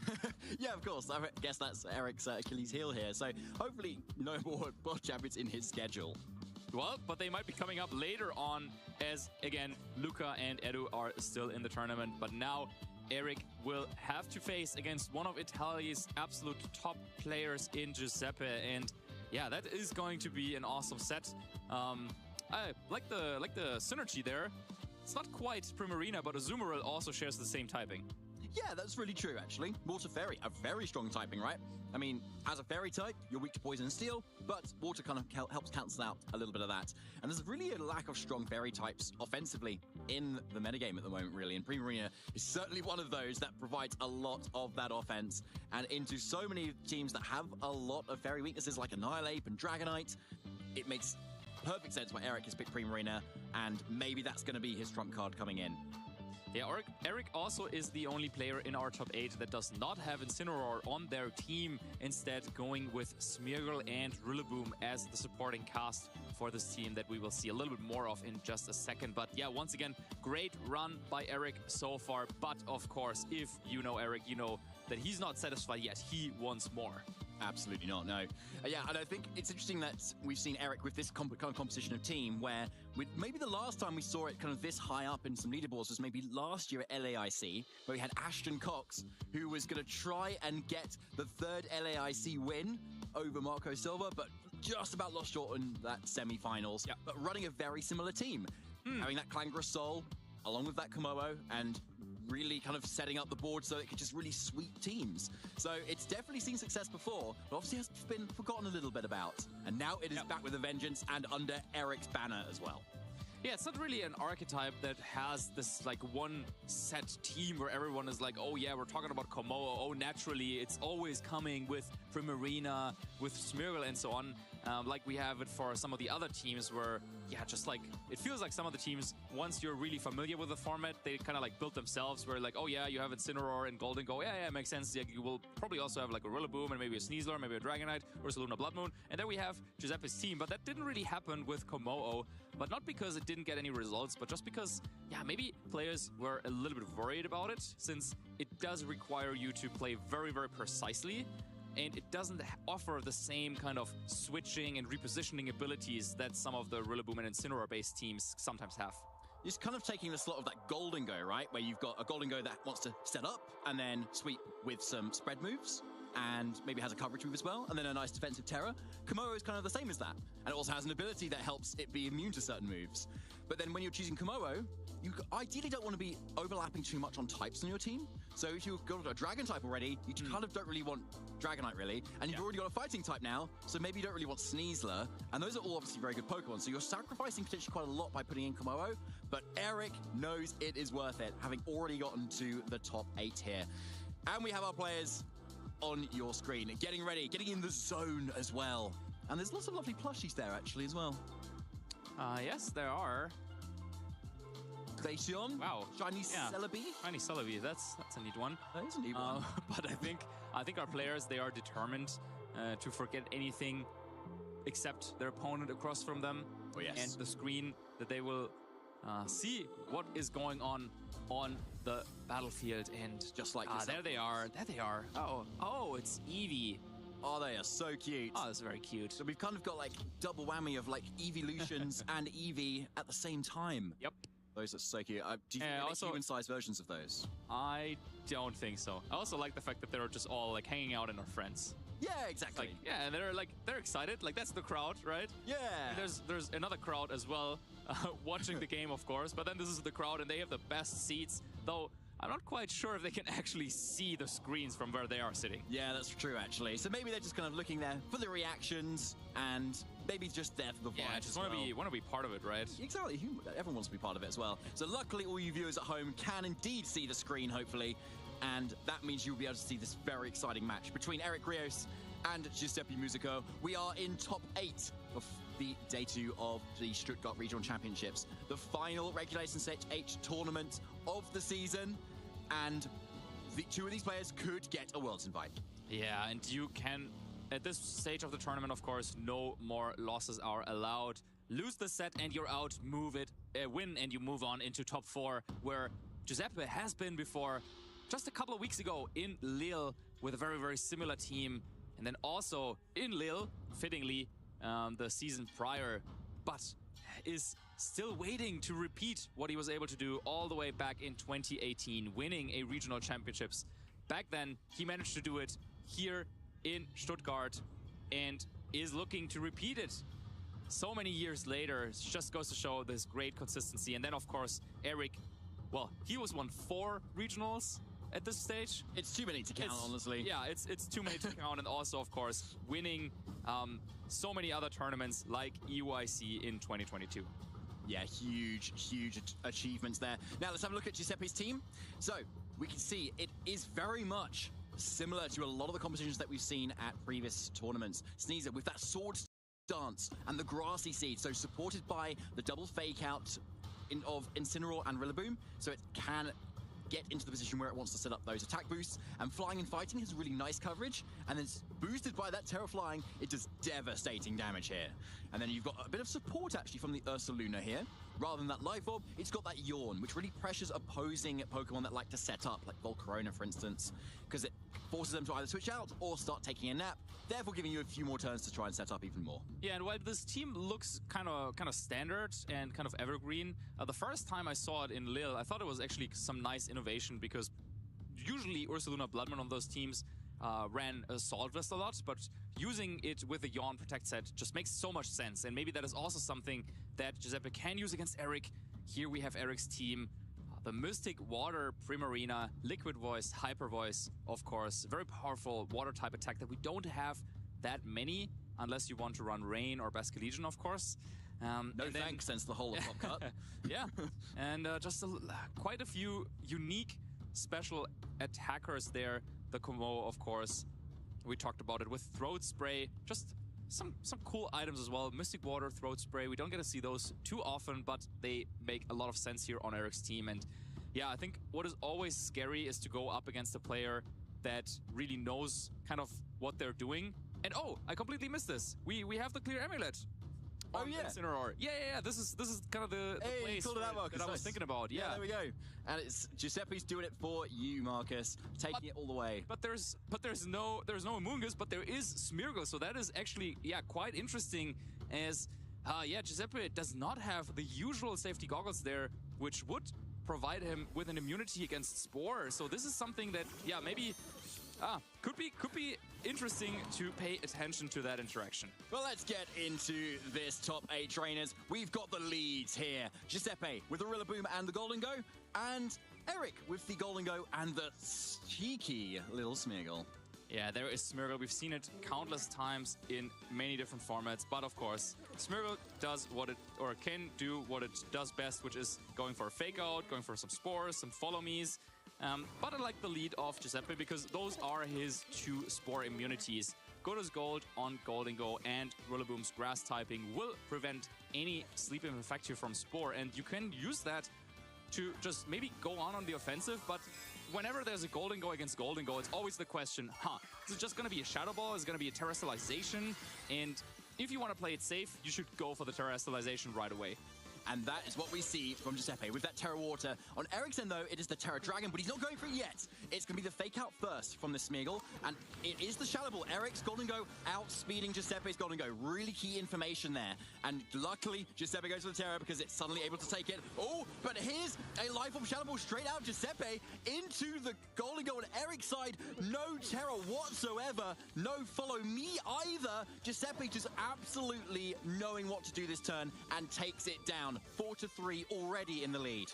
Yeah, and of course, there were a lot of mind games going on. That Smeargle could have gone for a Terra Ghost Follow Me, for example, to avoid any sort of fake out hit and then also draw away any attention from Golden Go. But instead, Giuseppe gets the call kind of right, just going for the Shadow Ball, but has to commit Terra for it. And maybe this is a trade that Eric is fine doing.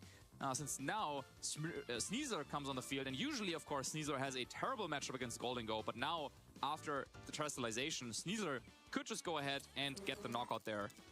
It certainly could, and especially as it's not carrying Throat Chop, it can't really touch this Golden Go at all. But yeah, now a Dire Claw can go into that slot, which would be really scary. And if anything we know from Eric in the last couple of weeks or so, Dire Claw has been very nice for him when it counts. First of all, though, Incineroar coming in, dropping the Intimidate onto this Sneasler. Really crucial here. It should enable both of Giuseppe's Pokemon to be able to survive the turn, even if any sort of super effective hit comes out here. But first of all, it's going to be the Terra flying on the Sneasler to boost up the acrobatic damage even further. I mean, well, even at -1 attack, maybe this is going to be enough on this Rillaboom. I suppose it depends on the training. I think we're going to see it here. Going max balloons, but it's not. Into the Golden Go, into the Incineroar instead. And there's the Decorate, though, as well on Eric's side. The really unique move that Eric's chosen for his Smeargle. Boosting this Sneasler now up to +1 attack, but not before a Wood Hammer coming out into the Smeargle, dropping it down to his Focus Sash. Yeah, the Terra flying there serving 2 purposes. First of all, of course, you boost the damage of acrobatics, but you also ensure that Sneasler is immune to high horsepower from Rillaboom. And that way, Decorate is it makes a lot of sense because, well, you're kind of locking down the Golden Go slot. Worst case, well, maybe it protects, maybe it switches, but with the Focus Sash on Smeargle and the Terra flying on Sneasler, there was no threat to Eric whatsoever. And setting up Decorate on Sneasler, that can be quite powerful. And I think Giuseppe has to conserve Incineroar for more Intimidates later on, because Eric doesn't need to set up the sword stances. He has Decorate to boost Sneasler's attack stat. He certainly does. And now, interestingly, Giuseppe switches out that Incineroar, even though there was a fake-out potential turn there, maybe predicting Eric's more defensive play here, especially given the Smeargle cannot protect. So we see the switch into the Rillaboom here, possibly get a protect again then from the Sneasler to just kind of reposition, but no, left open instead. Grassy Glide was there to try and get rid of that Smeargle, but now it's just a free acrobatics from Eric's end into the switched in Sneasler too, and that just gets taken down in 1 hit. What a play from Eric. Yeah, very, very powerful line of play there by Eric. Giving up Golden Go turn 1, it looked like it was a good trade for Giuseppe, but now Sneasler is positioned in a way where, it seems really tough for Giuseppe to deal with it because, well, Terrestrialization is already committed, and between acrobatics for Rillaboom, close combat for Incineroar and Golden Go, yeah, I think all of these Pokemon are potentially in KO range from Sneasel right away, and this is not considering yet that fact that Eric still has Smeargle and Rillaboom for fake out support as well. Well, the good thing about switching out Incineroar earlier means you can switch Incineroar again. And now in the position it really wants to be in here, threatening two physical attackers with that Intimidate and being able to pressure fake out into the following turn. However, Eric's Rillaboom has also come in here as well, so depending on the speed of these interactions between the Rillaboom and the Incineroar, we could see one advantage going into one side versus the other. Yeah, it's always a tough call to make here, but I think that, yeah, even if Fake Out was being traded here, let's say, like, in the end, Eric is happy with any sort of outcome as long as Sneasler is healthy, and it looks like Sneasler will be healthy because, yeah, there's not too much that can be done against it, but double out. Acrobatics and high horsepower connects, Incineroar going down. That could have been a way back here for Giuseppe had high horsepower not connected on Incineroar. That's true. Or if Giuseppe had gone for a fake out that turn as well, that would have also helped. So yeah, 2 times in a row, Giuseppe kind of predicting Eric to play a little bit more passive in front of the threat of fake out, and both times Eric just going on the offense, just calling Giuseppe's bluff. And it looks like Giuseppe's, locking in the forfeit here after what looked like a very detrimental turn for Eric in that first turn. Actually really turned it around and maybe even looked intentional there. Yeah, at first I was thinking, well, Goldingo going down, where's the damage coming from? But I think Decorate was such a kind of unique way of accelerating Sneasler's damage, because Sneasler was threatening a KO and therefore it was kind of guarding itself. Like, there was no KO pressure on the Terra Flying Sneasler that turn where the Decorate went off. And because it threatened the KO on Goldingo, Giuseppe had to do something about it, switches out Goldingo, but that gave Eric this one turn where Acrobatics does a good chunk of chip damage to Incineroar, but then Decorate goes off, and it goes from -1 attack all the way to +1. And that could have been a sword stance, sure, but had Sneasler had the sword stance, then it would not have had the chance to go for Acrobatics that turn. And this little chip damage that it did, well, it was like 40% on Incineroar, definitely helped Eric to navigate towards the sports state where everything was in KO range from Sneasler later on. Yeah, it was really incredible, play, wasn't it? Like, just being able to set up that state with that Sneasler to be able to just be the MVP of this team. But Marcus, do you think, even though Eric's won this game, do you think he goes for the same strategy, or maybe considers the Komodo? I think Sneasler is the way to go, honestly, because between Acrobatics and Close Combat, it has perfect coverage against Giuseppe's teams, against everything except for the Goldingo. And if you can somehow force out Terrestrialization from Goldingo, then Sneasler is definitely the way to go. So I think Eric's game plan will still be quite flexible, but Sneasler seemed so strong in this game 1. Let's see if it happens again. We're getting straight into game 2 here of our first top cut match at Stuttgart. And we're seeing the Goldingo and Rillaboom again for Giuseppe. And there's the switch up from Eric. It's the other really threatening support. It's the Smeargle versus that Komodo on the other side for Eric this time. Wow, okay, fair play. Eric wanting to show off some more tricks on his team and is right away in a position where he can go for a fake out and Clangorous Soul, for example. Yep, that's exactly what happens. Yeah, just very simply there, going for that Omni boost. And interestingly, still outspeeding Giuseppe's Goldingo there too, despite the fact that Goldingo is slightly naturally faster than Komodo as well. And now, because of that, it's got that extra defensive capability to be able to take on the moves now that Eric's is going to be taking on. Like this Make It Rain, for instance, knocking that Smeargle down to Focus Dash, getting Komodo very low, honestly, but probably crucially not in range of a Grassy Glide, given that quad resistance it's got. Yeah, it was crucial that Komodo moved first there, because this extra boost from Clangorous Soul allowed it to Make It Rain just a little bit better here. And despite the fact that Komodo had the chance to potentially go for a Terra Fire Terrestrialization, which we might see in this turn, because then together with it doesn't have bulletproof, it has soundproof. I was gonna say, well, if it was bulletproof, then there's no way this Goldingo gets any sort of damage in. But now Komodo is already quite low, and even though it looks like a great turn for Eric, I'm a little bit you have to be a little bit careful now with Komodo being so low. You do, because any sort of chip damage might be able to get that KO there. But we're seeing Incineroar switch in, And again, this time, it's not a physical attacker, so Komodo is still at the same amount of offense that it was in the previous turn. And Rillaboom switching in for Eric as well is really nice, given that more fake-out support going into the following turn here. So let's see what the Rillaboom ends up doing on Giuseppe's end. Either way, probably not a whole lot. Yeah, once again, trying to get the knockout on Smeargle, but once again, Eric is switching out that Pokemon, bringing in Rillaboom for some support, and it makes sense, protecting Komodo just to regenerate a little bit more with leftovers. And yeah, it's a really interesting kind of situation, because Komodo, of course, if it can get a couple of moves in, will deal devastating damage with all the boosts that it was able to acquire. But how can you make sure that it's not being KO'd when it tries to go for an attack? Yeah, that's so true, especially when you're going for Clanging Scales. It lowers that defense stat as well, so you're suddenly taking on damage a little bit more. But because of Komodo's natural, amazing typing, it resists grass, it resists fire, it resists dark, and all of those moves are on Giuseppe's side right now, and, like, all of those attacks aren't maybe going to even do enough damage into this Komodo that still has a nice, really defensive defense stat. And it's already boosted as well. So it looks like Giuseppe's switching things around. Bringing the Sneasler. Getting that grassy seed boost as well. But it could still be taking a Clanging Scales for its troubles going into this turn. Yeah, bringing in Sneasler is actually quite risky, because that is the one Pokemon you have that can outspeed and KO Komodo.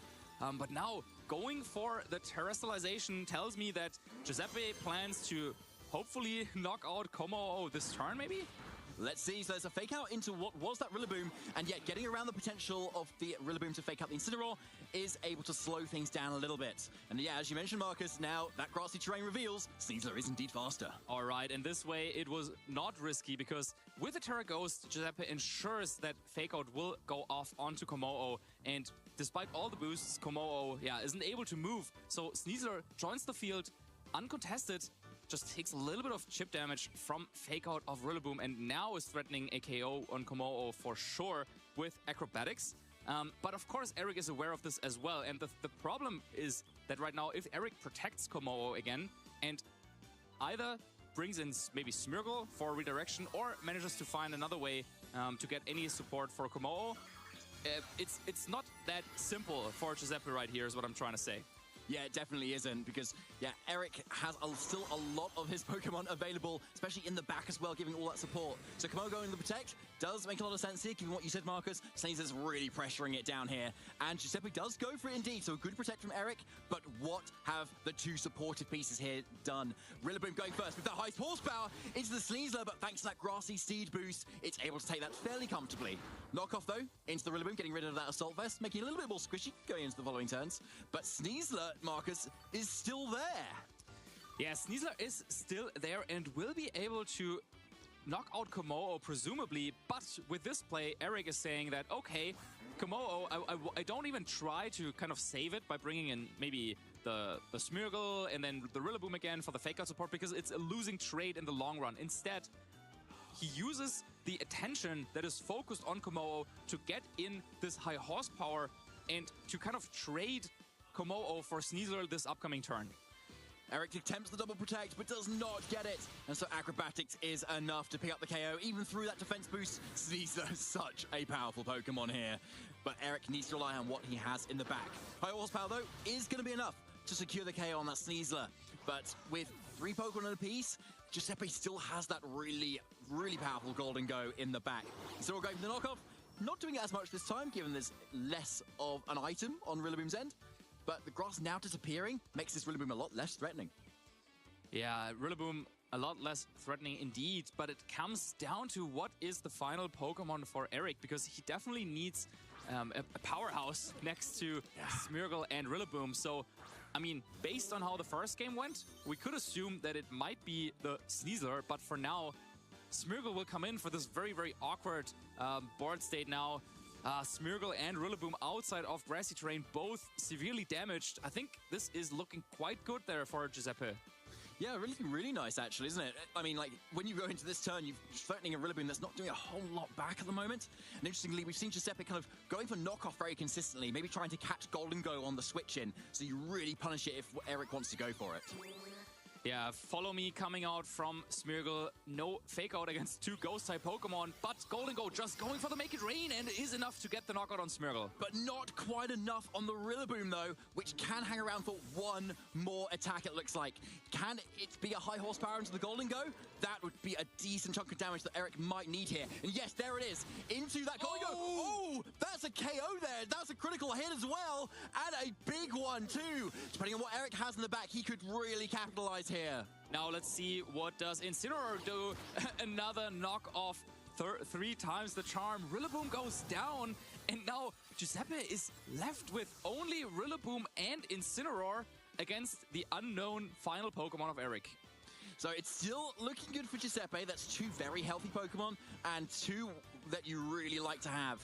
Sneasler, though, is the switch-in. Maybe the one you really want if you're Eric. Yeah, because now Giuseppe sets up Grassy Terrain, activating the Grassy Seed for Eric, who wasn't able to quite reposition Rillaboom, or his own Rillaboom, in a way to reset the terrain. However, I think the problem now is that, well, Fake Out is available, and Incineroar has committed the Terra to Ghost, which makes it very difficult for Eric Sneasler to hit it. Yeah, it's really true. But, Marcus, Eric has Dire Claw on that Sneasler. When there is a Dire Claw, there's a way. That's what everybody says. I don't know who specifically, but they say it. Everyone says it. Everyone says it. Yeah, I thought so. So, yeah, there's going to be the general turn of burning that Fake Out turn with the Protect, but now we go into the next turn here. Incineroar and Rillaboom both cannot protect going into this next turn, so Eric has the choice of what to target here. Rillaboom surely is a little more of a threat with a high horsepower, right? Absolutely, yes. So then it could be a Dire Claw into the Rillaboom. It could be a damage roll as to whether that move knocks out or not. But then, of course, as you said, if there is a Dire Claw, there is a way, because the status conditions can be so detrimental. That's just a raw KO there, again with a critical hit. Rillaboom normally survives that, but Eric pulls it out the bag again. When there is a Dark Claw, there's a way, and it was that. Flare Blitz, though, it's a... Oh, forgets the critical hit! Another KO back to Giuseppe, getting justice there. Giuseppe taking this game to a game 3. Wow, things are going absolutely crazy here in our top 8 game. Giuseppe tying up the series 1-1. So many critical hits, and yeah, you can see the players are like, okay, what's going on over here? Wow. And just like that, Incineroar able to take the game. I mean, what would have happened without that critical hit? Well, we don't know. We don't know the very final and last one. Yeah, all right, fine. Well, we don't know how much damage exactly the Flare Blitz would have done, because let's not forget, Sneasler was still boosted from the Grassy Seed, so maybe Flare Blitz is not actually a 2-hit KO, and then Sneasler would have had 2 opportunities to go for Dire Claw, maybe get that dreaded sleep. But, well, with how things played out, Giuseppe ties up the series. Yeah, it certainly does. Going into game 3 now, I do wonder as well, yeah, given, I think, did Eric even have Terra still available in that game? No, it was committed on the Rillaboom. That was it. Okay, yeah. So still not there either. So couldn't boost up the acrobatics too far either. But still, a consistent amount of damage that could still come out. That's a little bit more powerful than that Dire Claw, assuming you get that move in range. But going into game 3 now, Marcus. Eric obviously pivoting to Kumoho there, not quite paying off or getting off any sort of damaging attacks with it either. Do you think he pivots back to that Sneasler Golden Go mode he had in game 1? Yeah, that's a good call, and I think we talked about this after the first turn, because you just invest so much health to get the Kumoho set up, and Golden Go could go for this Make It Rain in turn 1, just dealing so much damage to Kumoho even after the boost. And while it's good information that Kumoho is faster, maybe Eric wanted to save Terrestrialization for Sneasler later on. In hindsight, it might have been better to Terrestrialize Kumoho right away, become a fire type, resist Make It Rain, and then play from there with a healthier Kumoho. So I think if Eric wants to go for the same game plan again, then maybe that's something to consider. But yeah, the crowd is absolutely excited about what's going on here, especially after all those critical hits. Roval's just like trying to get out of it, like, come on, let me get out of it, let me see. And Celebi's like, no, kind of rein it in, come on. Hold it back. It's like these trainers here also keeping their calm, keeping their cool, going into game 3 here, because there's so much on the line for these trainers. They're so close to getting to that win. Our top 8 here at Stuttgart Eric Rios versus Giuseppe Musico, two very talented trainers, and with some really interesting teams, particularly on Eric's end, obviously. I mean, we've not even seen the Primarina yet, Marcus. Do you think even that could come out here? Yeah, I think Primarina maybe not really designed to be used in this type of matchup. Yeah, it seems maybe to be more against, for example, like a Dondozo matchup, right, with a Haze that we have seen previously.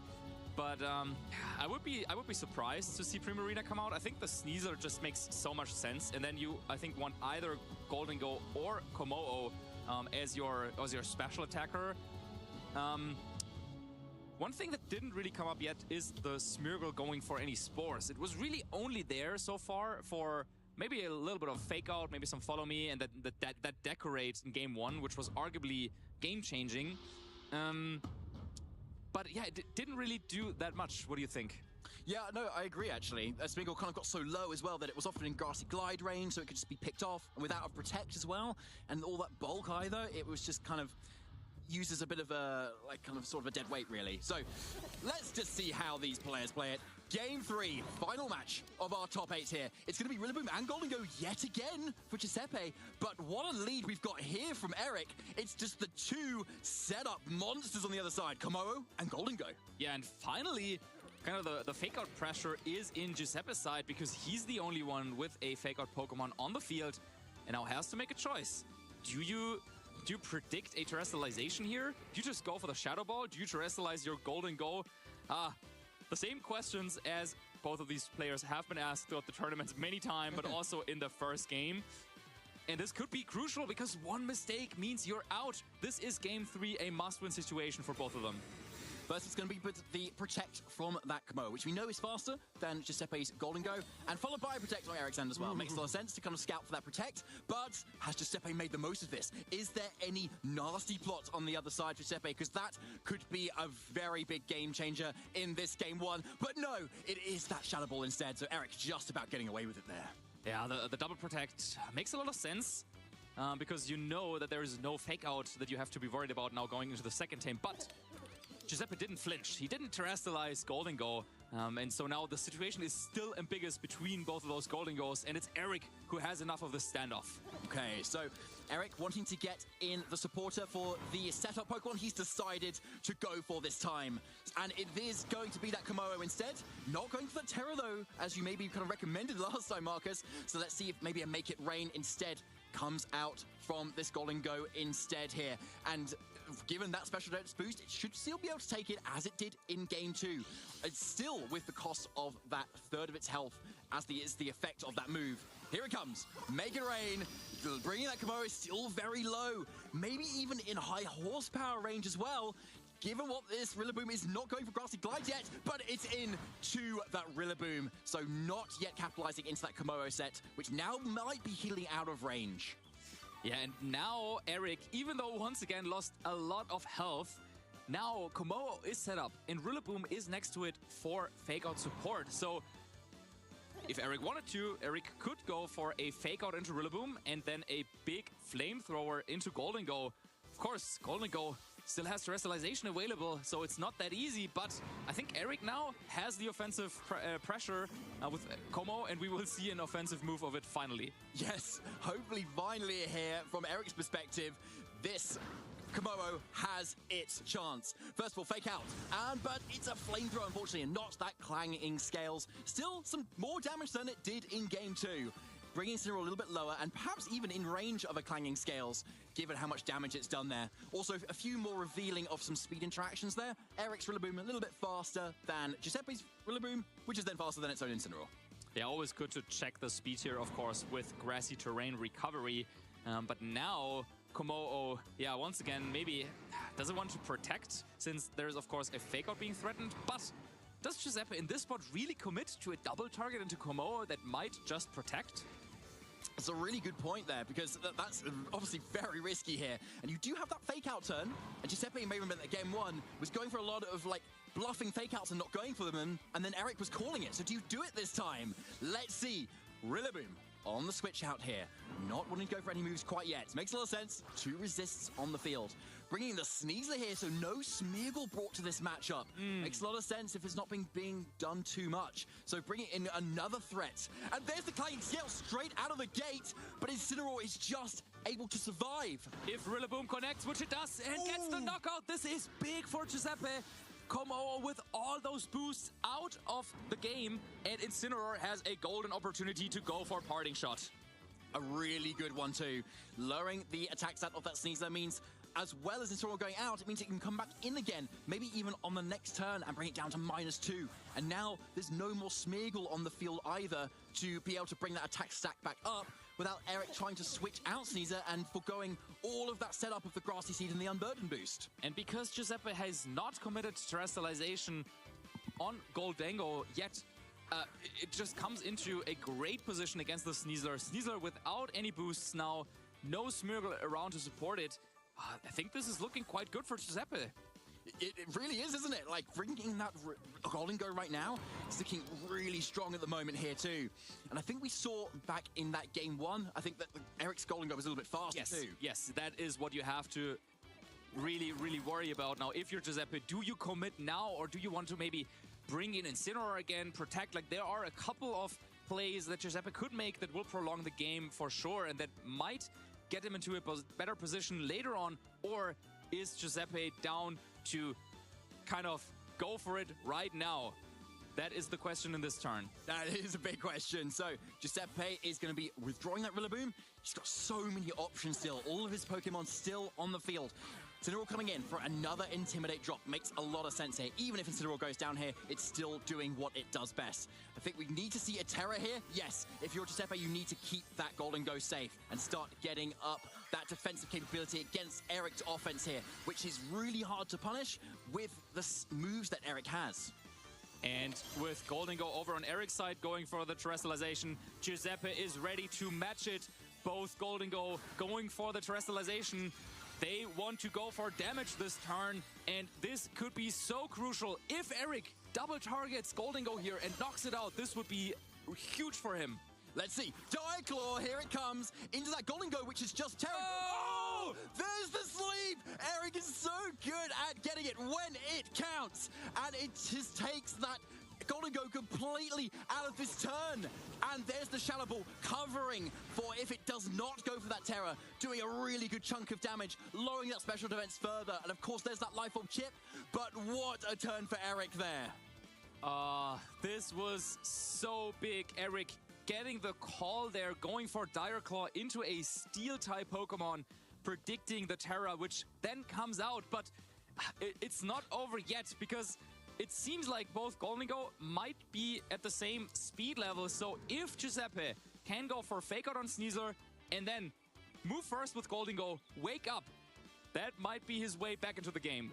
So Fake Out has got to come out first, though, for Giuseppe into that Sneasler. It does flinch here. Which Goldango goes first? It is Eric's Goldango there into Giuseppe's Goldango, completely dropping it out of this game. No chance for it to wake up either. Dropping so far down, Giuseppe needing to rely on whatever he has as his last Pokemon in this 3-game set. Yeah, but let's not forget the fact that Giuseppe was quite far ahead in the game before the sleep happened, so it's definitely not over. Sneasler over on Eric's side, still at reduced attack levels, and Giuseppe still has Sneasler of his own, but that one is powerful. And with Terrestrialization being committed on Goldango, can go for a lot of damage into Goldango if it wanted to. Wow, Marcus, I'm on the edge of my seat if I was sitting down right now, because this game is on a knife edge. Diaclaw again into the Incineroar. Giuseppe's Incineroar going down, of course, but this does free up Giuseppe's own Sneasler to go for an attack here. Close combat into the Goldango. Not quite enough for a KO either, and this is not Focus Sash Sneasler, and it's just lowered its special defense. Goldango going for that Shadow Ball. Could pick up a KO here. Not quite. Just about missing it here. But we've seen Eric Sneasler can outspeed Giuseppe Sneasler. Yeah, not quite getting it. But now Rillaboom comes in. Fake Out is active.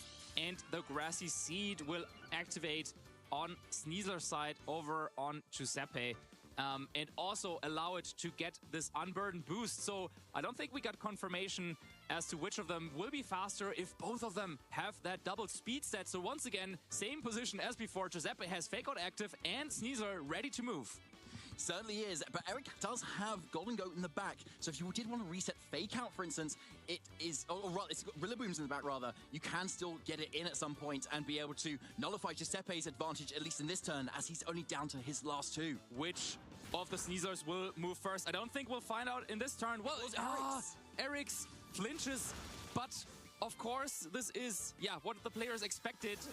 Golden Go goes down. This is great for Giuseppe, but now with Rillaboom coming in for Eric as well, and we have the full kind of mirrored situation, it still will come down to which of the Sneaslers will move first, and it seems like Eric's is the faster one. Yeah, another speed interaction here with the grassy terrain recovery. It does seem likely that it is Eric seems to be the fastest. Again, we've seen the speed tie of the Golden Go. We still don't know if it's the same for the Sneasler.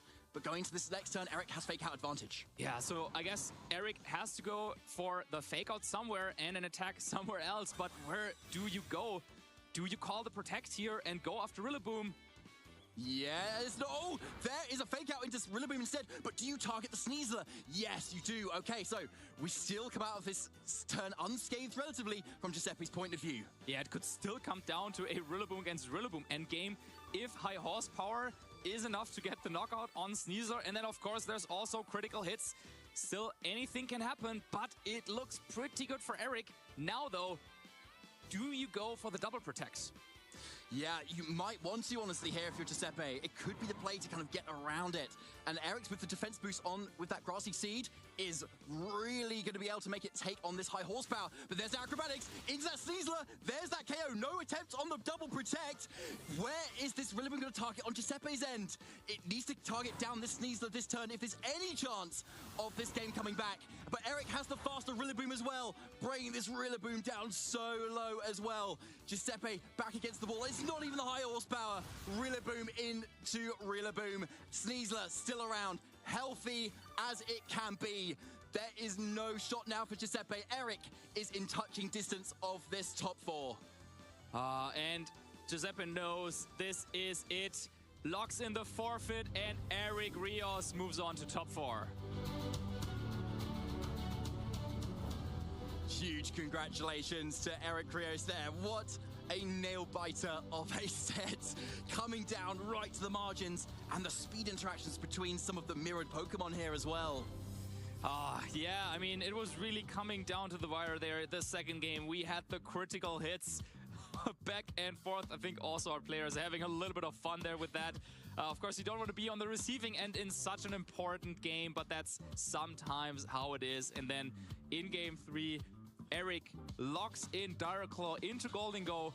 Golden Go goes for the Terra and falls right asleep. Yeah, like a really, really well played. Like, that was Eric's out at that point, and he absolutely went for it.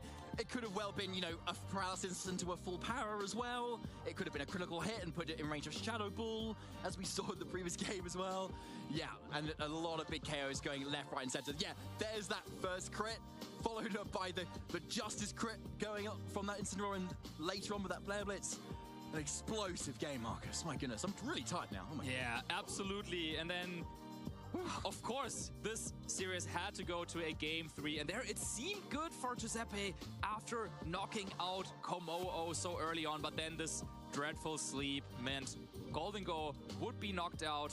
And from there, Eric with the faster Sneasler, with the faster Rillaboom. Yeah, he's not letting that slip away between his hands. He knew where to target, goes for the acrobatics there into Sneasler in the end game, and takes the set and moves on to top 4. Another medal for the trophy cabinet. Absolutely. And Eric's must be so full right now. I wonder how many cabinets he's got. That's going to be my question if I see him again. But yeah, like really well played, honestly, from Eric. And like showing off the Komodo as well, which we love to see too. And like it's still giving it justice in that game 2 and 3. It was able to do a little bit more there. Flamethrower and some clanging scales chip going down. It did its job. Did its job. It certainly did its job, and also Eric there with this adaptation in the final game, going for the Golden Go and Komodo lead. Not something we see too often there, identifying that Smeargle wasn't really pulling its weight in this matchup that far. Yeah, very, very smart play there by Eric. But I also want to give a quick shout out again to Giuseppe, because he's really one of the most consistent players in this regulation, has had many, many top 4s and top cuts in this regulation set H, with a fantastic run, beating so many amazing players over the course of the tournament. And now, even though, once again, he's out just before reaching the finals, yeah, he has played so well. He's shown so much skill, and yeah, definitely a player to watch out for in the future. Indeed, yeah, congrats, Giuseppe. Absolutely an amazing run to get this far. But of course, we know, focusing our attention to our winner of that round, Eric Rios. Let's hear more about his incredible win. Thanks very much, David. I am here with Eric Rios, the winner of our first top 8 match and cementing himself a position in the semi-finals. How are you feeling? I'm feeling great. It's time to be back. I tried to win a tournament from 2023. It was the last time. I know it's difficult. A lot of people now plays really good. There is a lot of level. So I will try my best. I'm in top 4. I didn't expect to do that well today because I had really bad matchups today, but I played better and I had some luck in favor with that dire clause like now. So yeah, it is what it is, but I'm happy to be here, to be in top 4 again. So let's see how it goes. It's such a thrill to watch you play each time because you just make such great plays. So I want to kind of go a bit more into your matchup. What were your thoughts when you're going up against Giuseppe, who's also another top player? I played Giuseppe like several times. I know he's a really good player. He always plays good. I didn't see him playing bad.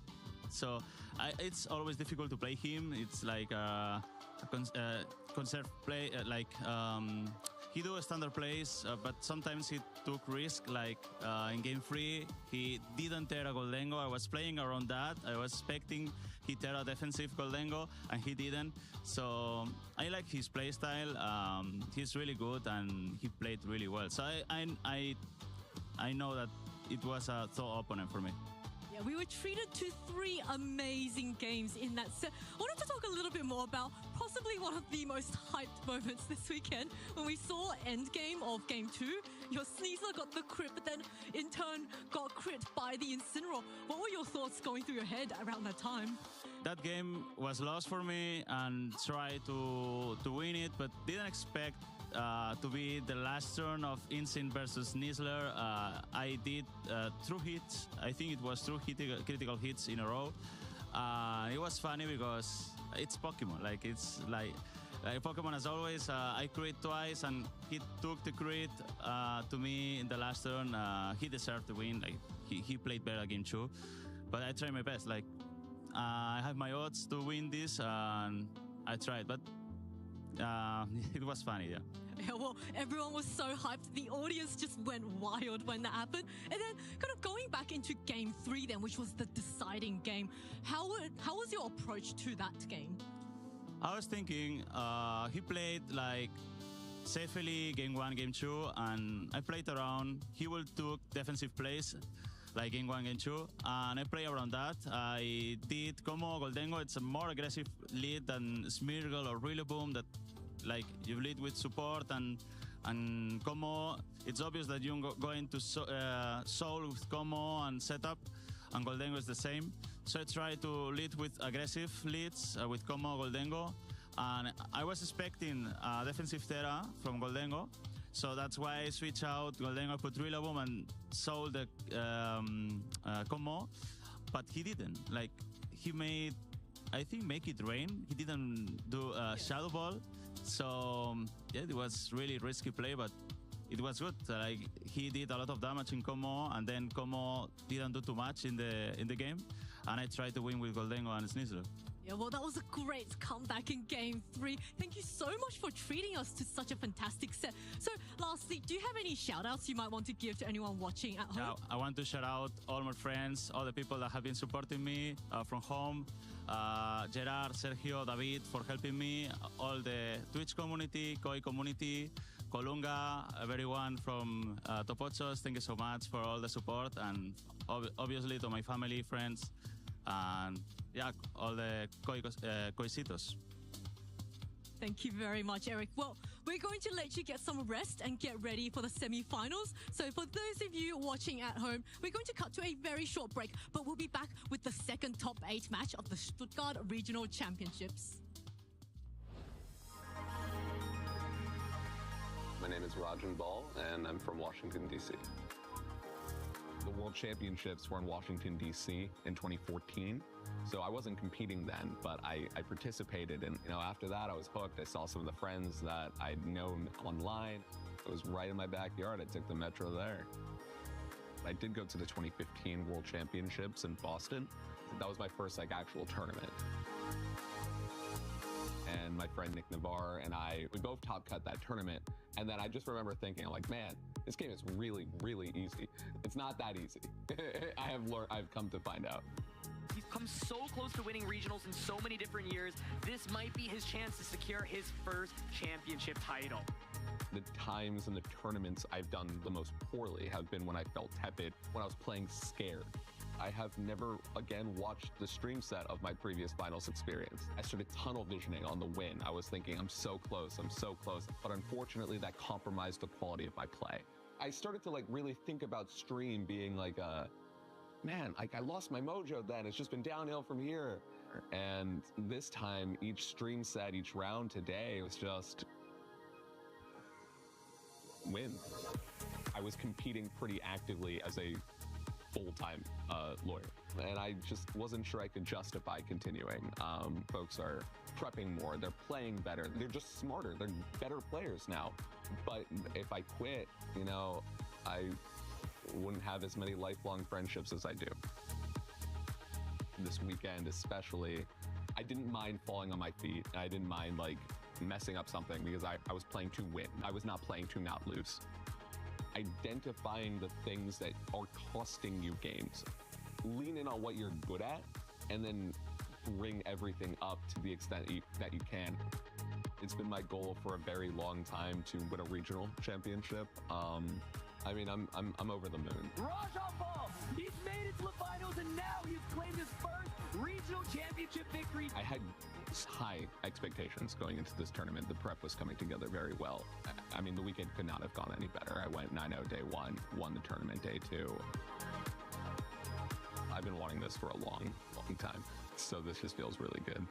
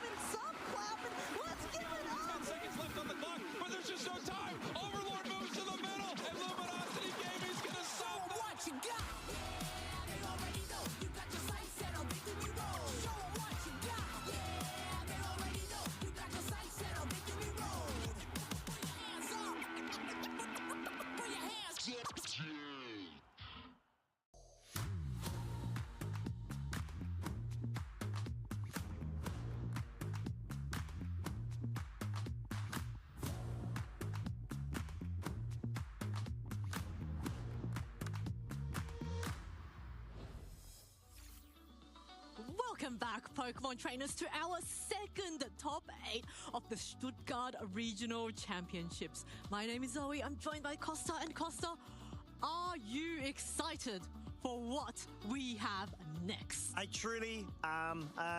We saw a phenomenal match with our first semi-finalist being decided there, Eric Rios, of course, in what was a tantalizing match against Giuseppe there, but of course was able to come out on top. But like we said, we've got an epic match coming up to round off the final top 8 we're going to be featuring before we progress on to the top 4. And I'm going to try to quote Marcus on this. I may fail, but I'll give it my best. Okay. It's going to be the Cherry Bailey Cunha Champions Clash. The CCCC. Okay.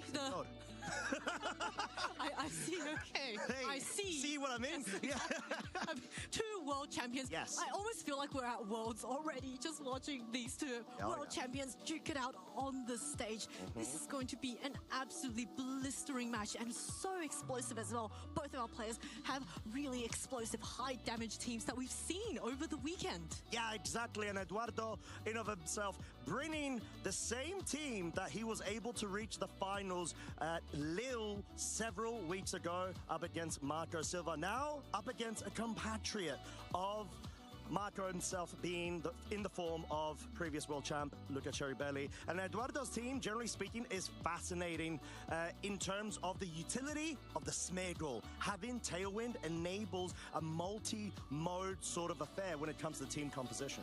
Well, I'm going to quote David a bit here and look at Eduardo's run. It's going to be a win-win-win-win-win, win-win-win-win-win. Win-win-win. Yeah, win. Exactly. So just a phenomenal run. You're going up against some really powerful trainers, Tamar Gravui and Eric Rios, Davide Carrera and Robert Vine. And these are all players that made it into phase 2. So not an easy run by any means, a very stacked run. And he was able to win all of them. Yeah, and do need to call out Eric Rios' win then, Swiss round number 6, could be crucial if Eduardo does progress past this stage into the semifinals. However, phase 2 of Eduardo's run shows us having a loss against Niels Dunlop and Pierre Costa win versus Aldridge, David win, and then a loss to Giuseppe Musco, which Eduardo may be happy in terms of potential matchup affairs, has now been knocked out of the top cut contention. Yeah, his only 2 losses were to Niels Dunlop and Giuseppe Musco, who are 2 incredibly powerful trainers. So this just goes to show the level of play he's able to put out, and goes to show exactly why he is a world champion. Just such an amazing run going up against all of these players, and he may be quite glad to know that the 2 players that he did lose to he will not be facing up against for the remainder of this tournament. Yeah, because it's not only about team matchups, it's also about player matchups, because at this level we have hit the upper echelon scale of world caliber trainers all around. And once again, talking about worlds, we've got Luca Ceribelli, our second world champion we're going to be featuring in the same set. I predict the world champion will win. Do you now? So in sight. I know, right? I can read the future. I'm very impressed, Zoe.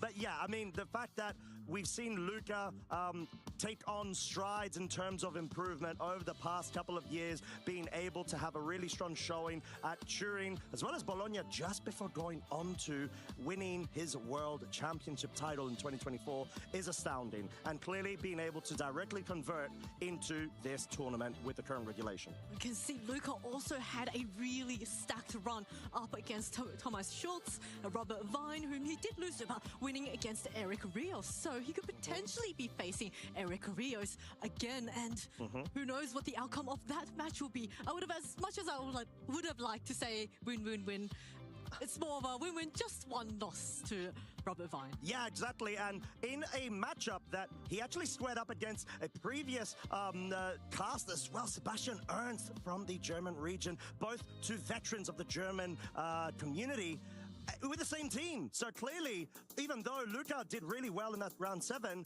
wasn't able to get past Robert in round 8. Yeah, and look at that. He went undefeated for today, so only dropped 1 game for this entire tournament. That is an absolutely phenomenal accomplishment. I can't think of many players off the top of my head who's able to have that kind of achievement. And up against Alex Gomez and Niels Dunlop and Yannick Otim, who are all incredibly powerful trainers. So just goes to show also exactly why he is a world champion. And I know you called out earlier that as we progress into the tournament, we're, reaching the upper echelons of level of play. But I feel like we reached that in the first stream round already of today. All the games were so good, and all of them just had me on the edge of my seat. Yeah, I think that's a really good point to make, because at this point, it's just such a stacked tournament where we've already hit that high level, the 6th gear, in essence, of form when it comes to the level that the players bring to the field. And yeah, we're seeing 2 of those very trainers, not in a top 4, not in a finals. This reminder, folks, is a top 8. This is the quarterfinals. Eduardo on the left versus Luca on the right. These two trainers are of a very few handful, you would say, that have been able to claim a title at the highest level of the World Championships. Yes, I mean, now look at how focused our players are.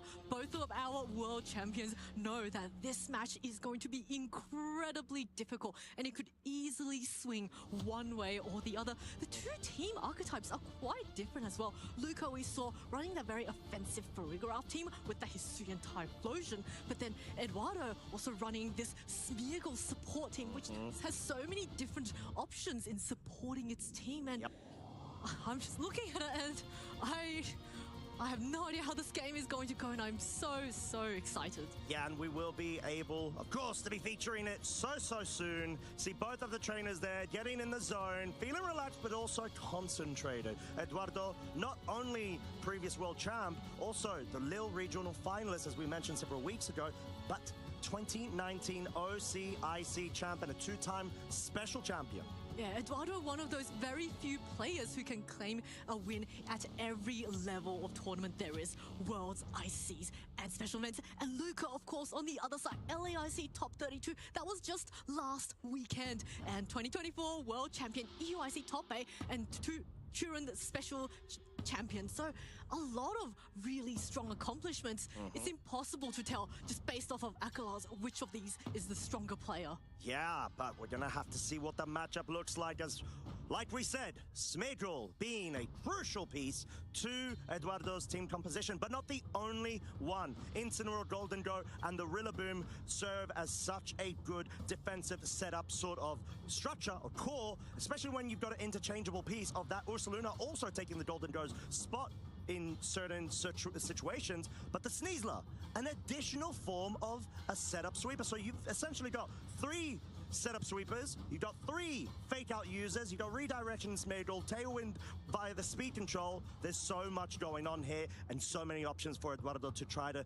navigate path towards victory for. This is such a flexible team. You have multiple options to go for the fake out. If one fake out user may not be the best situation or best Pokemon to use that situation, swap it out for another, and you've got 3 setup Pokemon, so you can take advantage of your opponent maybe trying to bypass the fake out with a protect, and all of a sudden your opponent has to be very careful what to do.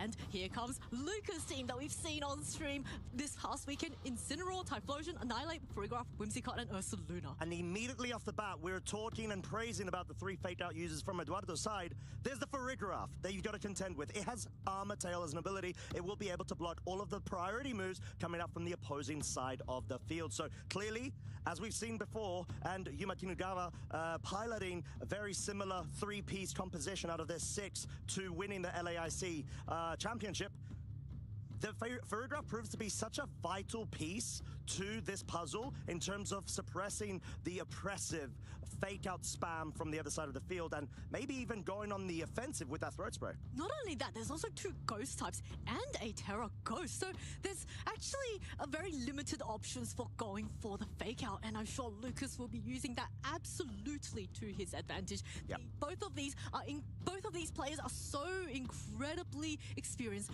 We might be seeing some very unusual plays coming out, but that's only because they know each other so well and can see so many lines of the game. Yeah, and I do really love the utility Annihilate in this scenario as well. You've got the safety goggles, which can allow you to be immune to the Smeargle, but also not susceptible to fake out. You've got the Taunt as a good way to be able to shut down the Smeargle from the get-go, so clearly may be a favorite in consideration for this matchup for Luca.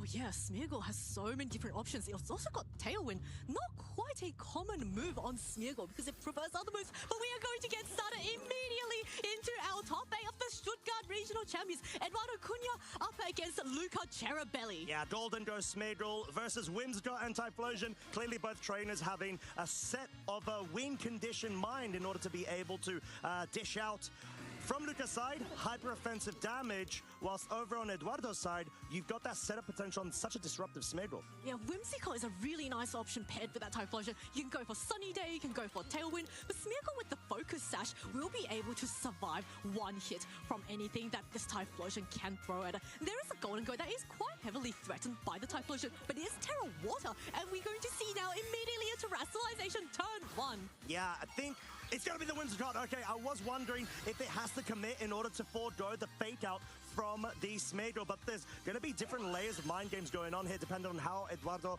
expects Luca to be able to act, committing his own Terrestrialization and wants to make sure that Golden Go, such a crucial piece to this puzzle for the win on his side, is not going to go down from the get-go. It's going to be able to resist those powerful fire-type moves coming out from the Typhlosion, but faked out, there we go. Luca able to read into that, will allow the Whimsicott to go immediately for the Sunny Day.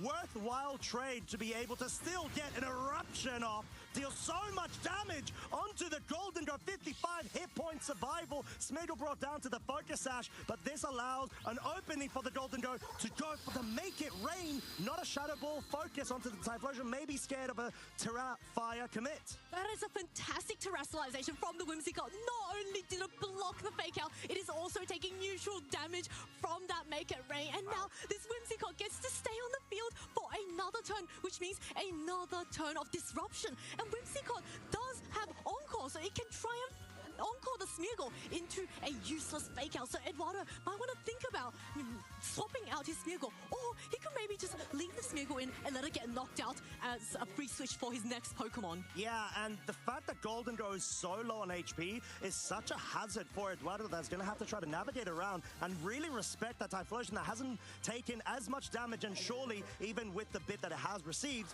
it will be able to still dish out some really scary damage.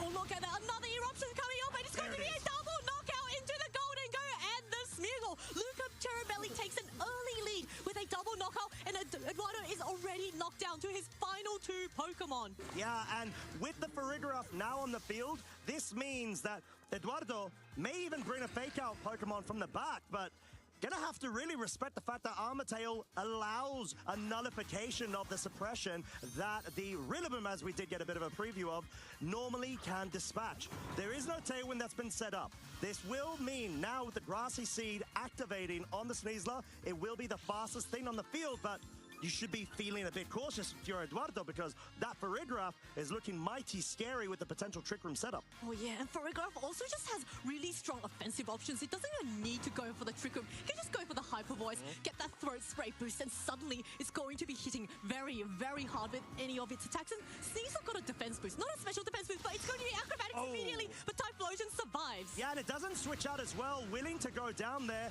and deal a bit more damage due to the Blaze activation of its ability, which normally wouldn't have dealt that much damage. Woodhammer, not quite enough to pick up the KO onto the Farigiraf, but if the Sneasler did try to focus down on it, it would have been able to prevent this Trick Room from being set up. Yeah, Luca might actually wanted that Typhlosion to get knocked out here because it's locked into Eruption, which is now quite useless since its health is so low, and it's quite a speedy Pokemon. It will, of course, still outspeed the Smeagol under the Trick Room, but Farigiraf itself is now a really strong offensive option against both the Sneasler and the Rillaboom. And let's not forget, Luca still has one unrevealed Pokemon in the back. Yeah, and there is the safe Protect to go for. Allow the Typhlosion to go down, or at least get some sort of damage dealt, and a tiny bit of HP recovery due to the grassy terrain, as that is seemingly going to be the situation. Sneasler goes for the Protect. Woodhammer tries to focus down on that Farigiraf, not going to be able to do much, but because I believe the Blaze range is in activation with the Sun, it's going to be enough to pick up the KO onto the Rillaboom, leaving the Sneasler on its own. It's a 1 versus 4 uphill battle. Oh, the Sneasler is just in such a difficult position. Eruption will be able to get a little bit of chip damage. More importantly, this Farigiraf on the Trick Room, he just dishes out so much damage, and we see Eduardo recognizing that there's absolutely nothing his Sneasler can do. He's going to forfeit this game, and we're going to go into a game 2 with Luca Cherubelli winning game 1. Yeah, with his trusty Whimsicott plushie on the side, Terra Ghosting commitment there allowed it to enable its partner Pokemon Typhlosion to go for such high-octane damage via that eruption, not needing that Terrafire at all. Situational Terror that really proved to be quite decisive there. So Eduardo really needs to change up his board position, his game plan. What do you think are a couple of the elements that he can bring to the fore in order to counter such an aggressive lead from Luca's side? Well, Luca had a really oppressive lead with that whimsical Typhlosion. There's not many Pokemon on Eduardo's side that can actually comfortably take an eruption. The only Pokemon being Incineroar, he's got Terra Water on the Golden Go, but that means he's forced into his Terra like we saw in that turn 1. So I would like to see maybe Incineroar being brought in and, you know, trying to sponge that hit. But I can see why Eduardo didn't bring Incineroar at first, because there is an Annihilate on the other side with a close combat. And if you give it that Defiant boost, then suddenly the Annihilate will just come in, and that might be an adjustment that Luca might make, you know, leading with the Annihilate, trying to catch the Incineroar. Oh, as that's a confirmation. What a good call, Zoe. Incineroar alongside that Annihilate, and the Smegral is available on the field alongside that Golden Go, but bit of a change scenario right now. Fake Out is available to go into the Incineroar, but it does have a Terra Ghost option. It does indeed, and what's more, the Annihilate also has Taunt, so it can actually quite easily shut down this Smeargle. Also, with the safety goggles, it can bypass all of those follow... Oh, no, it cannot bypass Follow Me, but it can bypass a Spore. The Golden Go is also not in the greatest position, but it looks like Smeargle's just going to get recalled immediately. Yeah, it's such an awkward spot for the Smeargle to be able to capitalize, and maybe Eduardo was just hoping to be able to catch out Luca's lead. Brings that Sneasler in right now alongside a Protect from the Golden Go. You want to ensure that there's no potential damage if Luca chooses to go on the offensive and not for that Taunt, as that seems to be the case there, because the Taunt was far too obvious. But actually a bit beneficial right now for Eduardo at the cost of about 33 HP's worth. Yeah, now this Annihilate cannot protect, so Eduardo is quite free to go for an attack onto this Annihilate. And Annihilate, without having taken any damage, the Rage Fist is going to have very low base power, so the Golden Go will be able to survive a Rage Fist if it does choose to stay in. Now, Eduardo's Sneasler is the Swords Dance Acrobatics variant. It's going to do quite a bit of damage, and we're going to see now a Terrestrialization coming off onto Luca's Incineroar, and that is going to be Terra Grass. So I'm curious to see if there's going to be a read, or at least where Eduardo's going to try to distribute the damage. Close combat into the Incineroar. This is safety goggles, but remember the follow-up from the Golden Go could be quite crucial if the Life Orb allows it enough room. If there's going to be a commit of the Make It Rain, anticipating the Golden Go going for the Terrestrialization. We saw the scenario of the Annihilate trying to pick it off. However, the Incineroar survives just with a slither of health. It allows it to go for the knockoff, ensuring the double up from both means you can at least get rid of that slot regardless if there's a Terrestrialization or a switch out. A huge offensive option has been removed from Eduardo's side, but he's still got a fairly healthy Pokemon in the back and a very healthy Sneasler. And now this Annihilate is in range of getting knocked out by an Acrobatics, and we see now a defense boost propped by the Grassy Seed. The Sneasler is going to get the Unburden boost. It was already the fastest Pokemon on the field, but now this Incineroar cannot protect, so Rillaboom can just go for an attack onto Incineroar, and then Sneasler can finish off the Annihilate with an Acrobatics.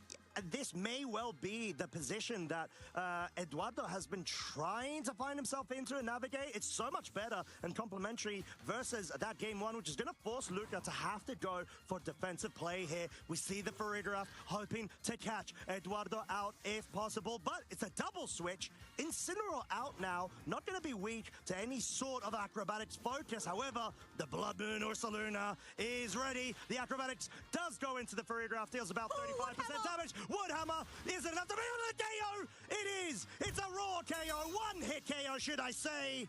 And all of a sudden, Luca has already lost one of those crucial Pokemon, but that may at least allow him to be able to bring the Annihilate back in. But at what cost? You may have wanted to get the Trick Room set up whilst the Blood Moon's on your side. And now there really isn't a great reason to go for the Trick Room. Of course, Farigiraf itself can still take advantage of Trick Room if it does set it up. But then it's partnered with an Annihilate, which is a fairly speedy Pokemon, and Incineroar typically not that offensive. Although on Luca's team, it does have Flare Blitz and Knockoff, and is an Assault Vest variant. So it's very likely that this Incineroar, which is a Wolf's Incineroar, so 2 world champion Pokemon, Lucas Farigiraf and Wolf's Incineroar, Incineroar can be dealing a lot of damage. Of course, Lucas Incineroar is in very low range. If it does go for that Flare Blitz, it's going to knock itself out from recoil. So at this stage, I wouldn't be surprised to see the Incineroar maybe going for either Fake Out or a knockoff.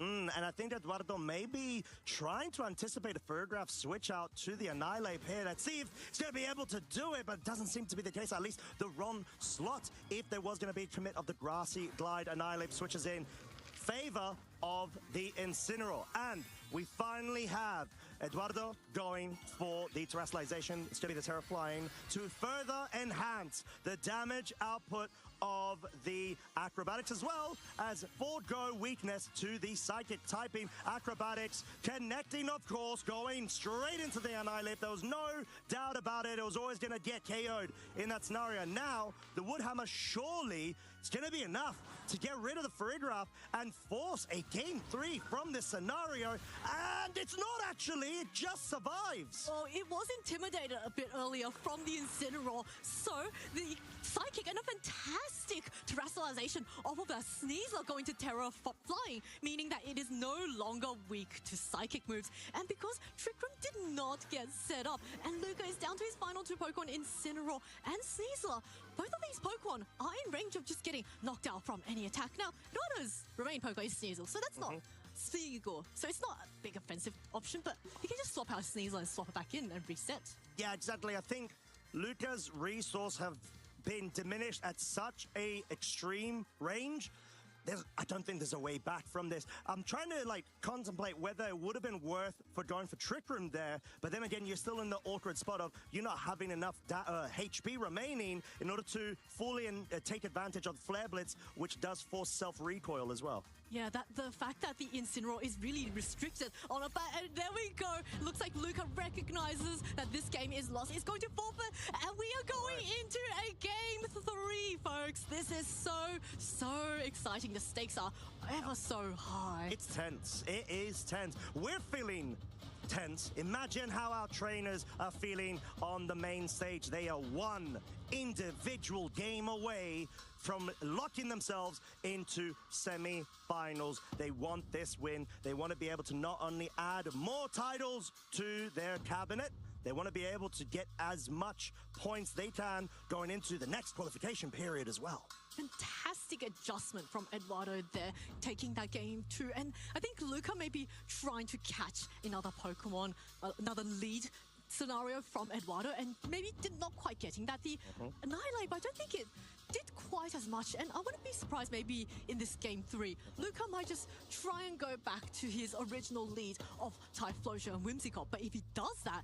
and Eduardo reads that, what if he leads the Incineroar? So there is so much mind games at play here. I think both of our trainers have just so much flexible options. It's really hard to tell what's the best lead, and it's just going to be who gets the better read on their opponent. What I've noticed as well sometimes is that both trainers try to incorporate the adaptations, or at least the leads and the game plans of either side going into Game 3, so I wouldn't be surprised to see a Typhlosion being brought in, but maybe there's a change up in the bat from Luca's side, but we're about to find out. Everybody, Game 3 is online, and there's the mid-game adaptation, let's say, from Luca's side, printing one lead from Game 2, as well as one lead piece from Game 1 in the form of Typhlosion and Annihilate versus the Incineroar and the Golden Go, and we've got the product of the Defiant. Make some noise for our trainers as this Annihilate successfully catches the Incineroar and gets that Defiant. And now, with a +1 boost to its attack, those close combats are going to hit very, very hard. Both the Typhlosion threatens the Golden Go, Annihilate threatens the Incineroar, and both of these Pokemon on Eduardo's side are in a bit of an awkward position. Only one of them can Terrestrialize if Eduardo chooses to go for it, or he's going to have to switch out to try and preserve one of them. And Eduardo's in a very difficult position here in terms of how he's going to protect his Pokemon. Yeah, a bit precarious, and 5 seconds remaining in order to lock in. Right now, there's a Terrestrialization being committed from, I believe, it is going to be Lucas' side. Opting for the Terrifier, you want to go for maximum amount of damage. Question here is if he must have been fearing Eduardo, reading into it, going for a fake out, but it's such a hard read to make when there's a Farigiraf that can easily switch in from the back, hence why we see the defensive play of the Golden Go opting for the protect here, but this leaves the Incineroar wide open for an instant KO if the Annihilate commits to a close combat, because Eruption's not quite enough with various multipliers as well as a critical hit, but the Annihilate finishes up the job. The cat is down of this game as well as out of this set. Incineroar is down immediately without having gotten off anything in this game. In fact, he may have even helped Luca with that +1. But now at least Eduardo knows that the Typhlosion is locked into Eruption, which, you know, not really the greatest move you want your opponent to lock into. Although, with the Sneasler that Eduardo has now sent out, it's an indication that he may have Rillaboom in the back. And if he swaps in the Rillaboom immediately, Sneasler will be fast. Will get the Unburden boost. Of course, Sneasler is naturally faster than Typhlosion anyway, so it could potentially now go for a neutral Diaclaw and reduce the damage output of those Eruptions. And this is the point where you either go, if you're Sneasler, for the acrobatics commit or the close combat. We've seen close combat not quite pick up the KO on Hisuian Typhlosions in the past that have already terrestrialized, which allows them very little HP left, but at the cost of not dealing any sort of damage. So it's really a mind game between whether Luca's going to read which Pokemon slot is going to be targeted by this Sneasler, as the Incineroar's on the field. It's going to be lowering the attack of the Sneasler, which is dealing half the damage of Typhlosion's remaining speed, but because of the speed interactions, Typhlosion's going to be moving first. There's no terrestrialization commit from the Golden Go. This is going to deal some good amount of damage, enough to pick up the KO. Golden Go's gone. Eduardo down to final 2 Pokemon versus Lucas 4. One hit knockout on that Golden Go. Now Eduardo is down to his final 2 Pokemon with a Rillaboom, which also does not enjoy taking this is not Blaze Move, but Choice Specs boosted fire-type attacks from this Hisuian Typhlosion. Now, at least the Sneasler has gotten a defense boost, but it is at such low HP that any attack is just going to be able to knock it out. Now, Rillaboom, of course, is able to now get the fake out on either the Incineroar or the Typhlosion. But at this point, Eduardo's options are really, really limited. He doesn't really have a great way to hit this Incineroar now that the Sneasler is at -1 and it can only hit 1 Pokemon at a time. Yeah, and Luca hasn't even revealed the final 4th Pokemon, which very well could be the Farigiraf or even the Whimsicott, dependent on mind games and conditioning from the Game 1, Game 2 brings of that Pokemon, given that we've got the Incineroar on the back. So it's going to really have to come down to this. What's the commit going to be? Is there going to be a Farigiraf in the back or not? Incineroar does switch out. Is this Farigiraf to block it? No, it's going to be the Annihilate. Maybe a bit of an indication of Farigiraf not even being there. Yeah, but now we're going to get a terrestrialization coming off from Eduardo's side, and it's going to be onto that Rillaboom, so trying to survive those super effective fire-type moves.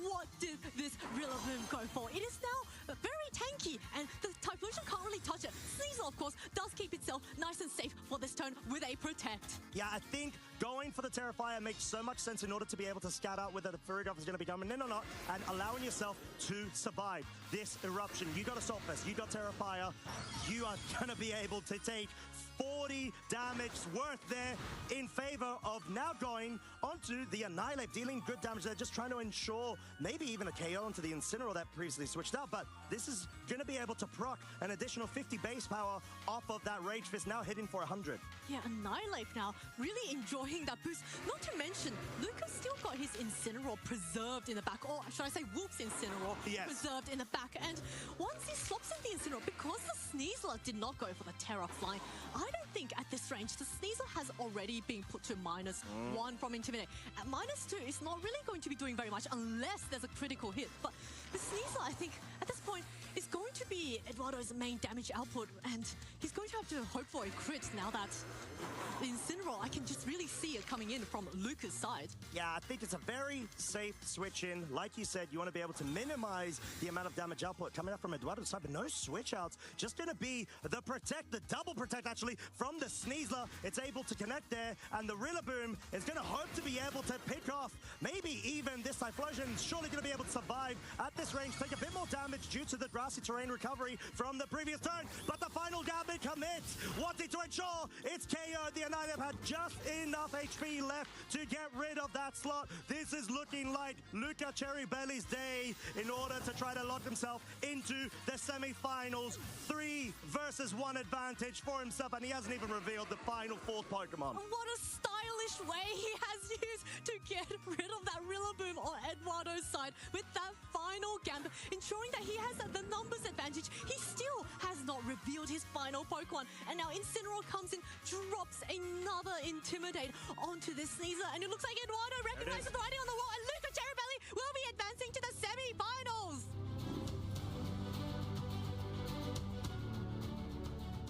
What an accomplishment. Not one that he's not used to. Already you see the glee in his smile there, being able to conquer over another world champion, another friend, another competitor. And now has locked himself in with Eric Rios into the final 4. That was so thrilling. I think my heart rate Mine's gone. is still racing. I'm still trying to recover. Seeing that final Gambit, it's not a move you see that commonly. Most of the time, Annihilate prefers to stay on the field, but it's a very stylish and very guaranteed way to get rid of that Rillaboom. And we just saw how oppressive that Hisuian Typhlosion was, spreading out those really powerful eruptions. We saw in Game 3 with the Choice Specs and the Terrifier, it did nearly 80% to an Incineroar. That's an Incineroar, I remind you. One of the bulkiest Pokemon in the format that resists fire as well. Yeah, some really crucial one-hit KOs that we saw from both of our trainers' side, but the fact that Eduardo was able to bring that back quite nicely in that game too was very, very impressive. However, it just felt like Luca, when he brought that offensive lead and directly threatened, if not direct KOs, huge amounts of damage, was enough for Eduardo's team to start breaking down. And especially when we got Annihilape, where you're thinking, okay, sure, like it's an Annihilape, it's not going to do much, but it's the utility set. It's not only got close combat, if you want to be able to profit off of an Intimidate on the other side of the field, to be able to proc a Defiant Boost from your side, get a +1 in attack, ensure a KO via close combat onto the Incineroar. You've got Taunt, you've got Rage Fist if you take a couple of hits, and you've got Final Gambit. If you have enough HP, you utilize that. And that's exactly what Luca did. And I loved seeing that, because that wasn't a full HP Annihilate. No, right? it wasn't. It wasn't. So he was relying on the Typhlosion being able to do enough damage to a resisted Terrifier Rillaboom with an Assault Vest, and he was able to get that combo off to the point where it just wrapped up that game. And I think it's important to mention that that turn could have gone quite differently. Had, say, the Sneasler gone for acrobatics onto the Annihilape, it was the fastest Pokemon on the field. Annihilape probably would have survived, but it would have had its health knocked down. And then the Rillaboom, of course, Eduardo would have lost his Sneasler, but then the Rillaboom would have survived and then gotten a high horsepower off onto the Typhlosion. Annihilate would have knocked itself out from Final Gambit, and he'd be left with Rillaboom. I mean, to be fair, it was Rillaboom against Incineroar on Luca's team and something else that we don't know in the back. Possibly a Farigiraf, but I can see it was a very, very difficult spot to get out of. But congratulations to Luca. And looking at Luca's team, I really like how much spread move damage he's got. He's got Eruption and Heat Wave on the Typhlosion. He's got Hyper Voice on Farigiraf and Hyper Voice on Ursaluna. Yeah, and I do, we had a chat with Luca earlier on today as well, and he was saying that this is a team he's been working on for quite a few months now. Sure, there are going to be the overlapping parts which are similar to Yuma Kinugawa's winning LAIC team, but the core itself of like the Hisuian Typhlosion, Manual Sun, and then you've got that Farigiraf and the Blood Moon Ursaluna is so potent.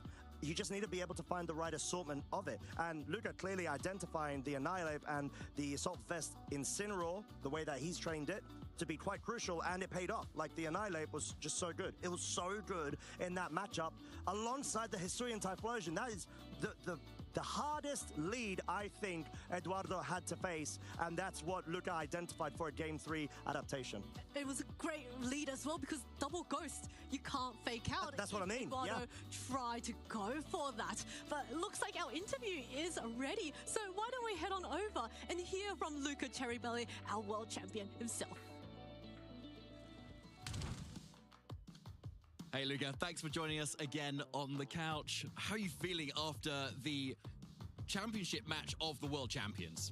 Well, I feel like someone who just locked his place into top 4, so very good. Thanks you. Taking one game at a time. Fair enough then, Luca. So take us through that match that you were thinking about. I think you were telling me earlier you kind of had a bit of a game plan going in. Yeah, so far, actually, since obviously like I was already in top 8 before other players, I had a lot more time to just think about the matchup in itself. I think the matchup was very in my favor, so what I decided to do was I planned a bit on what I expected my opponent to do, and like Smeargle Goldingo was the lead that I anticipated the most, because Anadep is actually a deterrent to instant lead, actually to instant being brought at all. So I thought that Smeargle Goldingo was the most likely lead, and I planned everything trying to counter that, and I had basically everything planned out. Like the game 1 went a little bit off the rail, because I didn't expect like the fake out plus make a train play onto Whimsic, but like I covered it with the Terra, and it was okay for me. So yeah, the game 1 went as smooth as it could have.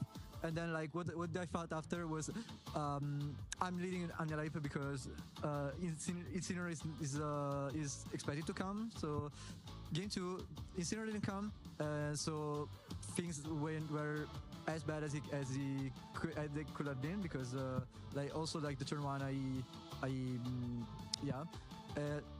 and then but in game 3, so I was thinking, well, do I go back to my game 1 plan? But I trusted my guts and said, no, I'm bringing an Annihilate, because this time for sure Incineroar is gonna come, and yeah, it went. So after that, like Typhlosion did its thing. I was actually kind of surprised that it killed Goldingo from like half health, but it was doing so much damage either way that it was kind of okay by me in that position. So yeah, I'm pretty glad that things went as they went in game 3. Yeah, it seems like everything just kind of went your way there as you'd planned. So really well done for executing that. Now, obviously, how does it feel generally just using a team with a Typhlosion, where you can just get into a position and click Eruption? Like, how does it feel comparing that sort of team compared to maybe a more sort of balanced, pivoty sort of team? Yeah, I don't really understand people that go fake out, Calm Mind, then protect and send the other fake out, and then Calm Mind again, and then by like 7th turn, like they get an ounce of damage off, when you could just Eruption, Riper Voice, or Blood Moon. It's far. The games are a lot more entertaining this way, but also, in my opinion, since you're playing a very fast-paced game, there's very little room for error in your planning. So like I like it a lot, because it's much more stimulating, because otherwise like it kind of feels I'm just letting my Pokemon do the job for me here. I think it's really like thinking through and having to formulate the correct game plan, because otherwise like you just eruption into Incineroar knocks you off, and then you just lose. So yeah, okay. Yeah, that makes a lot of sense. Thank you for taking us through that, Luca. And finally, you're going to either face Michael Kelch or Francesco Magruno. So either with kind of Marco Silva Sun team, or what Michel's been using with Porygon 2, Ursula, Incineroar, Amoonguss. Who would you rather face? I don't like either Porygon 2. They both have Porygon 2, so I don't like it. Either obviously like Michael, he's one of the best players in the world. So like you're kind of scared to go against them, but also like if Francesco managed to sneak through the top 8, then this is not obviously by chance. So you have to respect that as well. So of course. no matter what, like I will have to play the semifinals, and hopefully I will be able to come up on top. And we hope you come out on top as well, Luca. Thank you so much for chatting with us again. Best of luck in your top 4 match, and we're going to be getting into the first one of those real soon. You do not want to miss this.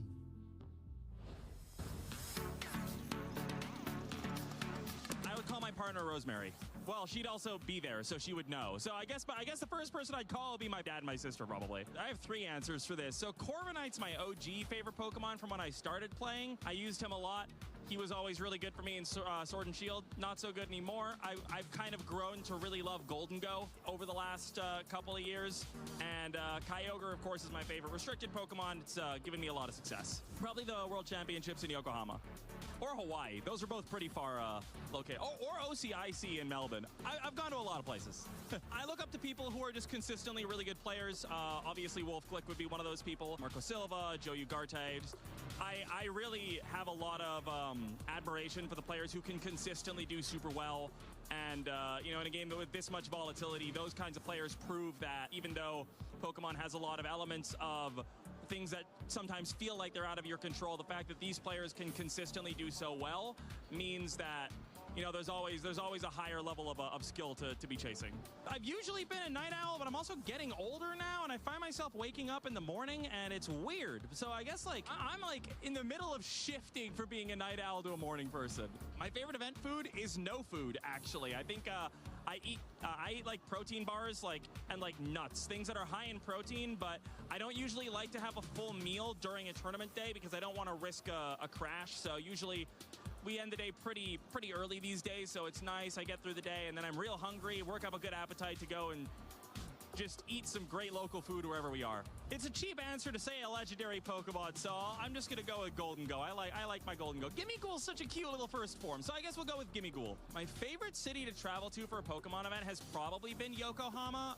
The way that everything around Yokohama was so sort of Pokemon up for the World Championships was just such an amazing experience. Being able to just kind of look around Yokohama and kind of go on this little treasure hunt of finding all the little various Pokemon things, the big murals. There was just so much cool stuff around there. I thought it was an amazing destination. At events, I really like listening to power metal. It kind of like gets me focused up. I went to school for musical theater, so I like musical theater. I like everything. But right now, at an event, it's usually going to be power metal. Maybe K-pop, but we'll go with power metal for today. Flying Gyarados, because that thing needs more flying moves. Like, we just need Gyarados to have a little bit more love in the flying department. He's so reliant on the generational mechanics to have same type attack bonus flying moves, so just give him something.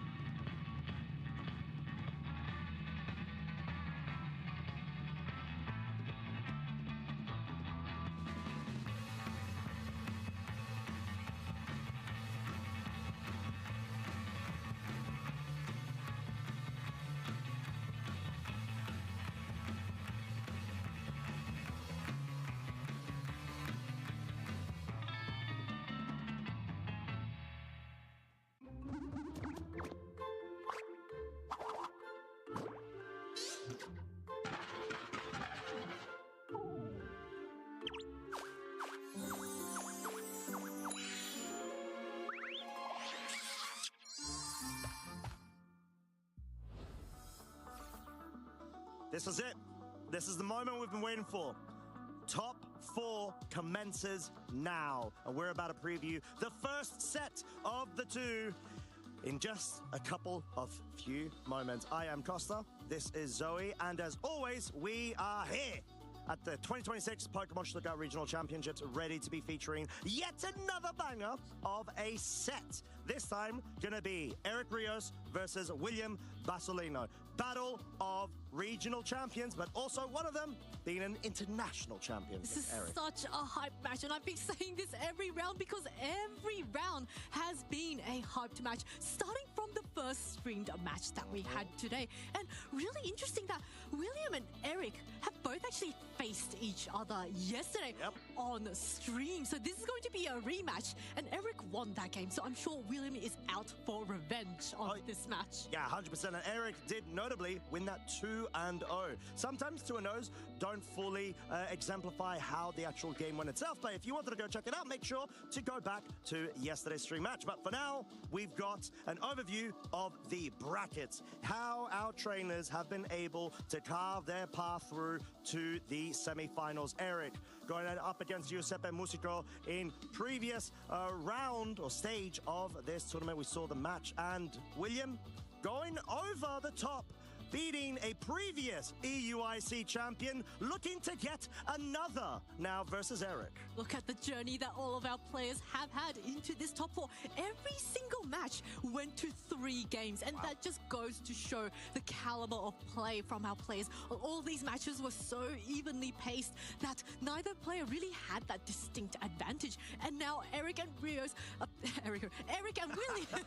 will be facing each other again in this top four in a rematch. And on the other side of the bracket, it's Michael Kelsch versus Luca Cherubelli. Another incredible match. Michael also defending the home title, trying to keep the regional championship title in Germany. Yes, and break the Italian winning streak, which so far... There's 2 Italians. 2 Italians, 50% of the time, potentially. We shall see one of them in the finals, but that will be left to be seen. First, we are going to be featuring Eric versus William. And yeah, like we were just talking about, William already has the one-up against Eric. There's going to be additional layers of mind games between both of these trainers, but William being able to at least beat Niels Dunlop before puts him in good stead. But unfortunately, Eric having won yesterday is something that William, I'm sure, would have had some more time to be able to consider when it comes to the matchup.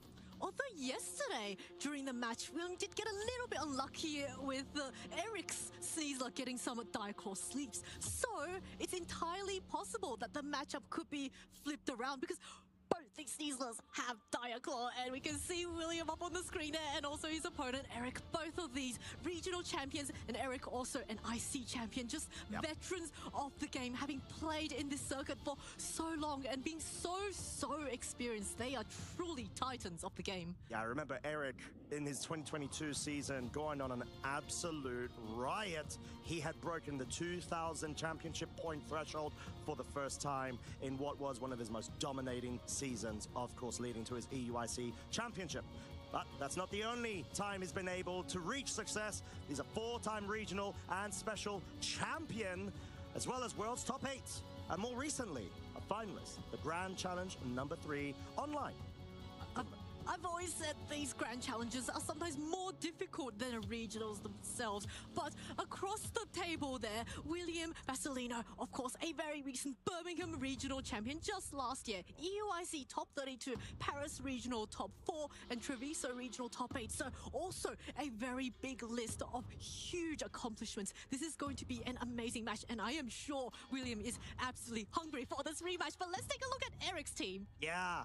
Featuring the Golden Go Primarina Smigel, Sneasler, Como-O, and the Rillaboom. We've seen it multiple times last week at LAIC. We're seeing it again this time. Great composition in order to be able to have so much setup potential, whilst also have the disruptive Smigel, Fake Out, Redirection as well, and that Decorate. It could instantly set up a Pokemon that may not be capable of doing so, such as the Sneasler, depending on the board position. I really like how Eric actually made this quick swap between the Mousehole to Smeargle, between LAIC to Stuttgart, because in a 1-week time frame, most trainers will opt to stick to the same team, but Eric clearly identified that Mousehole had some gaps that he wanted to fill and went with the Smeargle instead. Yeah, he just felt, as I was speaking to him earlier, that the Mousehole wasn't able to exert as much pressure as the Smeagol can. Ah, that's right, yeah. And the Smeagol, with that fake out, follow me, sport, and decorate, your opponent really has a hard time trying to figure out what exactly it's going to be doing. But William is also another very powerful trainer in his own right. And let's take a look at William's team now. Up on the screen, it's going to be Incineroar, Volcarona, Gastrodon, Sneasler, Tyranitar, and Dragapult. Such a unique team. The Dragapult choice band is something that we saw in the early format, but it dropped off a little bit in usage because there's so many Incineroars running around. Of course, Incineroar's Intimidate doesn't actually affect it because of its clear body, but Dragapult can't really do meaningful damage to the Incineroar and gets hit super effectively by the knockoff. And you see some other unconventional Pokemon like the Gastrodon, the lone Gastrodon in our top 8, and Tyranitar, some weather representation there, and also Volcarona, a bug type. Bug types typically don't do so well in the format, but Volcarona is just one of the best Pokemon here. It's got access to great support moves like Rage Powder, but here, this one's more of a setup one with Heat Wave, Terror Blast, and Quiver Dance. Yeah, such great ways to be able to have immediate burst damage potential whilst also having the additional disruption alongside that setup of the Volcarona. So, Zoe, what do we feel is the main strat then? Which sort of main pieces do you think we'll be seeing? I think Eric is definitely going to lead with a fake out user and a setup, and we see now a Volcarona and a Sneasler lead up against the Rillaboom and Sneasler. So Sneasler's facing off against each other in the semi-finals of the Stuttgart Regionals. Yeah, and most notably, Eric's, of course, is the grassy seed, as we've said. It's going to be instantly proccing its Unburden, whilst over on William's side, it's got the White Herb. It's there in order to sort of off-end any sort of Intimidate drops onto itself and then benefit off an Unburden proc.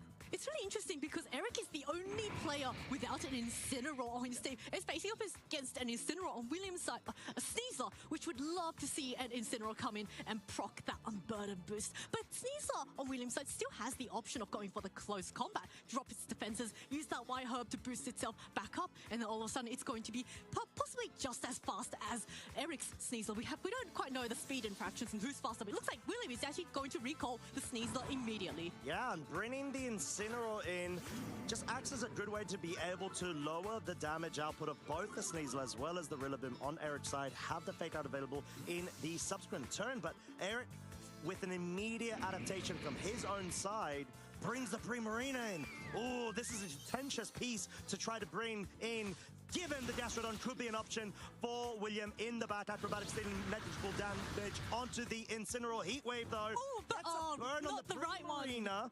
Not on the Sneasler. Yeah, because that would have been quite detrimental. Oh, that would have indeed, because the Volcarona, supported by the Incineroar with the fake out and also with that Intimidate is, quite a nice position, but now it's still going to be heavily threatened by an Acrobatics from the Sneasler. Now, of course, Eric is probably considering if he goes for the Acrobatics on Volcarona and he goes for the Terra Fairy, the Sneasler could potentially get burned from the Flame Body. So that's something that he really needs to consider, and maybe he will want to try and bait out the Terra before he starts unleashing moves with that Sneasler. Yeah, and at this point, the Volcarona says no. I don't want to play any sort of mind games. I don't want to have to commit to a Terra just yet from William's side. There it is! West Sea is the best sea. Gastrodon making an appearance on the field just in case the Primarina wants to start getting Hyper Voices going, but acts as a really good way to sponge up the damage from this Sneasler, especially because of it now being at -1 of its attack. Yeah, this Gastrodon is a fantastic bring into this game. And now Primarina, of course, Hyper Voice is a spread move, so Gastrodon will not be able to protect Incineroar from the Hyper Voice, but what it can do is get that boost from the Hyper Voice and also go for the Yawn and trap that. Well, it's got Whirlpool, so it can trap a Pokemon, and once the Pokemon's trapped, it can go for the Yawn, and then the next turn go for, say, a Protect, and then the opposing Pokemon on Eric's side will just be put to sleep. So this Gastrodon's just a fantastic Pokemon in this position. Yeah, and like you said, it's sort of put to the point where it forces Eric to either have to find a position where he could go all out, offensively speaking, and not just sort of get deterred by the Williams' capability of being able to slow down the game. Yeah, and now we can see William actually really taking his time on what to do, because the board state is quite even, so one mistake and one slip-up could be very, very detrimental. Looks like a close one comes off immediately on the Incineroar. It's not enough to get the knockout thanks to this Intimidate. Yeah, and obviously dropping its defense and special defense, but the Primarina going for Moonblast, moving first ahead of the Gastrodon, which don't tend to be the fastest and actually act as good ways to be able to go up against Trick Room teams on the other side of the field, commits with a Whirlpool, and most importantly, connects, because it has such lower accuracy in comparison to other regular moves. And now, Primarina is locked into the field as long as Gastrodon remains there. And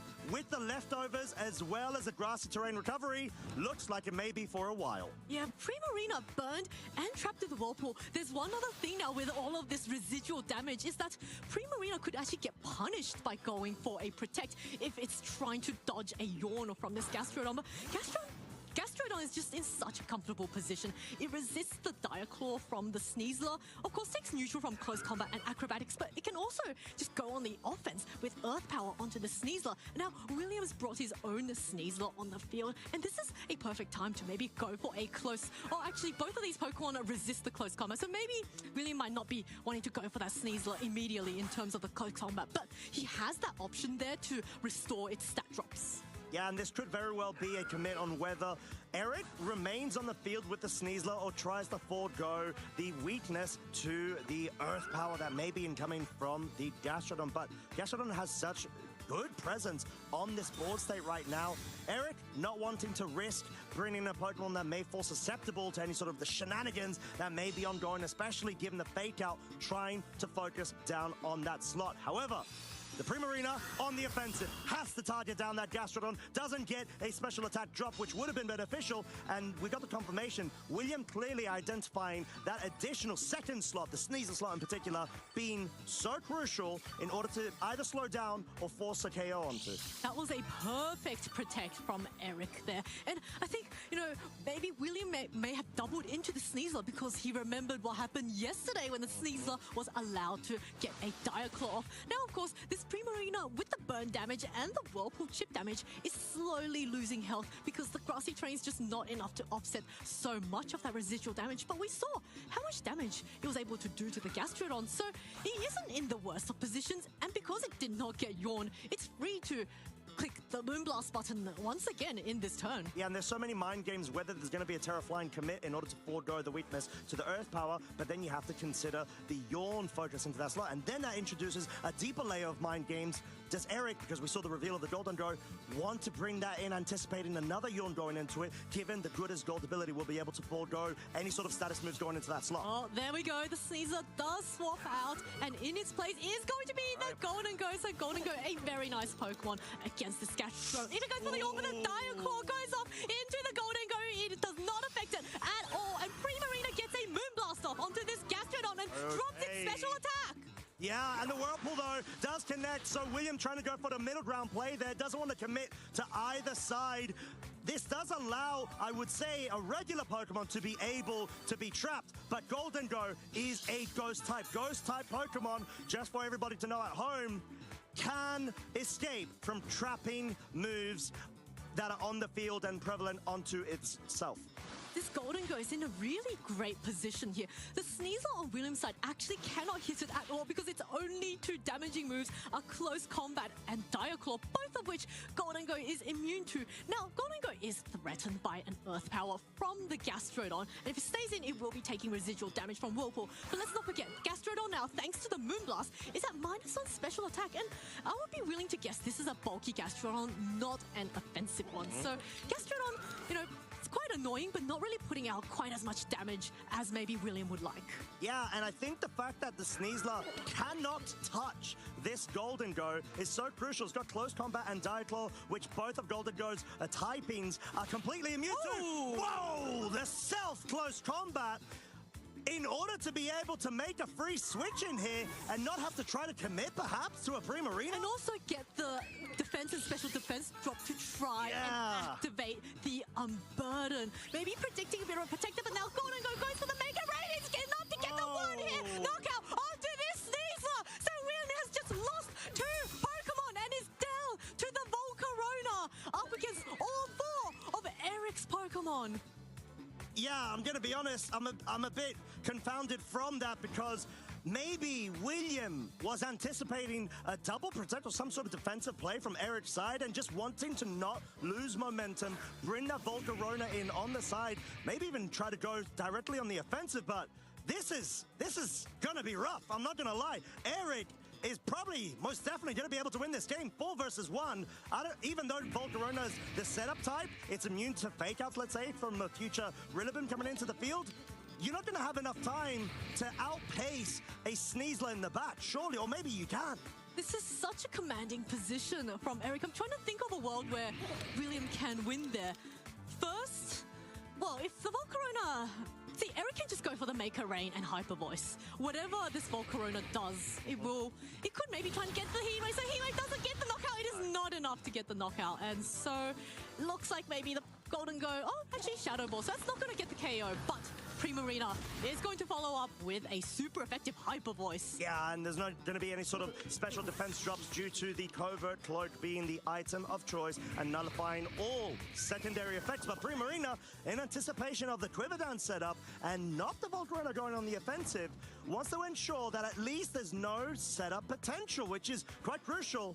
But even more crucially, it was able to survive with a very little health, and I'm not sure who it benefits more, the Eric side or Williams. Well, William now can just go for a protect on the Volcarona and let the Primarina go down to the burn damage. But first, it looks like the Volcarona is actually going to be attacking this turn with a Terra Fairy, or he could be going for the Quiver Dance. But this also just means it makes itself weak to Dire Claw in the following turn. So looks like actually Sneasler going for the protect. Maybe he's trying to bait out what William's going to do.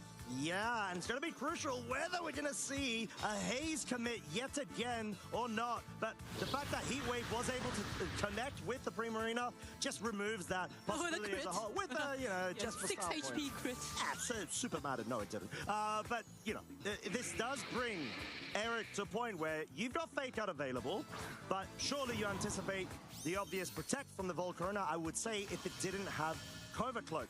The fact that Williams already committed the Terra Fairy, though, is what puts him at such a disadvantage. Yeah, the Volcarona, of course, with the Covert Cloak, can't get flinched, but it looks like he recognizes the writing on the wall, and Eric Rios will be winning our first game.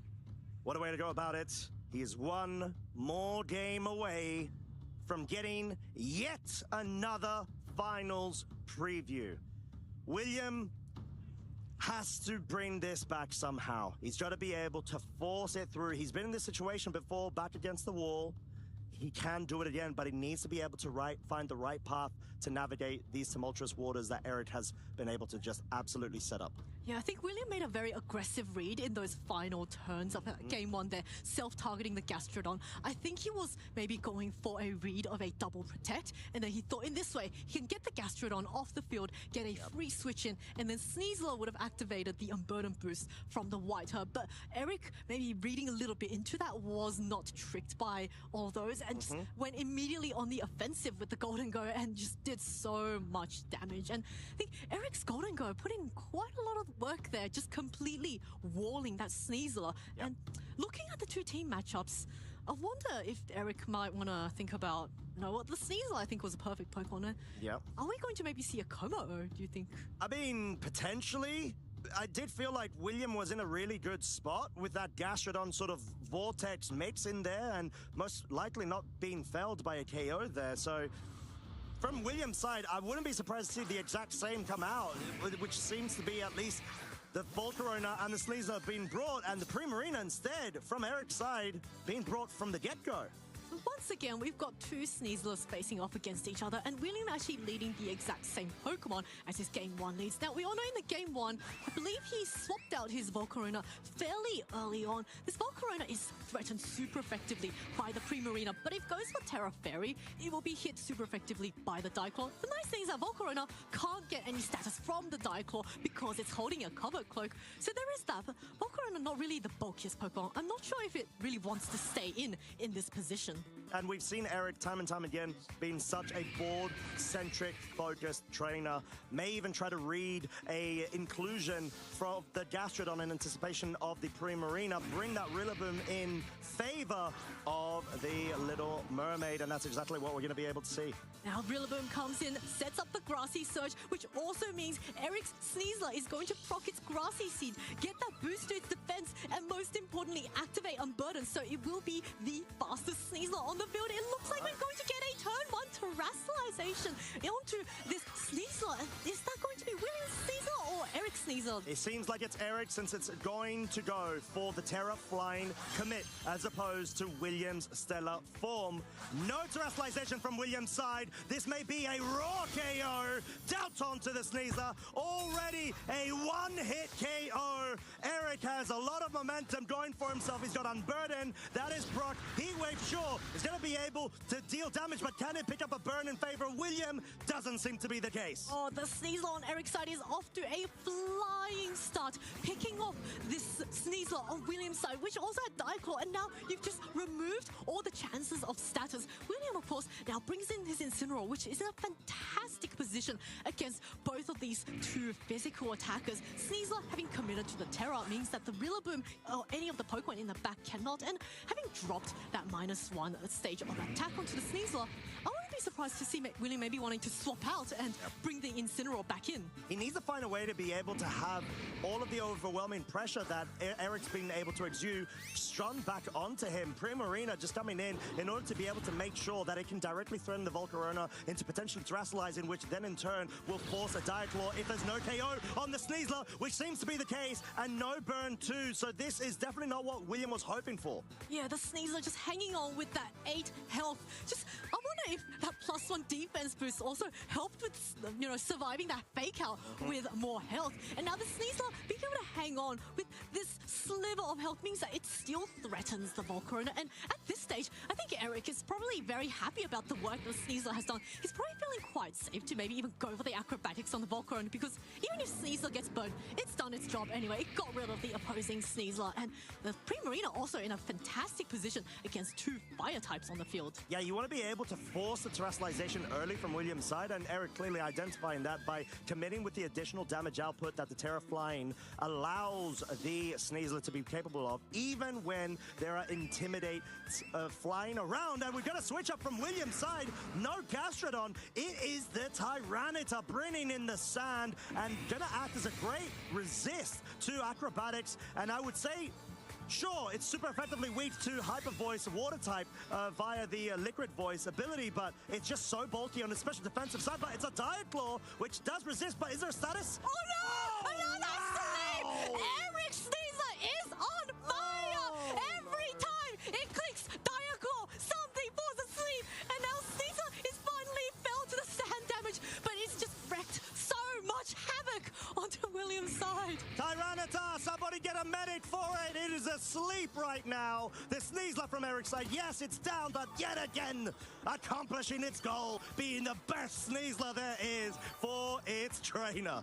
I think the Sneasler award for the best Diaclaw user this weekend goes to Eric's Sneasler. Yeah. And now Tyranitar switched in and, did manage to finally knock out the Sneasler, but at this point, there's so many holes being put through William's team. He's at a huge disadvantage, and it's going to be very difficult for him to come back.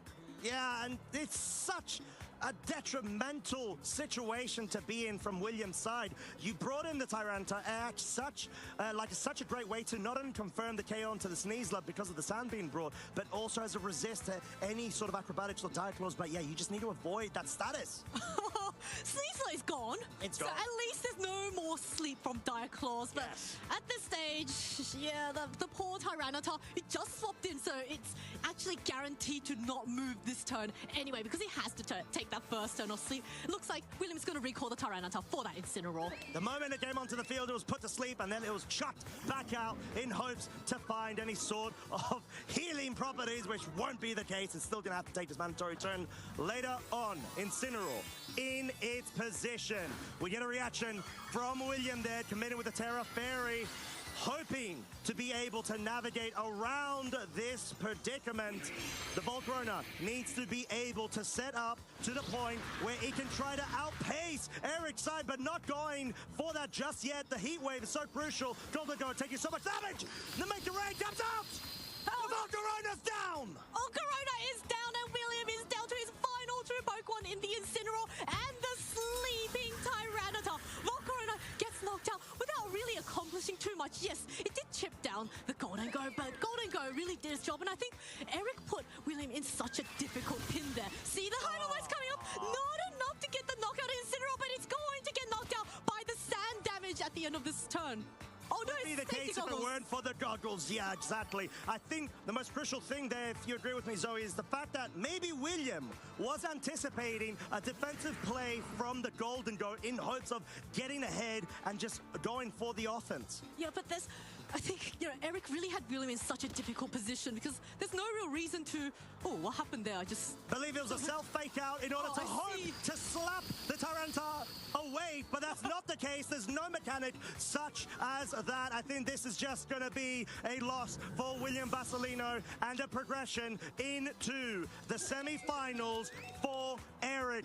Yet again, being able to do it. The Hyper Voice single target isn't enough, but the Tyranitar being asleep will seal its destiny. Yes, now the Tyranitar unable to wake up this turn, which means another turn for both the Golden Go and the Primarina to get a super effective Make a Rain or Hyper Voice off. This Tyranitar at this point has no gas left in the tank, and it looks like Eric will be advancing to our finals. Yeah, what a way to go about it.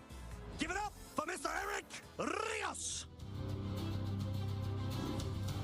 Fantastic play from Eric there, getting the read correct on every turn, and his Sneasler absolutely loved him, just popping off there, dealing out so much damage, putting so much pressure on William's team that William was really forced on the defensive end, on the back foot, trying to respond to all this enormous offensive pressure coming off from Eric's side. Yeah, he definitely didn't even need the Kommo in that scenario, that matchup really. The Golden Go is always such a great bring if you're able to catch out a Terra Fairy from the Volcarona, which is so hard because naturally speaking, when it comes to sort of that matchup, you would assume that the Volcarona always have the advantage. You've got the fire typing, you've got the quiver dance, you're able to resist the Make It Rains and get the setup going, but the Primarina acts as a form of check when it comes to the Mystic Water-powered Hyper Voices from it, and the capability of going for Haze, so it shuts it down. Yeah, the Primarina also just... the combination of Primarina and Golden Go really put the Volcarona in a difficult position. If Volcarona stays in its regular form, yes, it resists the Make a Rain, but it's taking super effective damage from that Hyper Voice. Now, it is possible that the Volcarona, because it outspeeds the Primarina, it could get the Quiver Dance off, resist the Make a Rain, and then it will likely survive the Hyper Voice. But at that point, one, you're very heavily chipped, and if Eric went for the read and went for the haste, then you just wasted a turn doing nothing. Not to mention, if the Primarina went for the haste, it would have gone far to the Golden Go. So the Golden Go actually was just very free to click and Make a Rain again. So, you see, Eric really just pinned William in that very difficult situation. Yeah, it didn't feel like there was any room for William to try to get a Quiver Dance up like we're sort of like analyzing now, given you just have to sort of commit with getting the attacks going with the Sneasler, the Rillaboom, and the Golden Go with the Heat Waves, but I don't know. I feel like the Gastrodon was a really good bring in Game 1, I'm not going to lie. I would have liked seeing it in Game 2, but it's sort of when can you bring it in when there's a Rillaboom on the other side of the field, and maybe that's relying on the Incineroar interaction and synergy there, dropping attack via the Intimidate onto both the Sneasler as well as the Rillaboom. But yeah, and trying to get either Whirlpool or Yawn Vortexes going, quite literally in this case, which I think would have been able to put himself in a better spot, but yeah, that's what happened.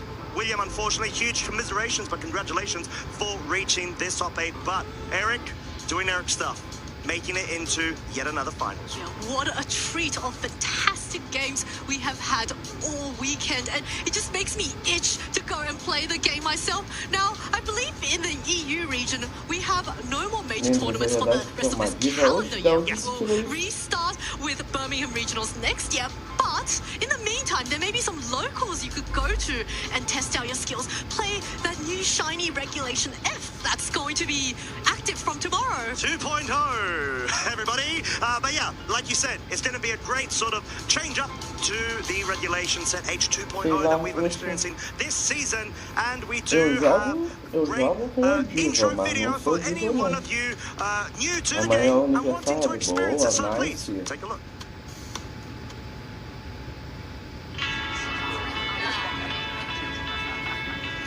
Hey, do you want to play? Yeah.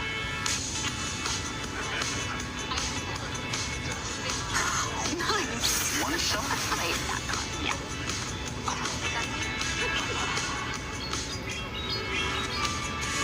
I'll use twin cannons. Great game, guys. Bye. See you next week. Come play at your local Pokemon League. Oh, locals. I remember turning up to my first ever locals and I was so nervous because I didn't know anyone at all. But and then I made all my friends there. So if you want to make more friends in the circuit, find out where you can go to your next locals. Scan that QR code that you see up on the screen there. It is so easy and so convenient and takes you to a list of all your nearest locals. Yeah, exactly. I remember my first local was in Manchester and that was back in 2015 calendar year, but I think it was the 2016 season. And yeah, there's loads of restrictors going around, but loads of fascinating trainers that I was able to meet at the point and be able to grow with and from, because it's such a great experience. You're able to not only grow yourself in terms of your VGC experience and knowledge, but also sort of interact with a community, like-minded people, and maybe, who knows, figure out or get together with team-building groups where you can go ahead and show off your fancy, meta-breaking team strategies going into major events. And the game is just far more fun when you have friends around you that you can play test your crazy ideas. Whenever I go to locals, I always see the wildest things being played. I'm like, that doesn't work. And then I get okay, I take it back. That might work. Yeah, hey, but that's the sort of testing grounds for you to be able to take advantage of. And obviously there are always going to be the online ranked battles within game that you can experiment with as well at some points when, you know, the format is available. But yeah, regardless, please, if you have any sort of slight inkling of, hey, you know what, I wonder how it would be like, let me give it a shot. Take the chance. Trust us. It's definitely worth it. And that's how we are here right now, speaking to you lovely folks at home or wherever you are. Yeah, so many amazing matches we've had this weekend. We're going to have another absolute amazing and incredible match coming up in our second top 4. So, whilst we get ready and let our players onto the stage and get all set up, we're going to cut to a short break. But this is the time to grab your popcorn and your cookies and rejoin us right after this break.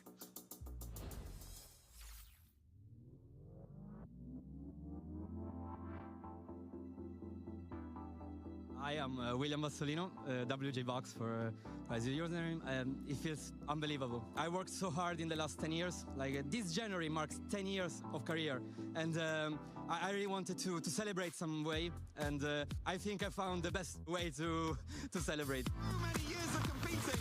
William Bassolino is your Birmingham regional champion. The games against Alex in top 4 were the best games I ever played. Like against an opponent so strong, make it look that I deserved it. Like I read him, and I think that moment was the moment that I realized I have to win it all. I lost the third round against a team that I just don't like to face. And going to one, I said, no, I'm too angry. But then I spoke with some friends and I decided that all that emotion, I have to transform it into focus. And like from there, I just win it all. I think Ogre-Pon, Hearthflame, I didn't use her at all in Reg F and first in Reg G. But then trying her in this team, I just fell in love because of her versatility. Okay, I have a new favorite Pokemon. I always said I had 3 dreams. One was to get streamed on this stage. The second one was to win a major, so like a regional or an international challenge. And the third one is to win Worlds. I started playing in the 3rd of January 2015 with the idea I want to be the very best. And now I just set another brick towards that goal.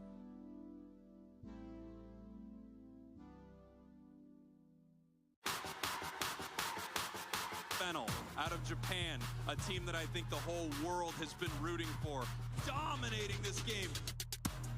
僕たちのチームが一番、このゲームに時間を使ってきたからです。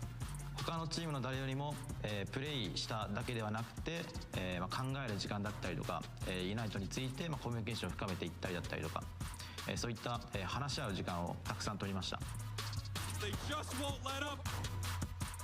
数えきれません。私たちの、作戦は数えきれません。That's a bender! It won't stop! 僕たちが最終戦で、使った作戦は、ミュウの、コーチングをうまく使って戦う作戦を使いました。Fennel can do whatever they want. It's gonna be taken by Fennel. Martial gets it done. 僕たちは、最初から優勝できると思ってました。The last 5 seconds here before we can crown our champions. Fennel!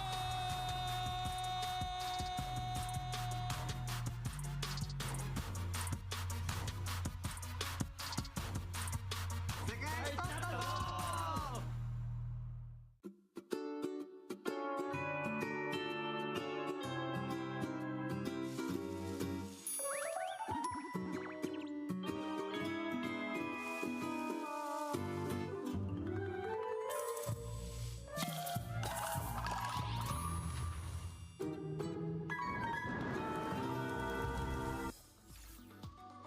Here we are.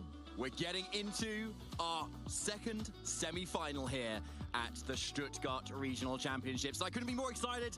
Marcus, I am very, very excited because it's going to be a really hype match. We've got a multi-time regional champion versus a world champion coming up, and it's not even the final yet.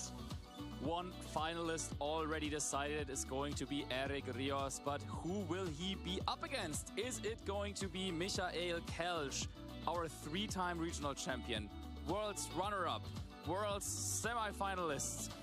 Or is it going to be Luca Ceribelli, the 2024 Pokemon World Champion? I'm so excited as well. We are about to find out. Let's have a look at the bracket, how things have played out so far. There it is, our approach that the players have all made. And interestingly, lots of 3-game sets, actually, apart from Eric Rios versus William Basilino, which is our only rematch that we've also actually featured on stream as well. And unfortunately, William also taking the 2-0 loss yesterday as well, unfortunately. And yeah, Eric seems to just be on an absolute tear here, especially with that Sneasler, right? And unfortunately, Sand makes it no further. But on the other side of the bracket, we could see Manuel Sun at least, and that Typhlosion from Luca make it further. We absolutely could. We could set up a rematch of Eric Rios against Michael Kelsch. They already played in Stockholm for a regional title before, but well, there is still Luca Ceribelli in the way of Michael Kelsch to set up that kind of rematch in the finals. It's not something we see that often. But yeah, it's really goes to show that at the end of this regulation set H rule set, the best players have really come up with kind of the best teams. Their play is sharp and we're seeing so many great games. I'm absolutely sure that this upcoming set is going to be no exception. 100%. I was chatting with Luca earlier on the couch after his top 8 match, and I said, who would he rather prefer out of the potential opponents he could have, Michael or his opponent that he's just defeated? And yeah, I think Luca was excited to play Michael, given how many regional championships he's won, but was also very afraid of Michael at the same time, and his quite annoying team that he's kind of got as well. So unfortunately, Luca, you have Michael, but unfortunately for us, it's always going to be a hype match. Absolutely. Yeah, I talked to Luca as well, coincidentally. And he was saying that, yeah, he doesn't feel so confident going up against Michael with this particular team matchup. And he also said that he wanted to set up an all-Italian final. Well, we already know that that is not going to be the case with Eric Rios waiting there. So Luca, being the last remaining Italian player yet, can he continue the streak of Italian champions that we have going so far in this season? Or is Michael Kelsch, yeah, setting up that rematch in the finals against Eric Rios? We are about to find out. We certainly are, yeah. It could very much well happen. And we're going to check out the achievements of both our trainers, just in case you are unfamiliar, because you really should be. Michael Kelch on the left. Look at all of the times the word Worlds is posted there. That just shows you what a caliber of a player he is in the 2 years that he's actually been playing. Yeah, making it into World's top 8 is considered to be, one of the greatest achievements in this game. And doing it not only once, but 3 times in just 3 years is absolutely unheard of. This is, close to, you gotta go way back in the day. Wolf, Sejon, and Ray Rizzo, they have similar streaks. But apart from that, there's, it's a very, very huge gap to the rest of the field. But Michael is in that illustrious circle of players. And then, of course, Luca Ceribelli needs no introduction. At the very beginning of his career, he was able to win in Turin in 2018. And I believe this is the only regional level event that he was able to win. Of course, now he's a world champion, but he wants to repeat what he was able to do so many years ago and become a regional champion here in Stuttgart. 100% there, Marcus. Obviously, they've already earned so many championship points and prize money in booster boxes getting this far. But when you're just that one game away from that next level of amount, then you really want it, because it's just another game of Pokemon, right? What could be so hard? But looking at your opponents, that is definitely what the difficulty is. And also, Luca is also at the point where he's about kind of in the top 32-ish in terms of championship points in Europe at the moment. And so definitely wanting to get a little bit more championship points so that he can kind of cement himself into the more upper echelons of the leaderboard. Or you can just win the entire tournament and get that direct invite to Worlds. You certainly can.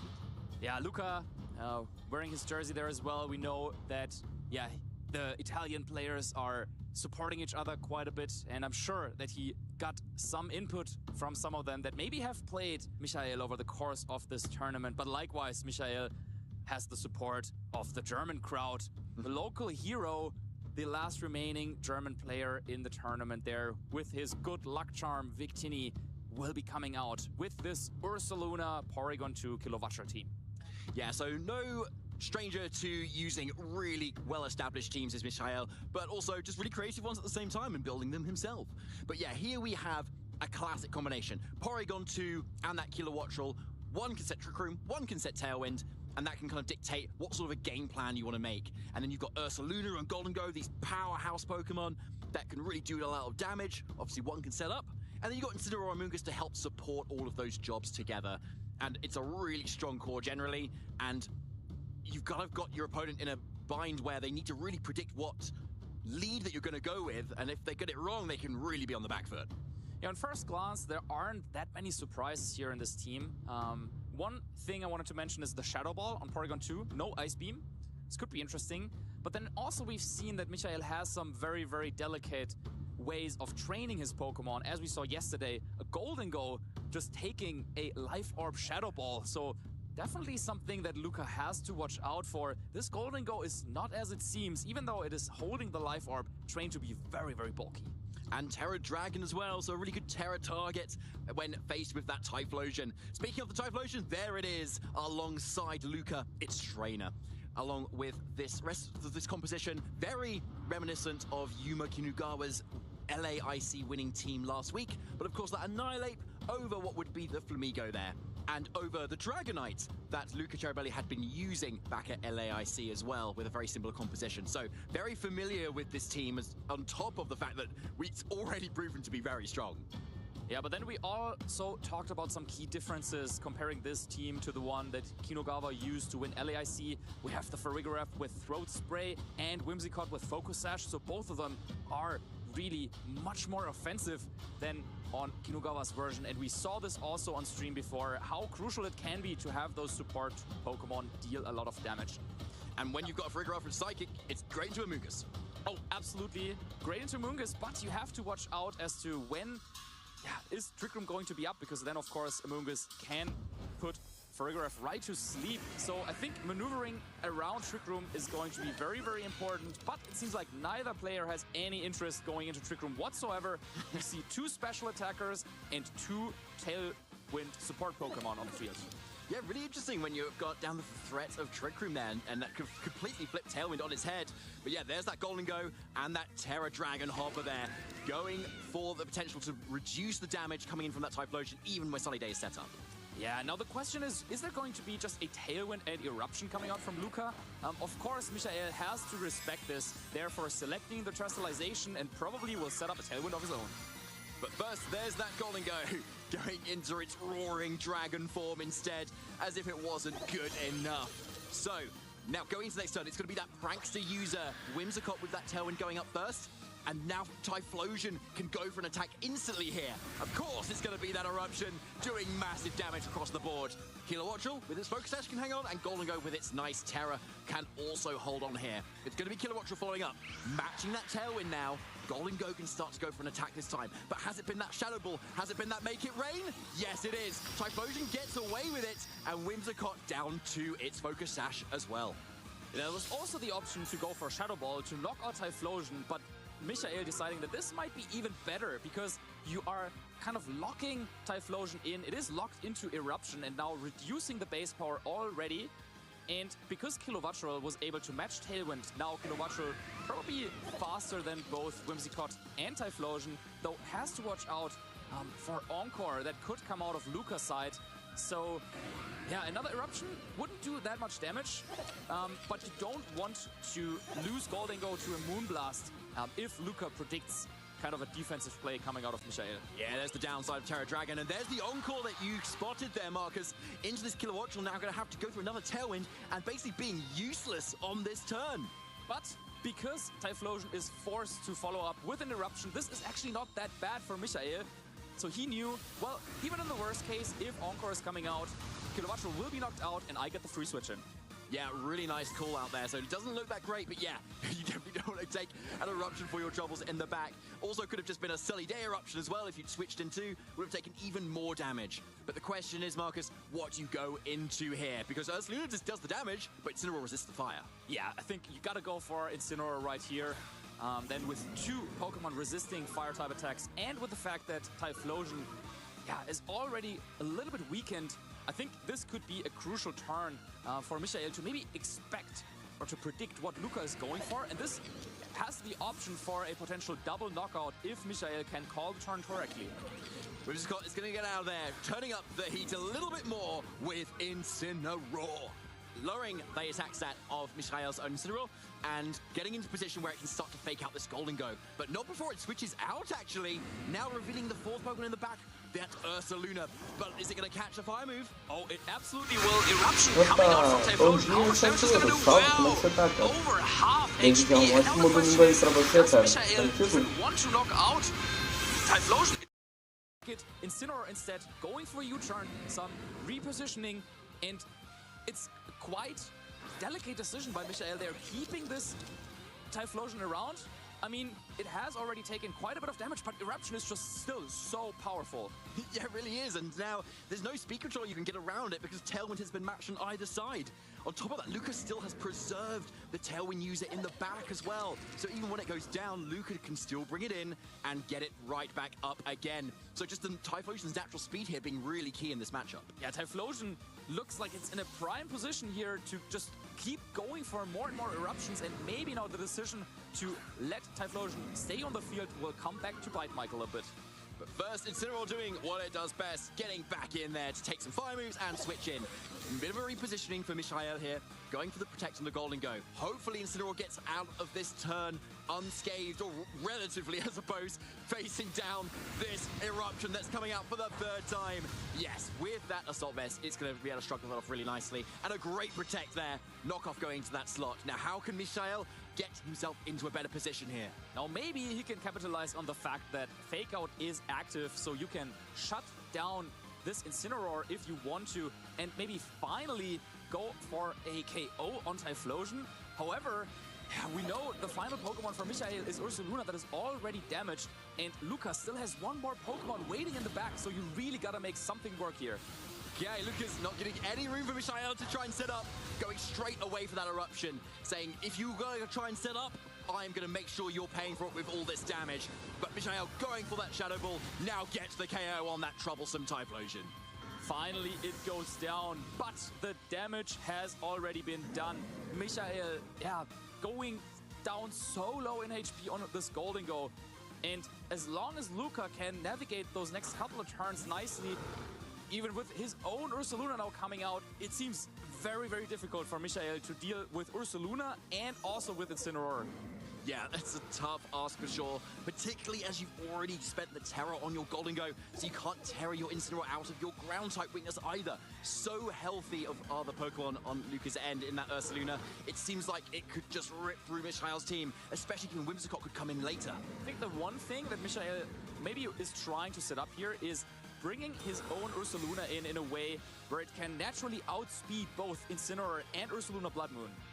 But first, the Make It Rain instead here. Not wanting to resist or risk even that switch. Incineroar is going to take that very comfortably here. But let's see which Incineroar moves first on this turn as well. Because it could be that Michael gets a fairly safe switch in here. But no, Flare Blitz into the Ursaluna. Great protect from Luca there. Expert defensive play, preserving your win condition. And it's going to be the pivot on Luca instead.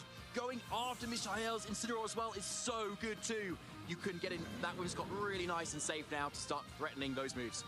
Yeah, and now you ensure that Whimsicott can set up Tailwind, Ursaluna will outspeed Golden Go and Incineroar, and you can go for a powerful Hyper Voice to finish off both Pokemon over on Michael's side. So I feel like, yeah, Tailwind and Hyper Voice is just right there. You can see Michael even considering the forfeit. Yeah, knowing that, okay, this game is probably over, but, I mean, there's always the chance that maybe your opponent makes a mistake. So Luca's going to go for the Terror here. Most likely that Terror normal on the Ursaluna, just in case Michael has some ridiculous amount of bulk on their Pokemon, getting that maximum amount of damage with that Life Orb as well. And as you said, we've got Hyper Voice on this Ursaluna, and that should be able to clean up the board. Yeah, it must feel so good to click this Tailwind, Terra, normal, Hyper Voice. Life Orb boosted, Golden Go goes down, Incineroar goes down, Luca Terrybelly on the verge of winning this game 1. For sure, yeah, this Ursaluna does not want to face what's right ahead of them at the moment in what Luca has. You've still got Incineroar in the back as well for Intimidate and Fake Out. Yeah, we are looking definitely at a game 2, and Michael needing to kind of think things through for that second game. Question is, Marcus, what is it that Michael can do here? Because that on-call lot from Whimsicott was so strong.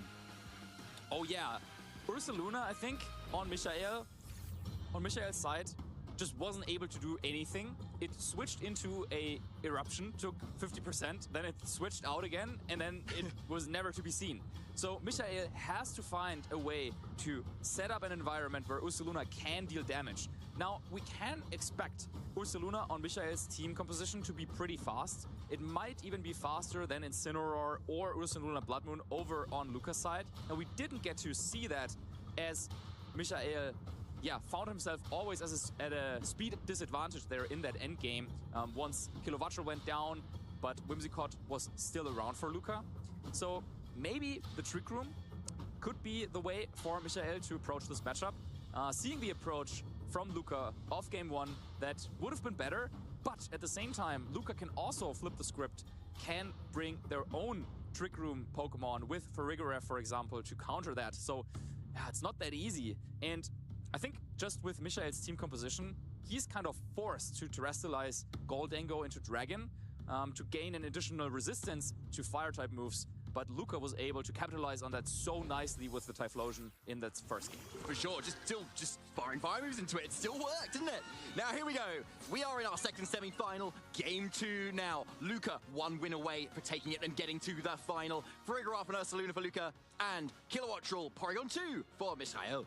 Wow, I've been playing with this team for quite a bit, and I don't think I've ever gone for Kilowattrel and Porygon 2 as the lead Pokemon, so yeah, maybe a little bit of a risk there by Michael identifying that he has to make something happen. Now, importantly, Porygon 2 getting the special attack boost from download, that can be very, very crucial.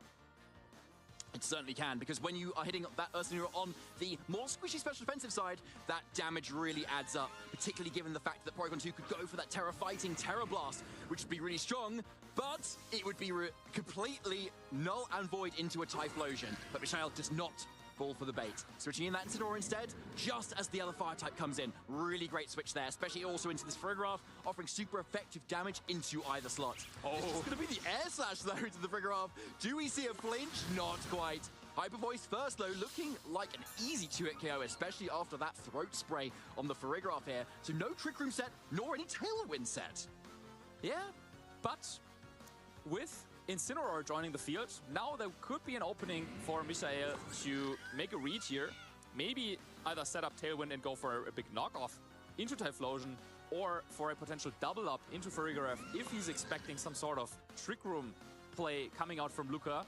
However, there is Protect as an option on Frigoraph as well, and it is very, very crucial now that Michael does not set up Tailwind as Luca sets up Trick Room, but with the moves that we just saw Michael lock in, that would be an option. Ooh, no Terra either to resist any sort of attacks on that Frigoraph's end. Just Tailwind, just knockoff, is it enough? Oh, it was so close! Michael relying on that damage, and it's just an eruption as well, not even a safer fire move. Luca calling that turn so well, but what has Frigoraph gone for? Is it that Trick Room? No, it's a Hyper Voice instead. So dealing a lot of damage to that Incineroar, but crucially not setting the board up in Michael's favor. Okay, this could have been really bad for Michael had Luca set up the Trick Room, but instead going for the more consistent damage option there. And now, as Kilovatral is knocked out, Ursaluna could come in, and then Michael would threaten 2 KOs. Headlong Rush into Typhlosion, knockoff or U-turn into Frigoraph would be KOs. And we already just saw that Incineroar over on Michael's side outspeeds the Typhlosion under Tailwind. So the speed advantage is now in Michael's favor, and but he has to make something work now. Because there could be Whimsicott waiting in the back for Luca to kind of match this Tailwind very, very soon. That's a really good point, actually. You've got to be so careful as to how you use your resources here. Because, yeah, with the Whimsicott, that Ursaluna can outspeed everything, right? And now Kilowattrel, one of the speed control options down for Michael. So where is this Ursaluna going to target? At least it's fresh on the field with some health. Is it Whimsicott waiting in the back for Luca? It is. There it is. Okay, so this is going to be able to take on those attacks so well, especially given that Focus Sash. Nailing a KO as well on the Frigoraph, never a bad thing, right? Especially as Incineroar can come back a little bit later, offer those fake outs. Very safely now, because that Armor Tail ability is off the field. But we've still yet to see this Ursaluna go for an attack here. Either way, though, it's probably going to just be chipping the Focus Sash on that Whimsicott, but if it's a Facade, it's obviously going to do a little bit more and would quite be nice to get that bit more damage in there. Headlong Rush, unfortunately, because it does lower your defenses a little bit, making it a little bit more vulnerable. Maybe pressuring Michael to switch it out on the following turn, but Luca now has to switch in at the moment. And because Porygon 2 was saved by Michael in the very first turn, it's still at full HP, and so Luca, who is forced to go into one of his special attackers, now likely won't be able to get a knockout onto the Porygon.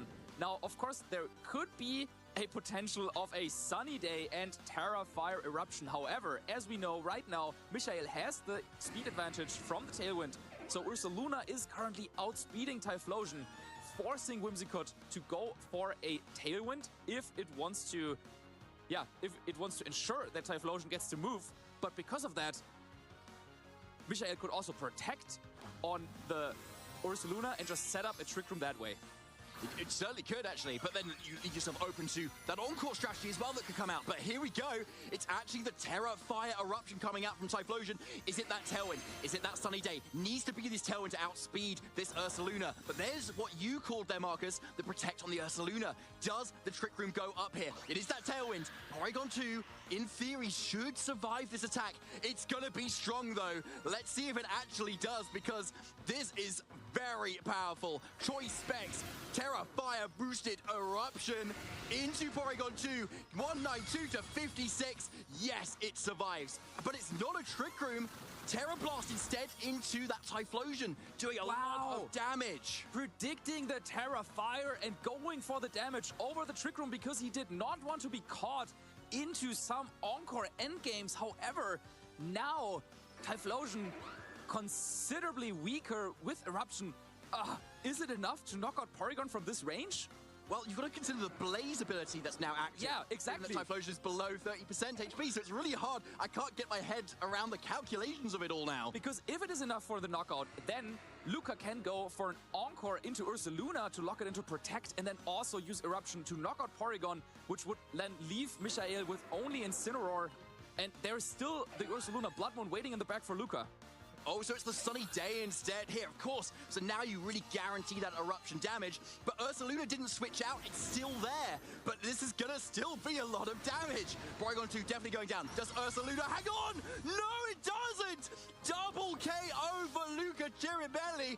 This Typhlosion can do whatever it likes. Whatever the HP, whatever the situation, it takes those KOs. Wow, just like at LAIC, the Terra Fire Typhlosion prevails. Sunny Day Eruption, even at such low HP, gets the double knockout, and with that, Michael down to his last Pokemon Incineroar. But this game is over. It certainly is. Luca has played this Typhlosion so masterfully. And we have another Italian getting into the final. It is Luca Cheribelli!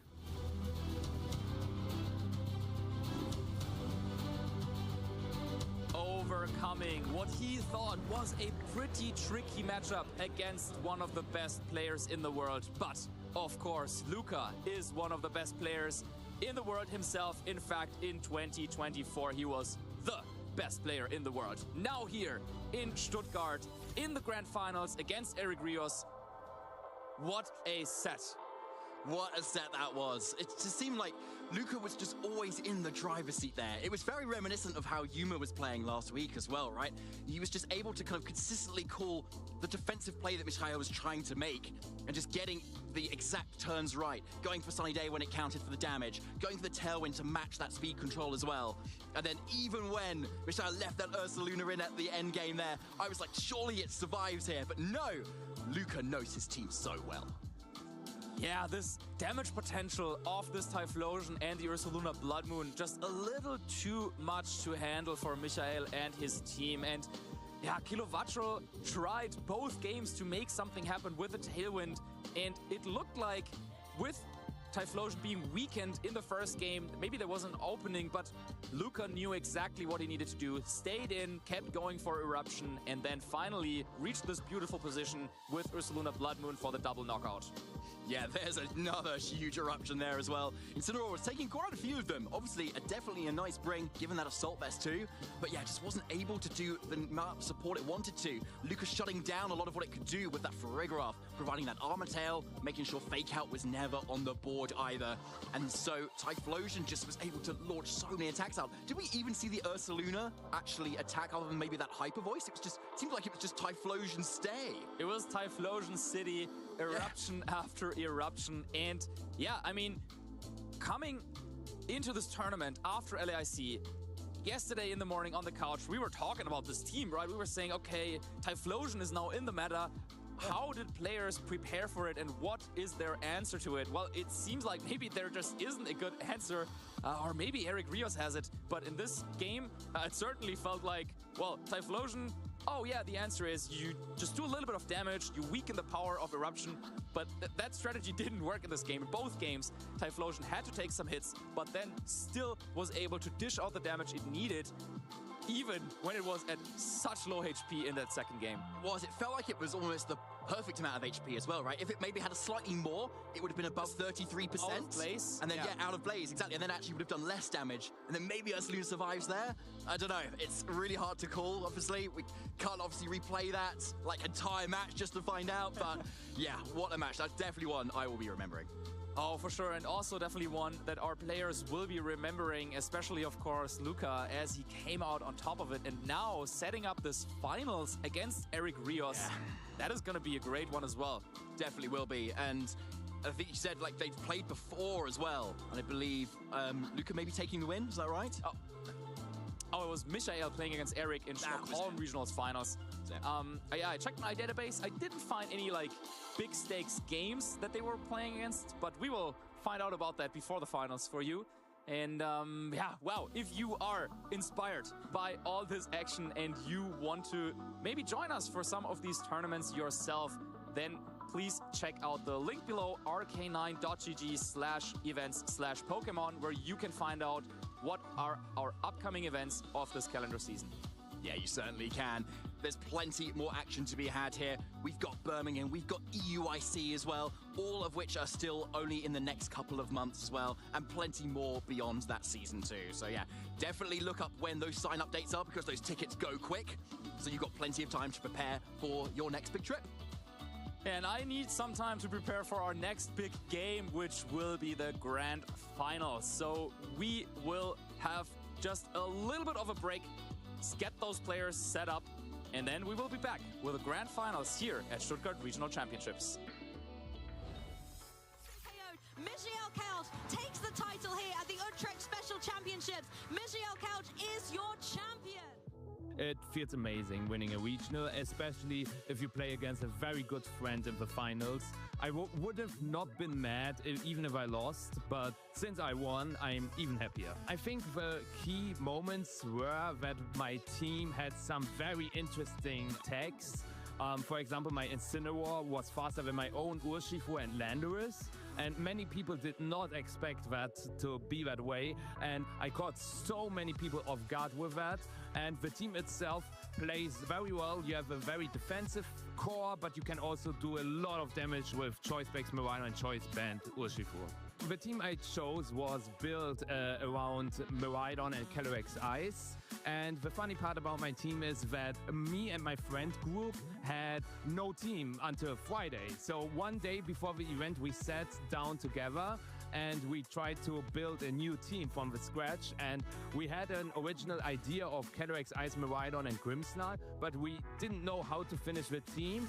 And without even one game of prep, we decided to just go into the tournament, and it worked out pretty well.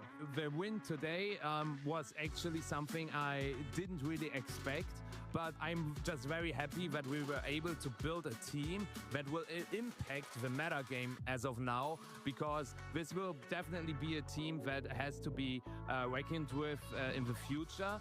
And also for my resume, it's pretty cool to have a third regional title. I really want to thank my friends that built the team with me and played it. Ibrahim, Rahim, Kusha and Alexander, you are so great, and it was so much fun prepping with you on Friday.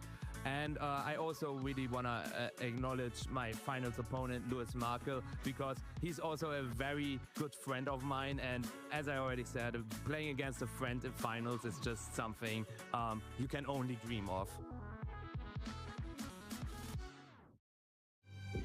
Absolutely phenomenal here from Luca. He had it all planned out from the start. My favorite Pokemon type, it's Ghost. I don't know. It just feels right. It's a great type. We jump into the very first game of the Masters Finals. I don't think I changed my strategy throughout the tournament. In general, I think it's just a hunch of how you should play. It really just comes down to the plays you're gonna make and how you're gonna adapt to your opponents. My strategy was using Miraidons and Ogerpon Fire and Urshifu Rapid Strikes to run through my opponents. Fantastic play by Luca, the one-hit KO. While having Irons and Fairy Giraffe to slow down the pace.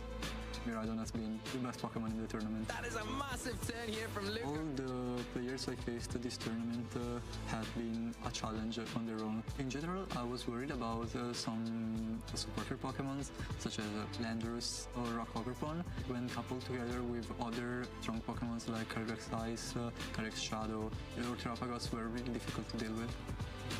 I think my strategy to beat this Pokemon was pretty straightforward. I just hoped that I was able to hit them harder than they could withstand.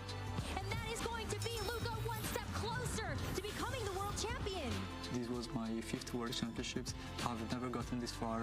I was happy enough with just making it to Top Cut, but I started to realize there was an opportunity to do something even bigger, something that I never even dreamed of. The moment I knew that I was going to win was when I was able to knock out the Calyrex Shadow with Fairy Giraffe. And he's done it! This is his first major win, and what a one to have! It was unexpected, but I'm extremely lucky and happy to be where I'm at right now. I want to shout out my family for always supporting me ever since I started playing when I was just 14. My group of friends, they've been phenomenal, and I thank all of them for being there with me.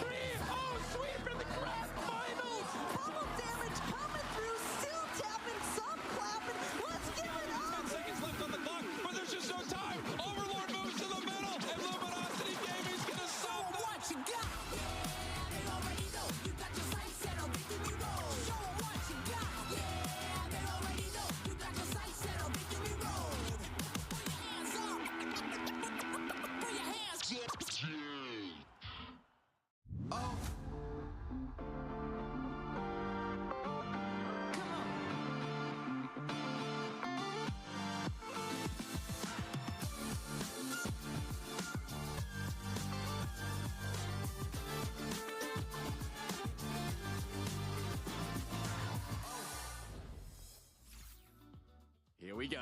It is time. The finals of the Stuttgart Regional Championship 2026. And I couldn't be more proud to be doing it alongside Marcus Harmon, of course. How are you feeling, my friend? I'm feeling so pumped, especially after seeing that video just now about Luca Ceribelli winning Worlds and what he had to say afterwards. That was something that he never even dreamed of. Well, he was able to achieve that dream of becoming a world champion, and now he's here in the finals to also become a regional champion. Exactly. Of something you think would be done the other way around. But, you know, Luca's got different priorities. Well, technically back in the day, he's won one of those as well, all the way back in 2018. But the times were different back then. And yeah, before we jump into the finals, though, let's have a look at the bracket to see how we got here. So yes, we've got plenty of matches that we've seen across both of yesterday and of course our top cut today. And you can see how convincing the top four matches were. 2-0, Eric taking down William for the second time on stream this weekend, actually. And of course, Luca Ceribelli just now taking on Michael Kelsch. And with that, they were destined to meet in the finals. Probably the best player from Spain right now against, well, in Italy, well, we have had 3 regional champions, right, in the season already. Just within 3 tournaments that we've had. So it's tough to say who is the best Italian player right now. But what we can say for sure is that Luca will want to extend the streak by beating Eric and by claiming the title. 100% there. Yeah, and as you mentioned earlier, I think, Marcus, Eric has been in a final recently against Michael Kelsch and obviously is here again now. I think before running like a Lunala sort of balance team before in regulation set G. And now, you could argue maybe a similar sort of team with a kind of a lot of pivoting options and supporting that setup of a certain Pokemon. Because we had Carmine Lunala before, and now we have Komodo Clangorous Soul instead.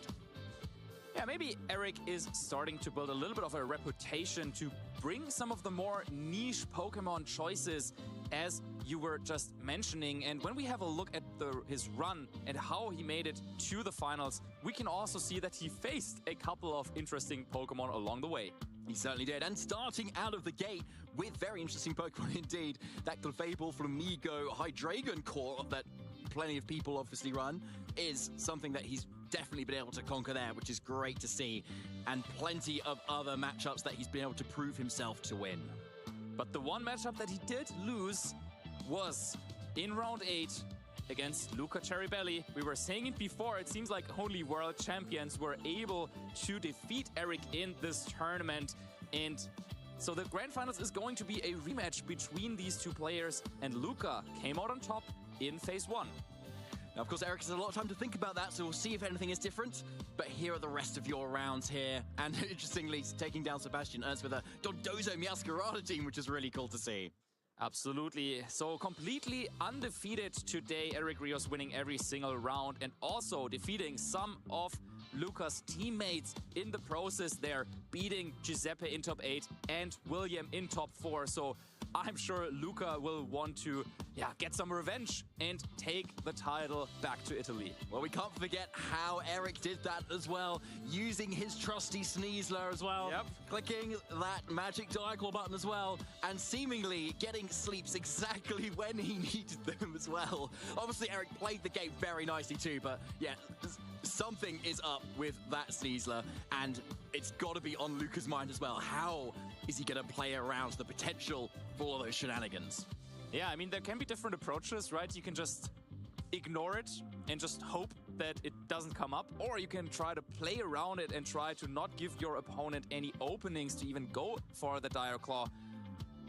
Luca, so far, was able to play around things very, very nicely in this tournament. And when we have a look at his run, he was also able to defeat quite a few very, very strong players. Yeah, really strong start there again here. Only taking their first loss in Swiss round 7 versus Robert Vine. And of course, as you could see, the Eric Rios matchup right at the bottom there, taking that win. Yeah, losing to a Dondoso team there. Shout out to Robert Vine, the 2010 German national champion, was the only one that could inflict a loss to Luca in phase 1 of the competition. And then, of course, last round of phase 1 yesterday, Luca beating Eric. Of course, this will give him motivation and confidence going into this rematch in the grand finals. 100% will. And there is the second load of matches that we can show that Luca was able to conquer. Again, it's green all the way, tons and tons of wins. And just like Eric was able to defeat Luca's teammates, Luca was able to defeat Eric's teammate in Alex Gomez in that round 10. So yeah, also there a little bit of rivalry going on between the two. And now, yeah, they're meeting in the finals. And with how awesome both of them have played, especially today, both of them going completely undefeated today, winning every match against many, many great players. I mean, look at this. Luca had to go through Eduardo Cunha and Michael Kelch to reach this grand finals. So we are in for a treat with this one. We certainly are. Just taking down a variety of teams as well. And which is arguably with the team that most people should have been preparing for after last week, right? 5 of the 6 same Pokemon that Yuma Kinugawa used to win LAIC, and so far, nothing is stopping it. Nothing is stopping it so far, so yeah, maybe to round out this very last tournament of Regulation Set H, maybe Typhlosion was the answer all along. Or maybe was it Primarina and Komodo? Yeah, exactly. It could well be. We also saw Eric Rios at LAIC also making it into the phase 2 along with Luca too. Yeah, really showing what that Komodo team could do. It seems like it hasn't been picked up by many other people either, and maybe flew under the radar slightly too, so people could not really come in prepared against it. And Eric has super capitalized on that as well. Yeah, you can see how focused both players are here. Luca maybe going through some lines again. Reminds me a little bit, you know, in like winter games when they're sometimes doing the like sledding championships. Yeah. And they're like going through the cars before, or also with like car racing, right? Like you know exactly what you want to do, and so you just revising it, just going through it in your head. You are ready, so you are ready for what is to come in this game. You visualize that Diaclaw hitting and nothing else happening after it. Yep. And here are our achievements happening on both of our trainers here. Eric on the left, Grand Challenge 3 finalist, EUIC champion, multi-regional special championship champion, and a world's top 8. Wow.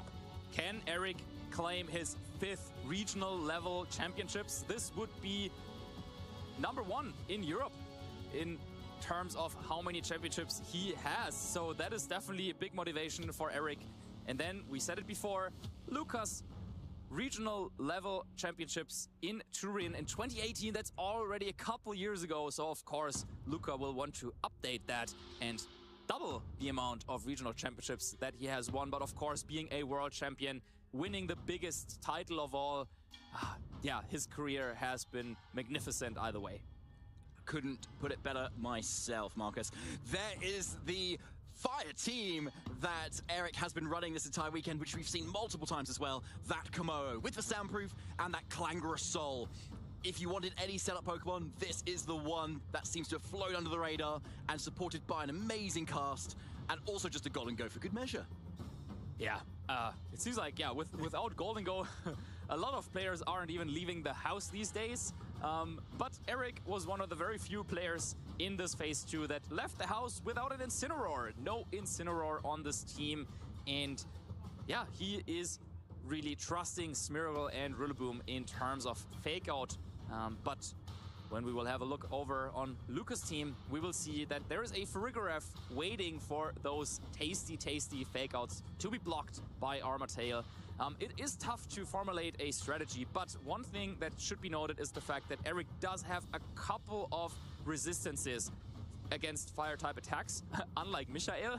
Yes. Well, we have Primarina and Komo-o as potential answers against the Typhlosion, but of course, seeing Luca's team here, you also need to be ready to face that Ursaluna Blood Moon, which is also just so powerful with the Terra Normal Life Orb set. Yeah, and then you have Farigiraf, Whimsicott, and Incineroar, 3 support Pokemon that can also do damage themselves, and the same can be said about Annihilate as well. Yeah, 100%.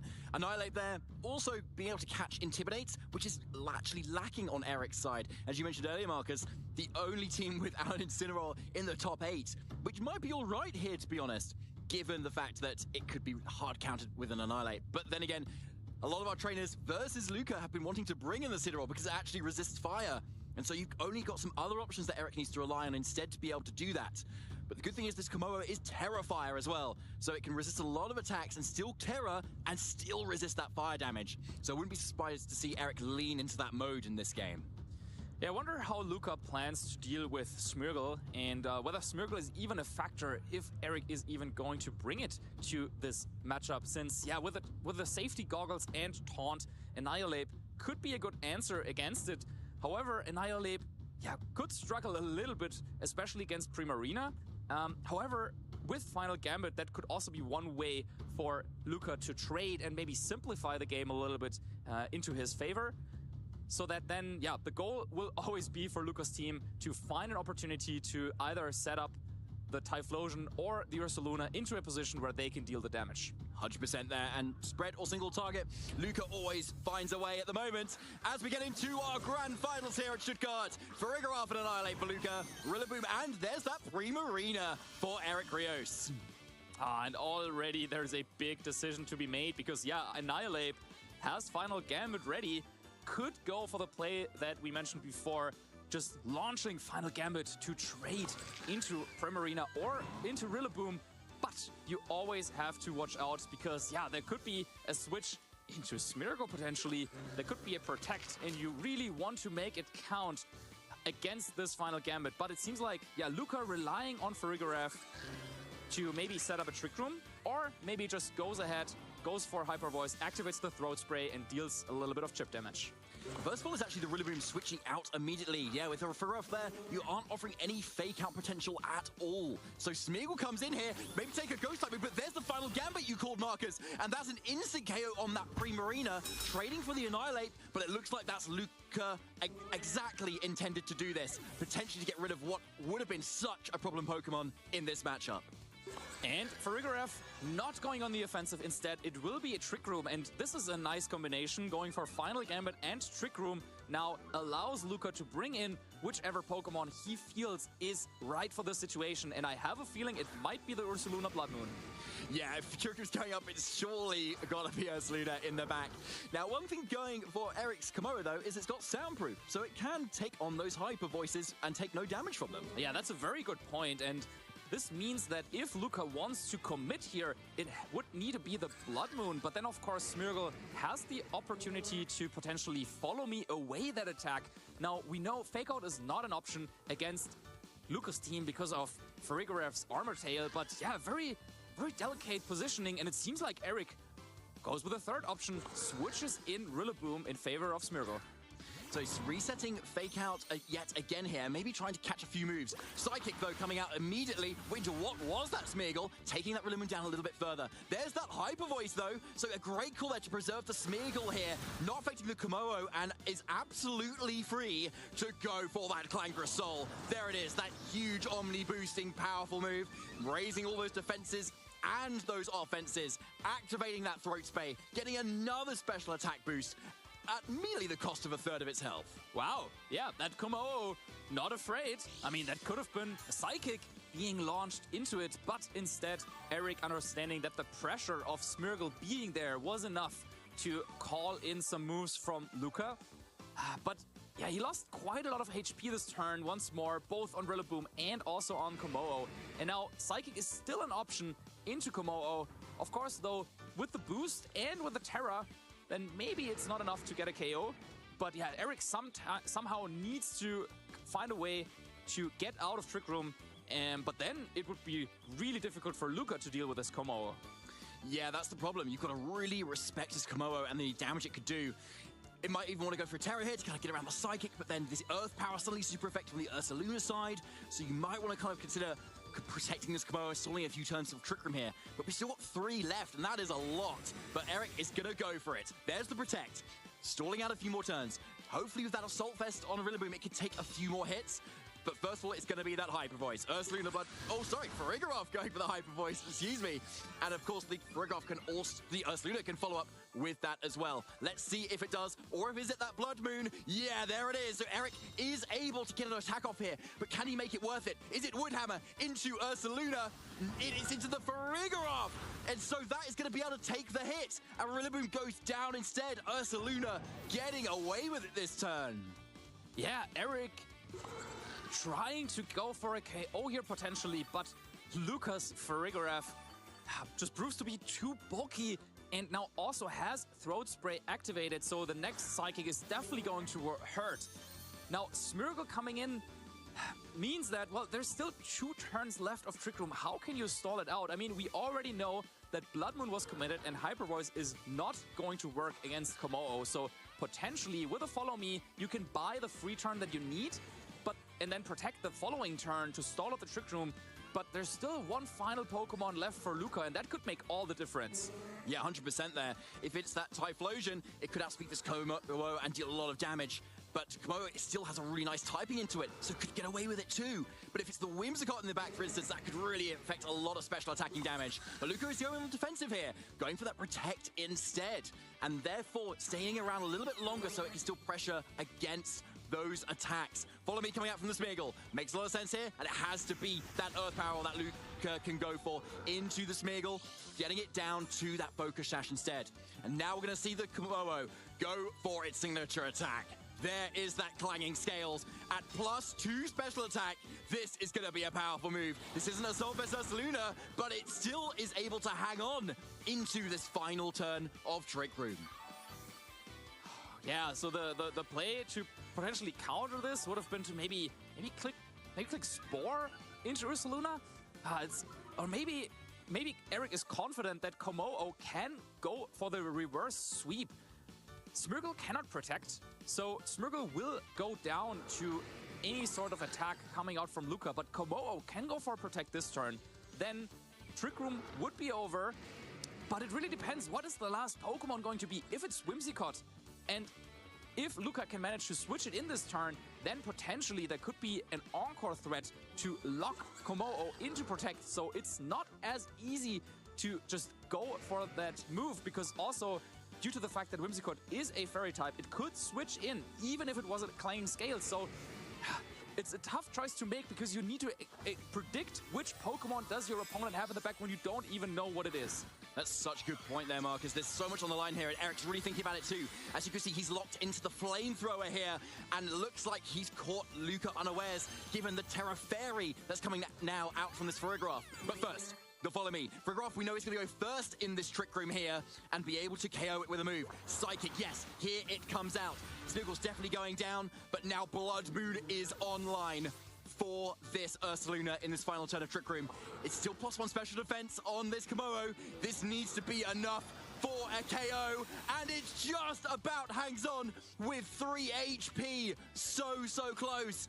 Flamethrower is now able to KO this Farigiraf, but as you say, Marcus, what is in the back? If it is Whimsicott, then that can easily go for any attack, and Kommo-o won't be able to claim 2 knockouts on the same turn.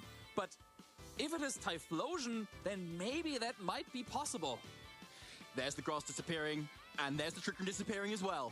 Luca reveals Wolf's Incineroar coming in here, and that is a great call as well. It's Assault Vest, such a bulky Pokemon as well. Kommo-o only has special attacks as well, has such low HP here as well. You've got to protect from this fake out at least to start with. Yeah, you absolutely have to, but then the following turn, the question is going to be how much damage can Kommo-o do to Incineroar? It will have to go for the Clanging Scales to hit both Pokemon. Knock out Ursaluna Blood Moon, that is for sure, as Trick Room will be over. But how much damage can it do to Incineroar? It needs the one-hit knockout, or else Incineroar will get the retaliation KO.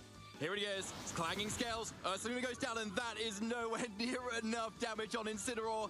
Incineroar now, even with the +1 minus defense on this Kommo-o, there's that Flare Blitz, and that will definitely be enough. Kommo-o goes down, and Luca Jellybelly now 1 game up and 1 game away from claiming this regional title. Wow, what a back and forth set or back and forth game rather. And I think the turn 1 trade was definitely favorable for Luca there, bringing out Annihilate, and Eric was debating to go for a Protect on Primarina, decided to kind of predict Final Gambit to go into Rillaboom, which doesn't have Protect, which would have been a safe target. Therefore, I think he switched in Smeargle to try to catch the Final Gambit with the Focus Sash, but Luca, seeing right through that play, goes for Final Gambit into Primarina, knocks that Pokemon out. And yeah, this time around, it wasn't Typhlosion that was the star of the show, but it was this Ursaluna and Farigiraf combination under Trick Room that put on so much pressure, and Eric just couldn't play out of it during the couple of turns under Trick Room. Yeah, it was just a really masterfully played game plan that Luca had there, with the perfect Pokemon in the back as well, given that everything else just kind of fell to Incineroar, right? That is the one Pokemon that Eric doesn't have on their team, and the one thorn in his side in that endgame. So you've got to be thinking, does Eric maybe switch it up to the Sneasler? At least have another option against this Incineroar. Yeah, Sneasler could be one way. However, it's tough. Sneasler does not have Throat Chop, so no real great way of hitting that Typhlosion besides maybe besides acrobatics. What about Dark Claw? Yeah, it has Dark Claw. Maybe it's the time to go for that. It has proven to be so worth it in the last couple of games. But yeah, it's tough to formulate a game plan because, yeah, Luca's team is so flexible and there could be something completely different coming out of it. It seems like Eric, though, trusts the Pokemon, at least in the lead, that he brought in Game 1. Okay, so Whimsicott and Typhlosion, you're obviously threatening a Sunny Day plus Eruption very heavily at the moment here. Now, Whimsicott, being Terra Ghost, can get around that fake out, so it can always get up the move it wants, and therefore you lower the damage of the Hyper Voice as well that can come out, which is looking relatively safe. And so here is a Terra. It is into the Rillaboom, though. And no Terra Ghost over on Luca's side, like we saw in his game against Eduardo earlier. That could have been a guarantee for the Sunny Day, but no, it's gonna be a fake out and no Sunny Day coming out. Yeah, it just comes out immediately, so great call. Eruption, though, still full power, but still no Terra boosted either. Taking it fairly comfortably, and there's just a raw Hyper Voice. There's a KO on that Typhlosion. That was such a problem. Absolutely going down here, and Whimsicott doing nothing on this turn either. Looks like Luca maybe overread this turn a little bit. Yeah, Luca was definitely kind of respecting any sort of counterplay coming out from Eric against this Terra Ghost, Sunny Day, and Eruption play, but Eric makes a great call, going for the fake out, despite the fact that there was potentially Farigiraf waiting in the back, and besides the fact that there was Terra Ghost available on Whimsicott, gets the reach correct, and now Primarina, yeah, going for this Hyper Voice, yeah, probably can just go for another one or maybe swap out into another position. But at least for this game, Eric does not have to worry about the Typhlosion anymore. Definitely not yet. There were so many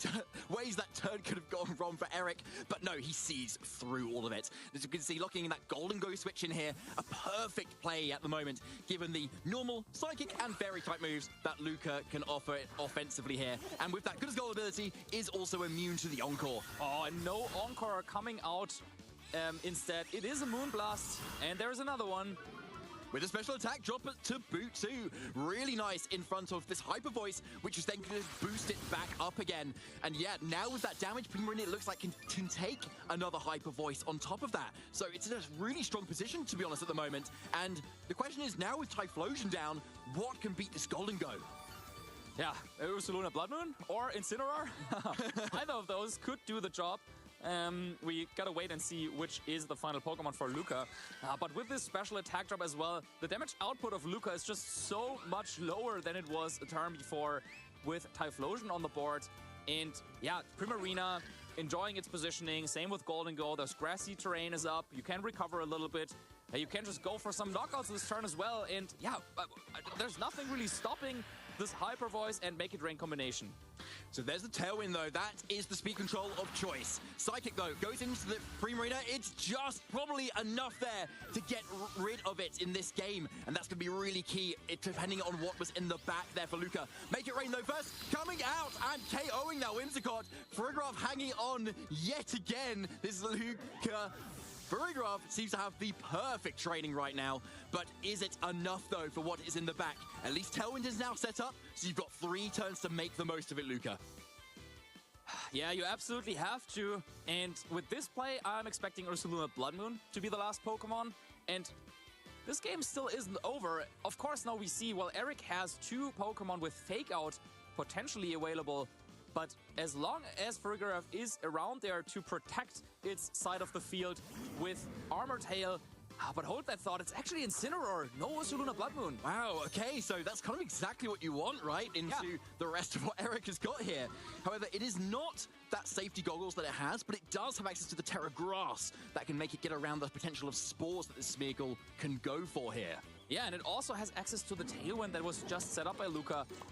Smeargle cannot go for a protecting move, so if Luca goes for a double target, that probably would be enough for the knockout. However, then Farigiraf might go down. So because of the protect on Farigiraf here, though, we know that Smeargle is going to get out of this turn at least. But yeah, Fake Out Protect is really nice here, actually.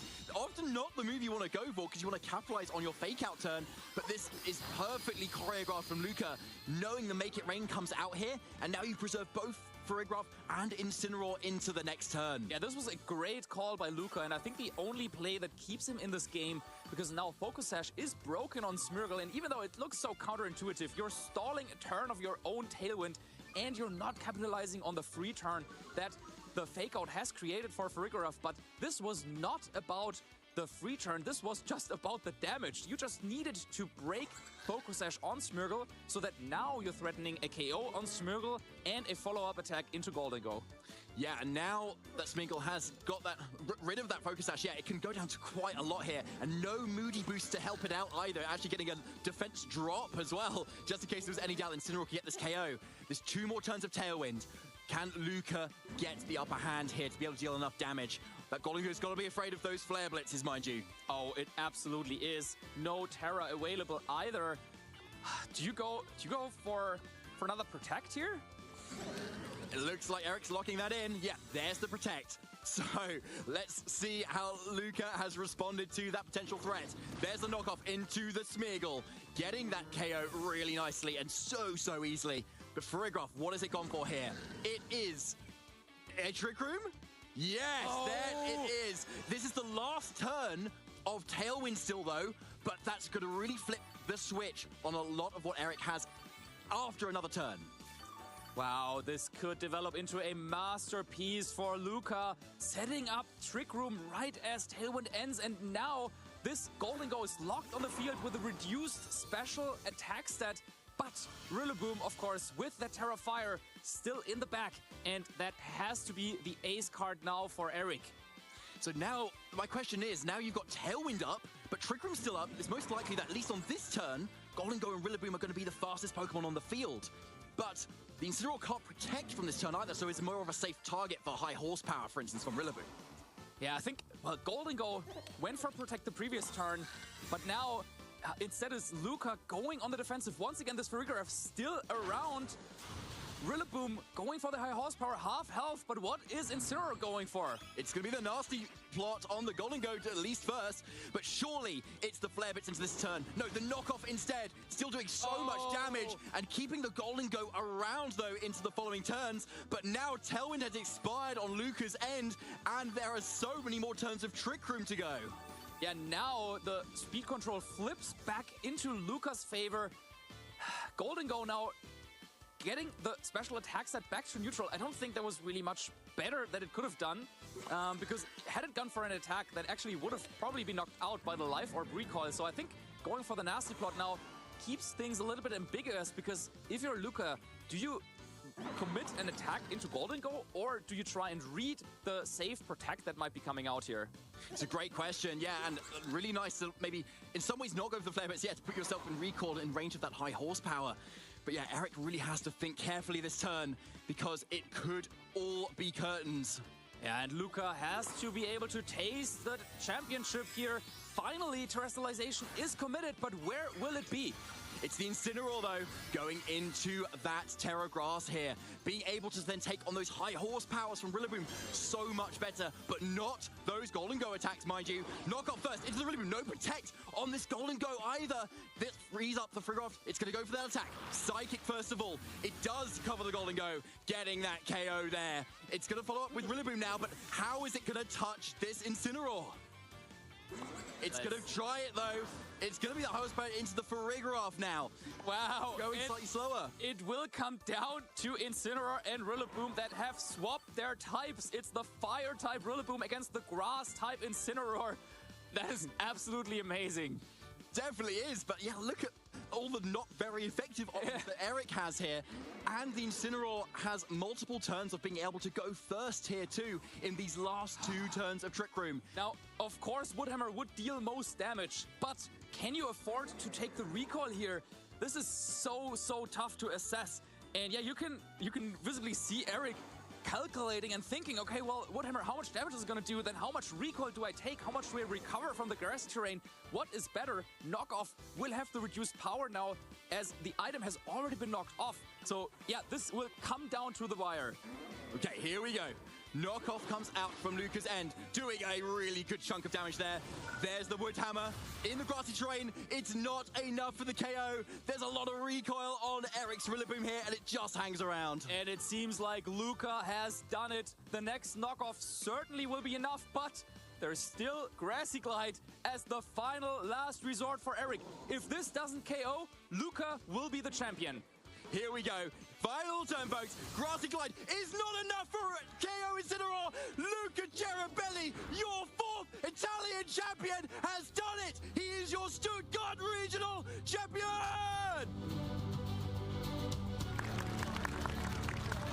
Wow, what a comeback in this second game. Well played to Eric, but well played to Luca.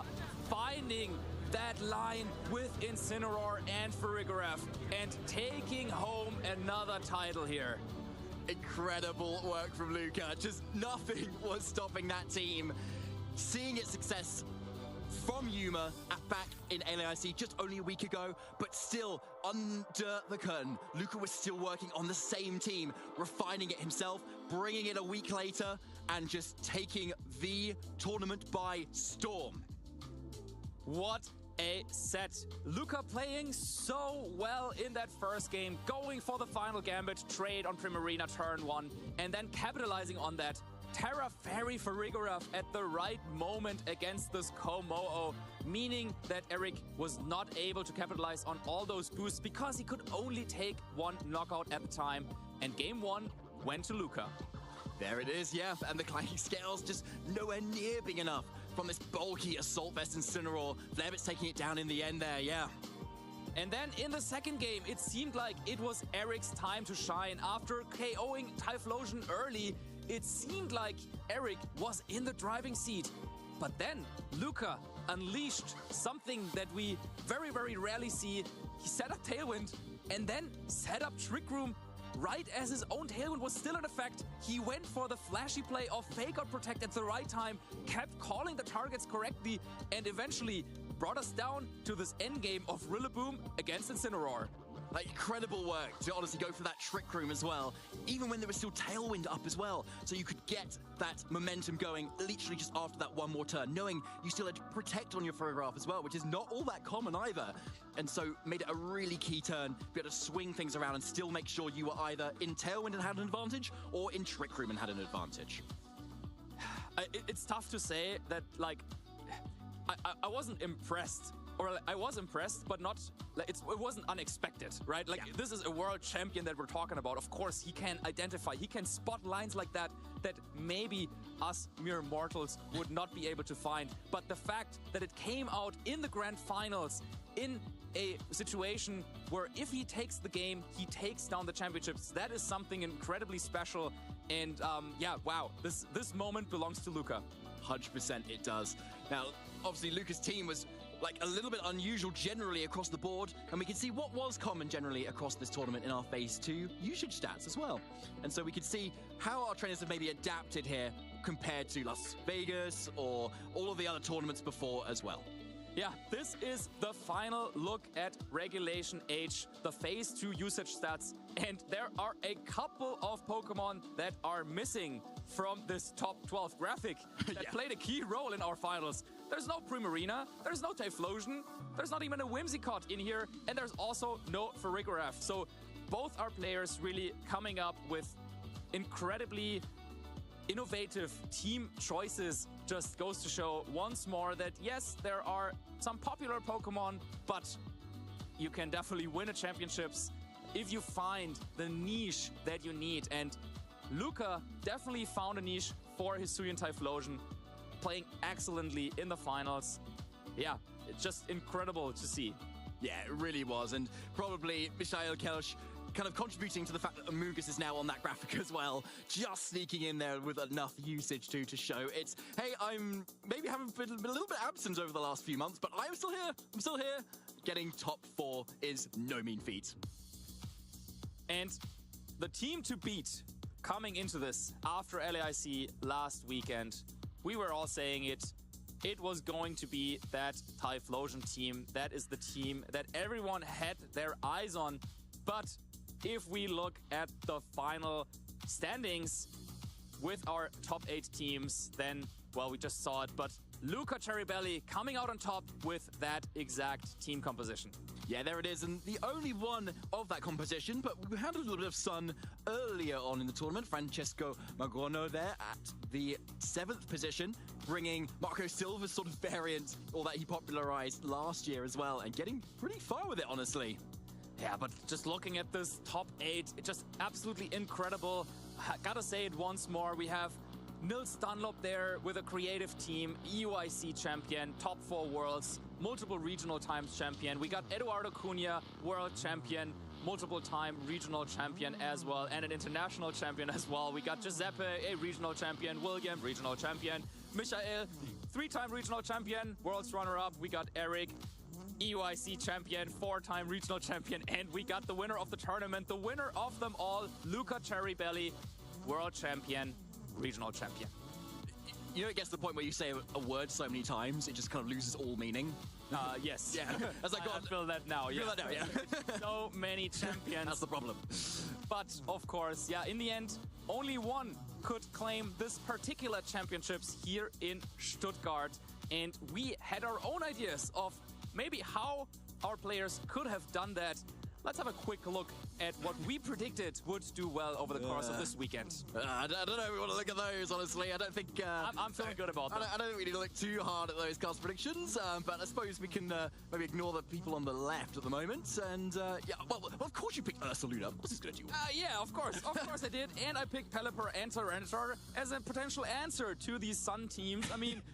some Assault Vest Tyranitar. I mean, we saw it. William brought the Tyranitar into top 4, so I feel a little bit of validation there. But yeah, Pelipper was not to be seen in our top 8. Unbelievable. I feel like this has got to be rigged in some way. Like, come on, there surely should have been some birds there. And look, Flamigo was there in spirit, you know? It was on Yuma Kinugawa's team. Yeah, sure, it wasn't on Luca's team, but like... That's what you meant, right? Yeah, exactly, yeah. I meant that slot on that team, actually. And also, Manuel's son with Sunny Day, practice Sunny Day. That Mercury is basically a Whimsicott. Ah, okay. Okay, and Corviknight is basically a Golden Go. Yeah? And the Pelipper? And, what was the team again? Pelipper is Primarina. Well, that was on Eric's team, but yeah, it could be, of course.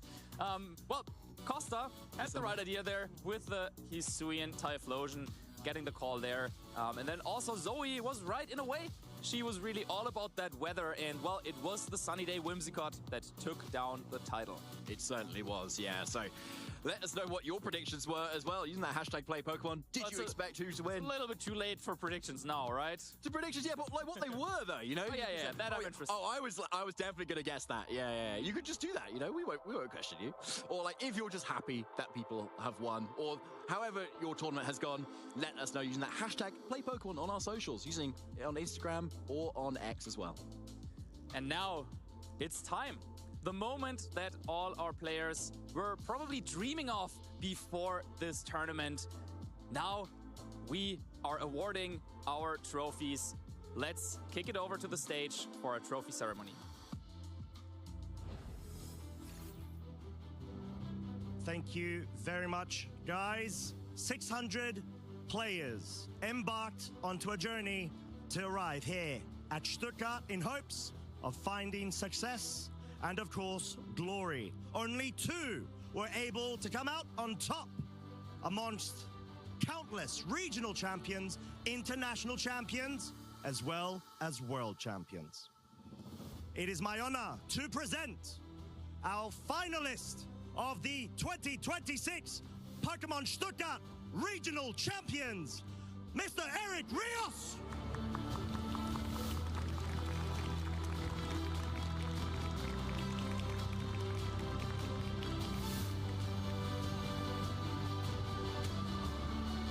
Congratulations, Eric. Thank you so much for giving us such an enthralling finals.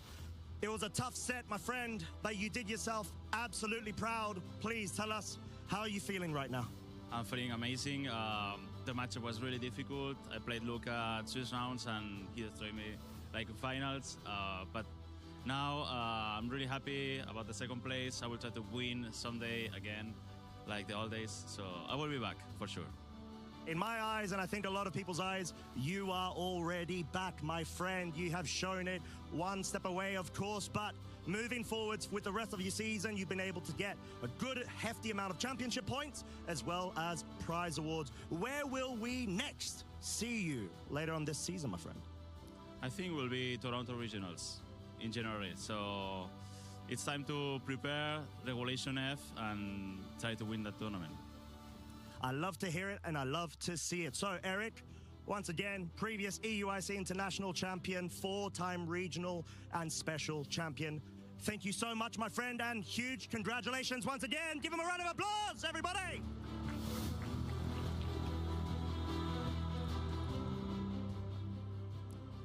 And finally, the moment that so many trainers vie for, it's time to crown our regional champion of Stuttgart.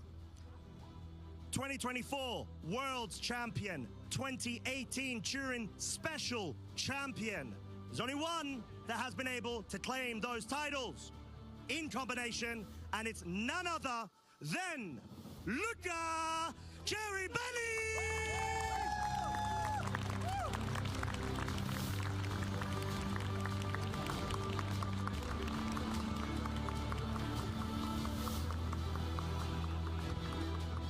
Luca, my friend, huge congratulations. You've been able to do it. You are a 2-time regional special champion. Of course, our 2024 World's Champion. How are you feeling, my friend? You've been able to beat the very best in this tournament. Well, I don't know if it's like the cold of the band from top to bottom. I'm so happy. I don't have really any words for this achievement. I haven't been able to replicate a deep run since Worlds 2024, so being able to come up with like, I think my own spin to this team, and and being able to pilot it different from like the previous success really means the world to me. It must, of course, you've been able to get that direct invitation to the World Championships later on in San Diego at the XP, of course. So there's a lot of emotions, understandably, you're going through right now. All of joy, no doubt about it. So, my friend, are we going to be seeing you in upcoming seasons, this season, later on in upcoming events? Apologies. I mean, I guess there's still the USC. That's the only internationals. It's the only tournament that I haven't won yet. So, spoken like a true champion. Luca, it has been such an honor and pleasure to be able to watch your progress across different seasons, but in particular for this event. So I want to give you an opportunity to give any shout outs that you would like to anybody in the venue or even watching at home. Okay, there are so many that like it will take so much, but yeah, I'll try to do it. First of all, thank you to my family for always supporting me. All those people that at home or at the event have really helped me. Huge congrats to and thanks to my friends of the server, and particularly for this team, I want to shout out again Danetti for helping me build up the team from like 1.5 months ago, and after Apron, because he helped me so much during this tournament. There you go. Heartwarming. You heard it from your Stuttgart regional champion, Luca Ceribelli.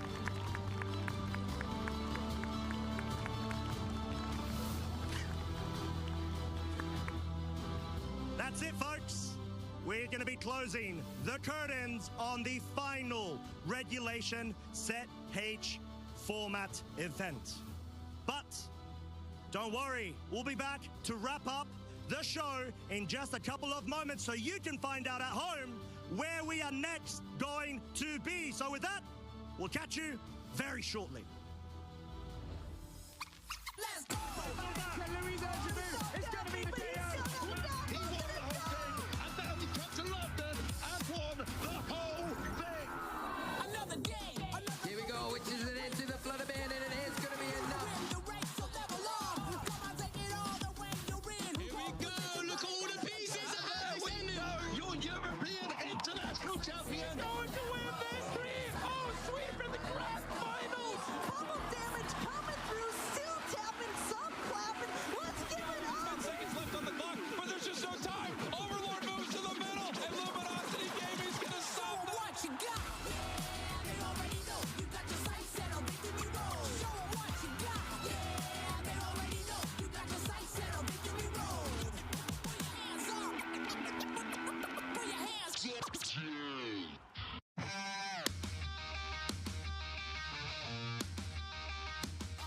I train hard, go hard. I'm a real rock star. Got the fire in my veins, yeah. I'm a go far. I'm a maverick, havoc in my way. High stakes, and I'm dishing out moves. Time to step up to the plate, and I'll battle anywhere. Yeah, I'll step up anywhere. Name the place, and I'll be there. Anytime, anywhere. And I'll battle anywhere. I'll step up anywhere.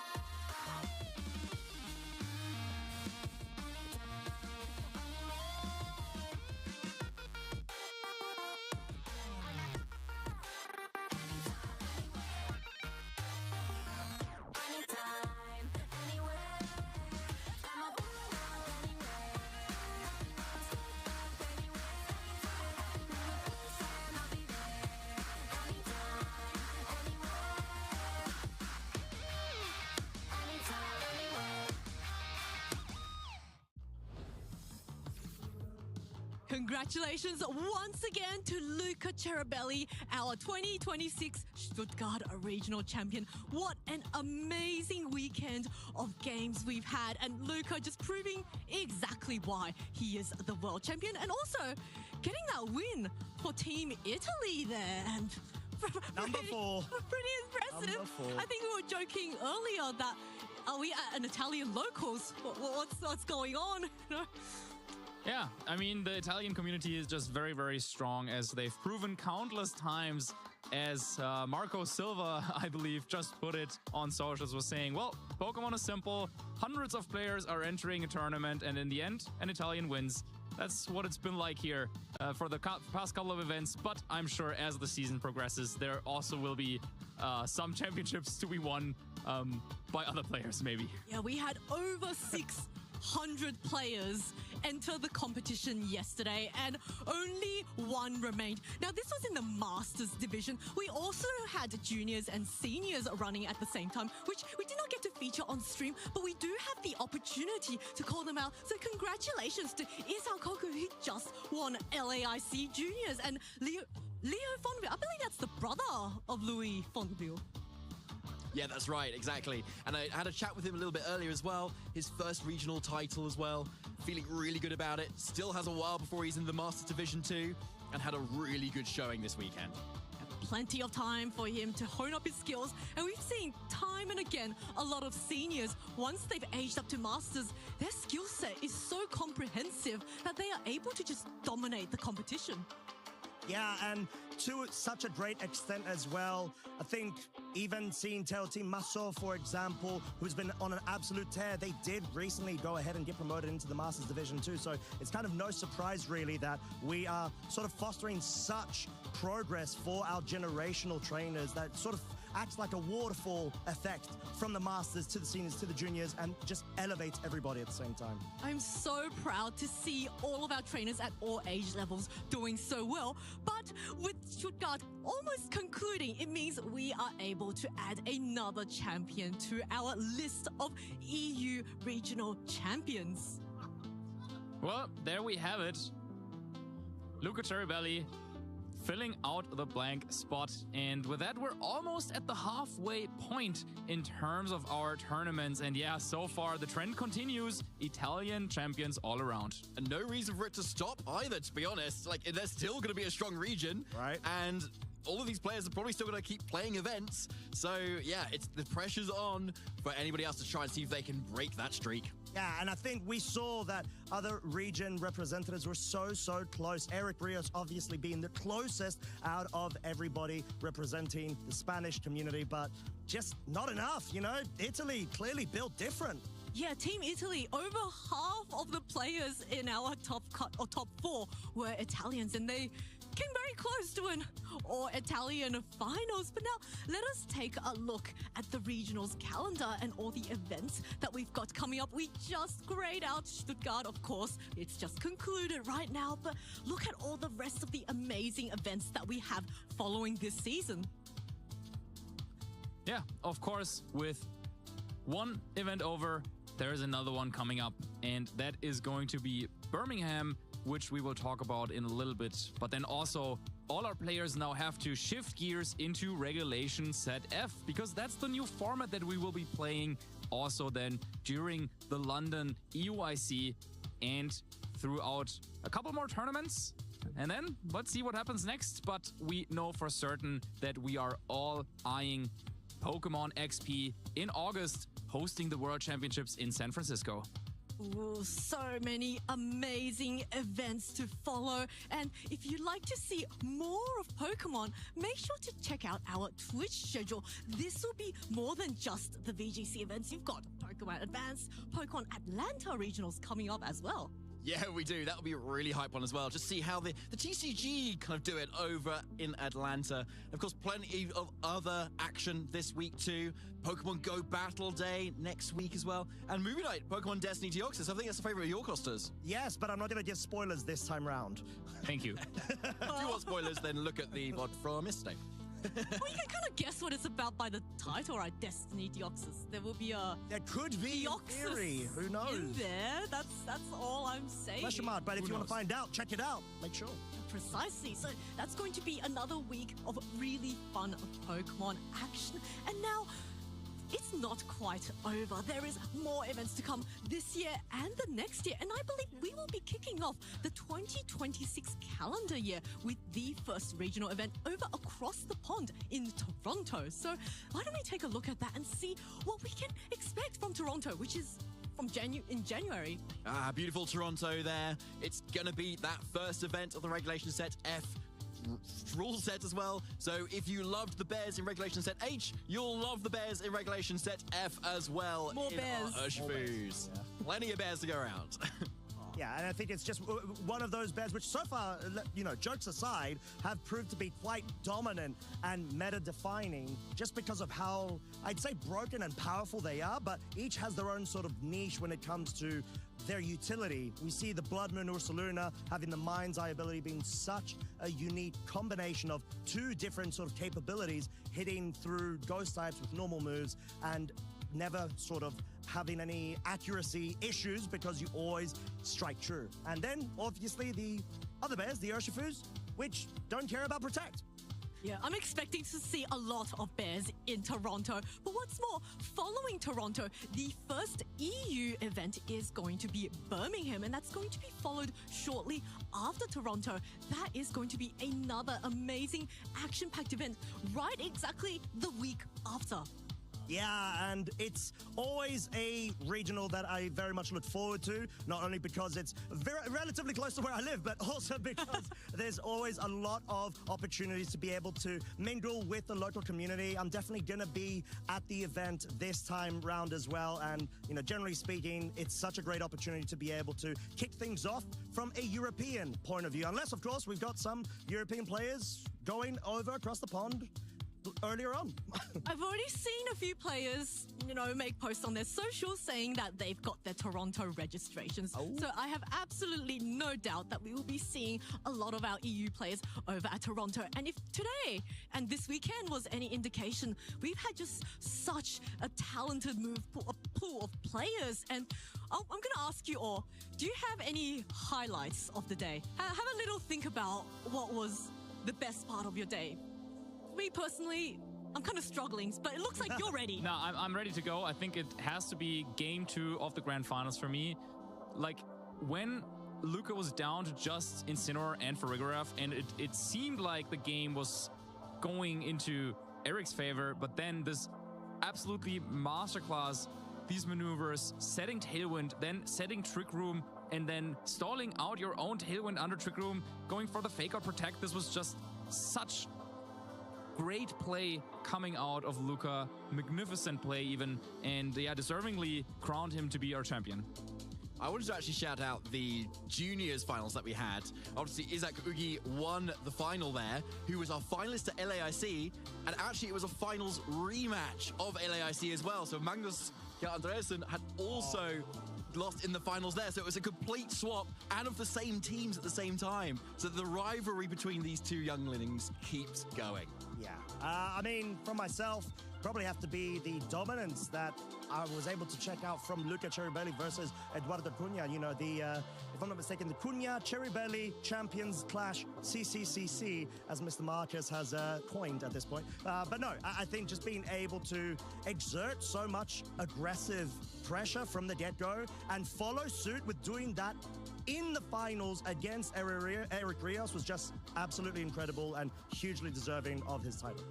Yeah, I'm really struggling to come up with a single moment that was my favorite this weekend because there were just so many awesome moments. I always think I want to rewatch the entire stream all again because it was just so great. So for those of you at home who just want to, you know, rewatch the events, get a bit of a recap, make sure you head on over to Pokemon.com/broadcast. This will be the hub to tell you all of your recent and upcoming events and also all the past events. And you can also check out other games. So there's so much to follow there. And of course, make sure you follow our channels over at YouTube and Twitch. It's going to be Play Pokemon on YouTube and just Pokemon on Twitch. So very simple to remember and really easy to just get that shortcut immediately to exactly where you want to go. And of course, there are our socials on X, on YouTube, Facebook and Instagram. Make sure you use hashtag PlayPokemon to tell us about all of your favorite Ano que vem, moments this em weekend janeiro, on the stream, beleza? upcoming streams, É isso, what you're gente. Uma boa expecting. This is tarde just such a de great hub to domingo keep up para to date todos. on all of the latest Nos vemos news. And amanhã. now, it has been an amazing Valeu. weekend. I'm sure all of our viewers at home are also just, Falou. feeling that calm after such a hyped match. Looks like E? it's going to be time for us to get a little bit of a rest. But there will be more Pokemon action remaining in future broadcasts, so make sure you follow on us on all of our channels, and we will see you next time. Fui. Tchau, tchau. Falou.